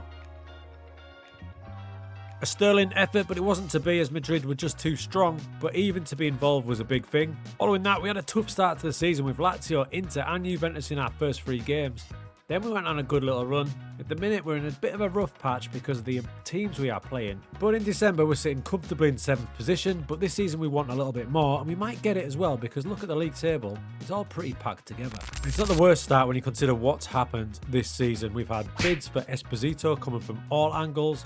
Condello and Giuliano wanted the new challenge. I convinced them to stay. And Condello, one of the chosen ones from the start, actually got himself a testimonial. In the summer, we sold £3.4 million worth of talent, but most of that was down to loan fees. Look at all these loans that have left the club just shows how far we've came in regards to our youth team. And we've spent 18.2 million. 12 of that was on Max Freitas, who's just been capped by Brazil as well. He can play in central midfield, but I've been, funnily enough, playing him as a wide playmaker, which we'll get to the tactics shortly, and he started superbly. We have also taken Brazilian winger Wellington on loan from Real Madrid for the season, and we can buy him at any point for 20. So we talked about our new signing, the two Brazilians, there's Wellington and Freitas, and you can see the link up here, and he's got a great eye for a pass. He can either play in the central position or out wide. Here he is against Cagliari when he came off the bench. Pinpoint pass to Espo. And that takes us to this season's tactic. It's as close to a 4-4-2 as I can physically get. I've been trying to get there, but the chosen one players, Condello, Ruti Giuliano, don't want to play right back, so that's as close as I can get it. We start with our back four with our two attacking fullbacks, Zednicek and Parejo. Then they got a double pivot in front. We've chosen ones, the new man, Rossetti, and Yaya. Still there, even though he's getting on now and his physicals are starting to drop.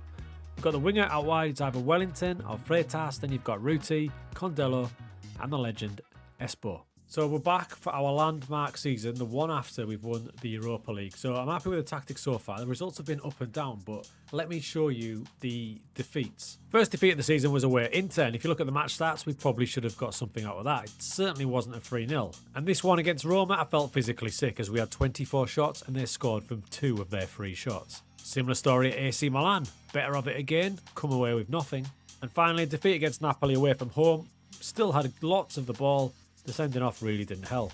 So all we need to do is get a bit more clinical and we'll get up that league. Speaking of the league, look, we're 7th with 25 points, but the guys at the top are not getting away from us. Inter are top, they're undefeated, but they have drawn a fair few matches, so they are only 6 points clear of us. But we've got a lot to juggle here because, as you can probably see from the size of this squad as I scroll up and down, it's not the biggest, and we do have the Champions League to go for as well, but I'm kind of parking that to the side and really focusing on Serie A. So there was a reason why this season I only brought in 3 players and let loads go. It's because I wanted to promote a good bunch of the youth players to act as the backups for the main guys. Because if you look at the tactic here, let's have a look at the fullback Zednicek, for example. His backup this season will be Paparella, who is only 18, up from the youth team. It's a similar story for Rizzo. His backup this season is Della Valle, who's only 17. And the backup for midfielders, Rossetti and Yaya, you're going to have Mombrini, who's an 18-year-old with great promise, and also Galandi, who I'm retraining to be in that position. And for the strikers, Esposito and Condello, we've got the very highly regarded Giuseppe Brunelli, who's already breaking into the team and he's got his first goal. So I've taken a risk by not getting in high-value players to act as backups, but the guys on the bench are going to have a big say. Because we've got Ruti Giuliano, for example, playing on the right wing. He's now only valued below £1 million, even though he's only 29. So if he's not performing, then Orseni jumps in. And we can do that right down the team because the bench is full of youth and it's got some class as well, like Freitas, and obviously still there is Lorenzo Lucha, who's 35 now, but he can still do a job. Now there is a plan B when I want to play Freitas outside on the left-hand side. We jump to this. It's the wide playmaker, and we also drop the tempo down and the press. Because some games when we've been dominating, we just drop the tempo down a bit and it just makes them take their time, and we've found out that we're breaking teams down a bit. And this technique has been working really well, especially in games such as this against Bologna, where we absolutely massacred them with 7 goals. This was also the game where Rizzo got his first assist from the season, and Brunelli scored his first Serie A goal, followed by his second, which didn't half give me Messi vibes. We then got the better of Juventus in the Supercoppa semi-final, the domestic Super Cup. And in the final, we played our bogey team, Atalanta, but this time, we got the better of them. And that goes down as a trophy, believe it or not. So that's our second major trophy with Pro Vercelli. Youngsters Brunelli, 17 years old, his value is shot to 35 to 45 million. We've got a beast on our hands here. And he's going to be needed as Ruti Giuliano is probably going to miss the rest of the season with a bad injury.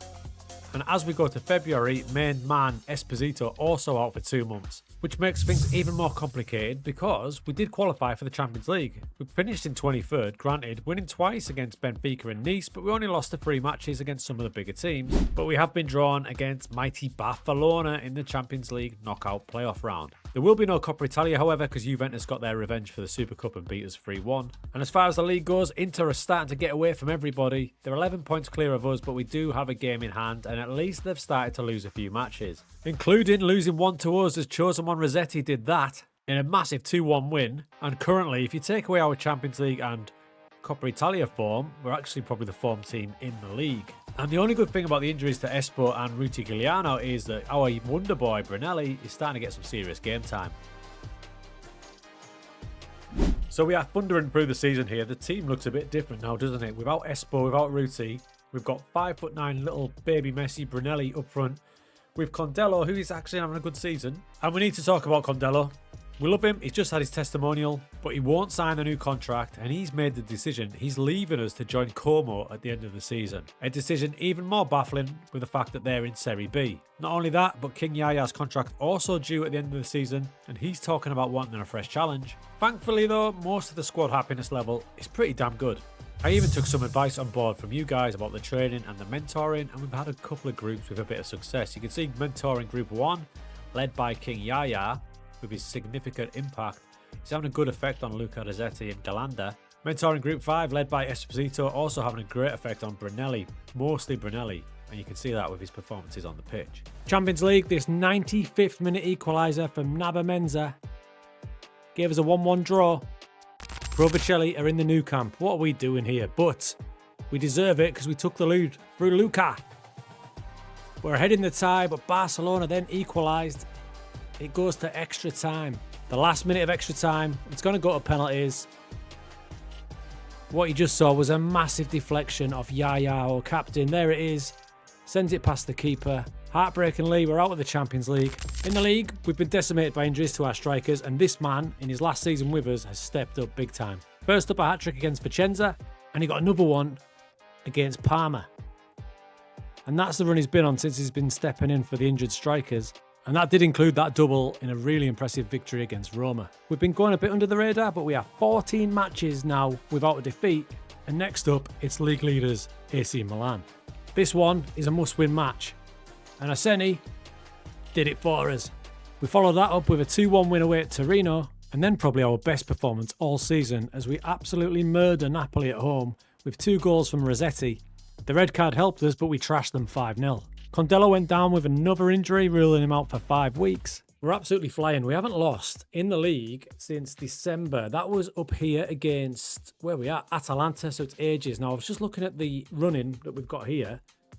I think the only hard game we've got there is bogey team Atalanta out of those clutch of games. Now, if you look at it, we've got an outside chance of the title here because Inter and AC have got to play each other. We're on 66. We are the form team in the league, and we're finally getting players back from injury. Esposito's back. At the minute, he's up front with Luca because Condello's been out injured, but he's on the way back now. Despite absolutely dominating, we draw with Sampdoria. That's a massive blow. A double from Esposito beats our bogey team Atalanta, and then we absolutely destroyed Salento with a double from our baby Messi. And we just kept winning, another 5 against Perugia and a 6 against Bologna. The big blow was this free draw against Fiorentina, but now if you look at our form, we just keep winning. Our last game of the season, what I loved about this was that Chosen One originals Condello and Ruti, who was returning from injury, combined to get Ruti on the score sheet. Yet another booming win, and although we kept winning, so did the Milan clubs, and we just could not rein them in. Despite our best performance ever, and we also scored in 105 goals. And after that match, Yaya informed me he fancied a new challenge, so that's him and Condello leaving us. So that is our best performance ever. We finished 3rd, and any other season, we probably would have finished top because of how good we were on that run. I mean, just look at that. Look at that run. These little draws that cost us in the end, but I've got to be proud of the boys. They took to that tactic brilliantly. There's nothing more they could have done, I think. Nothing more we could have done. And that's why I've come to this decision. So day 1 Chosen One, Di Marino is now a coach. Day 1 of Condello leaving us for Como, and Yaya not renewing his contract as he seeks a new challenge. The heartbeat of the Chosen Ones won't be with the club next season.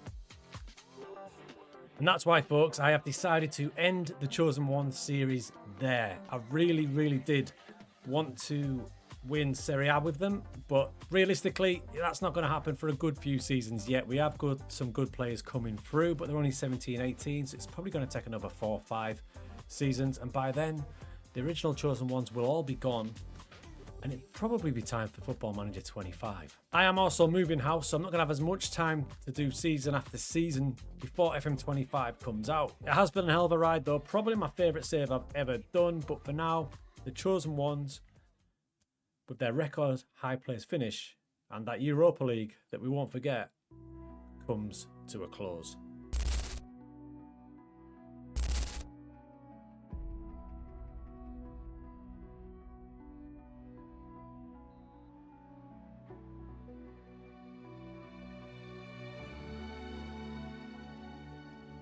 We cannot replace him.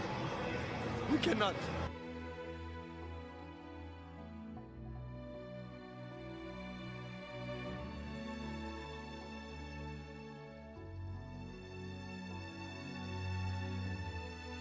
Watch it. Drink it in.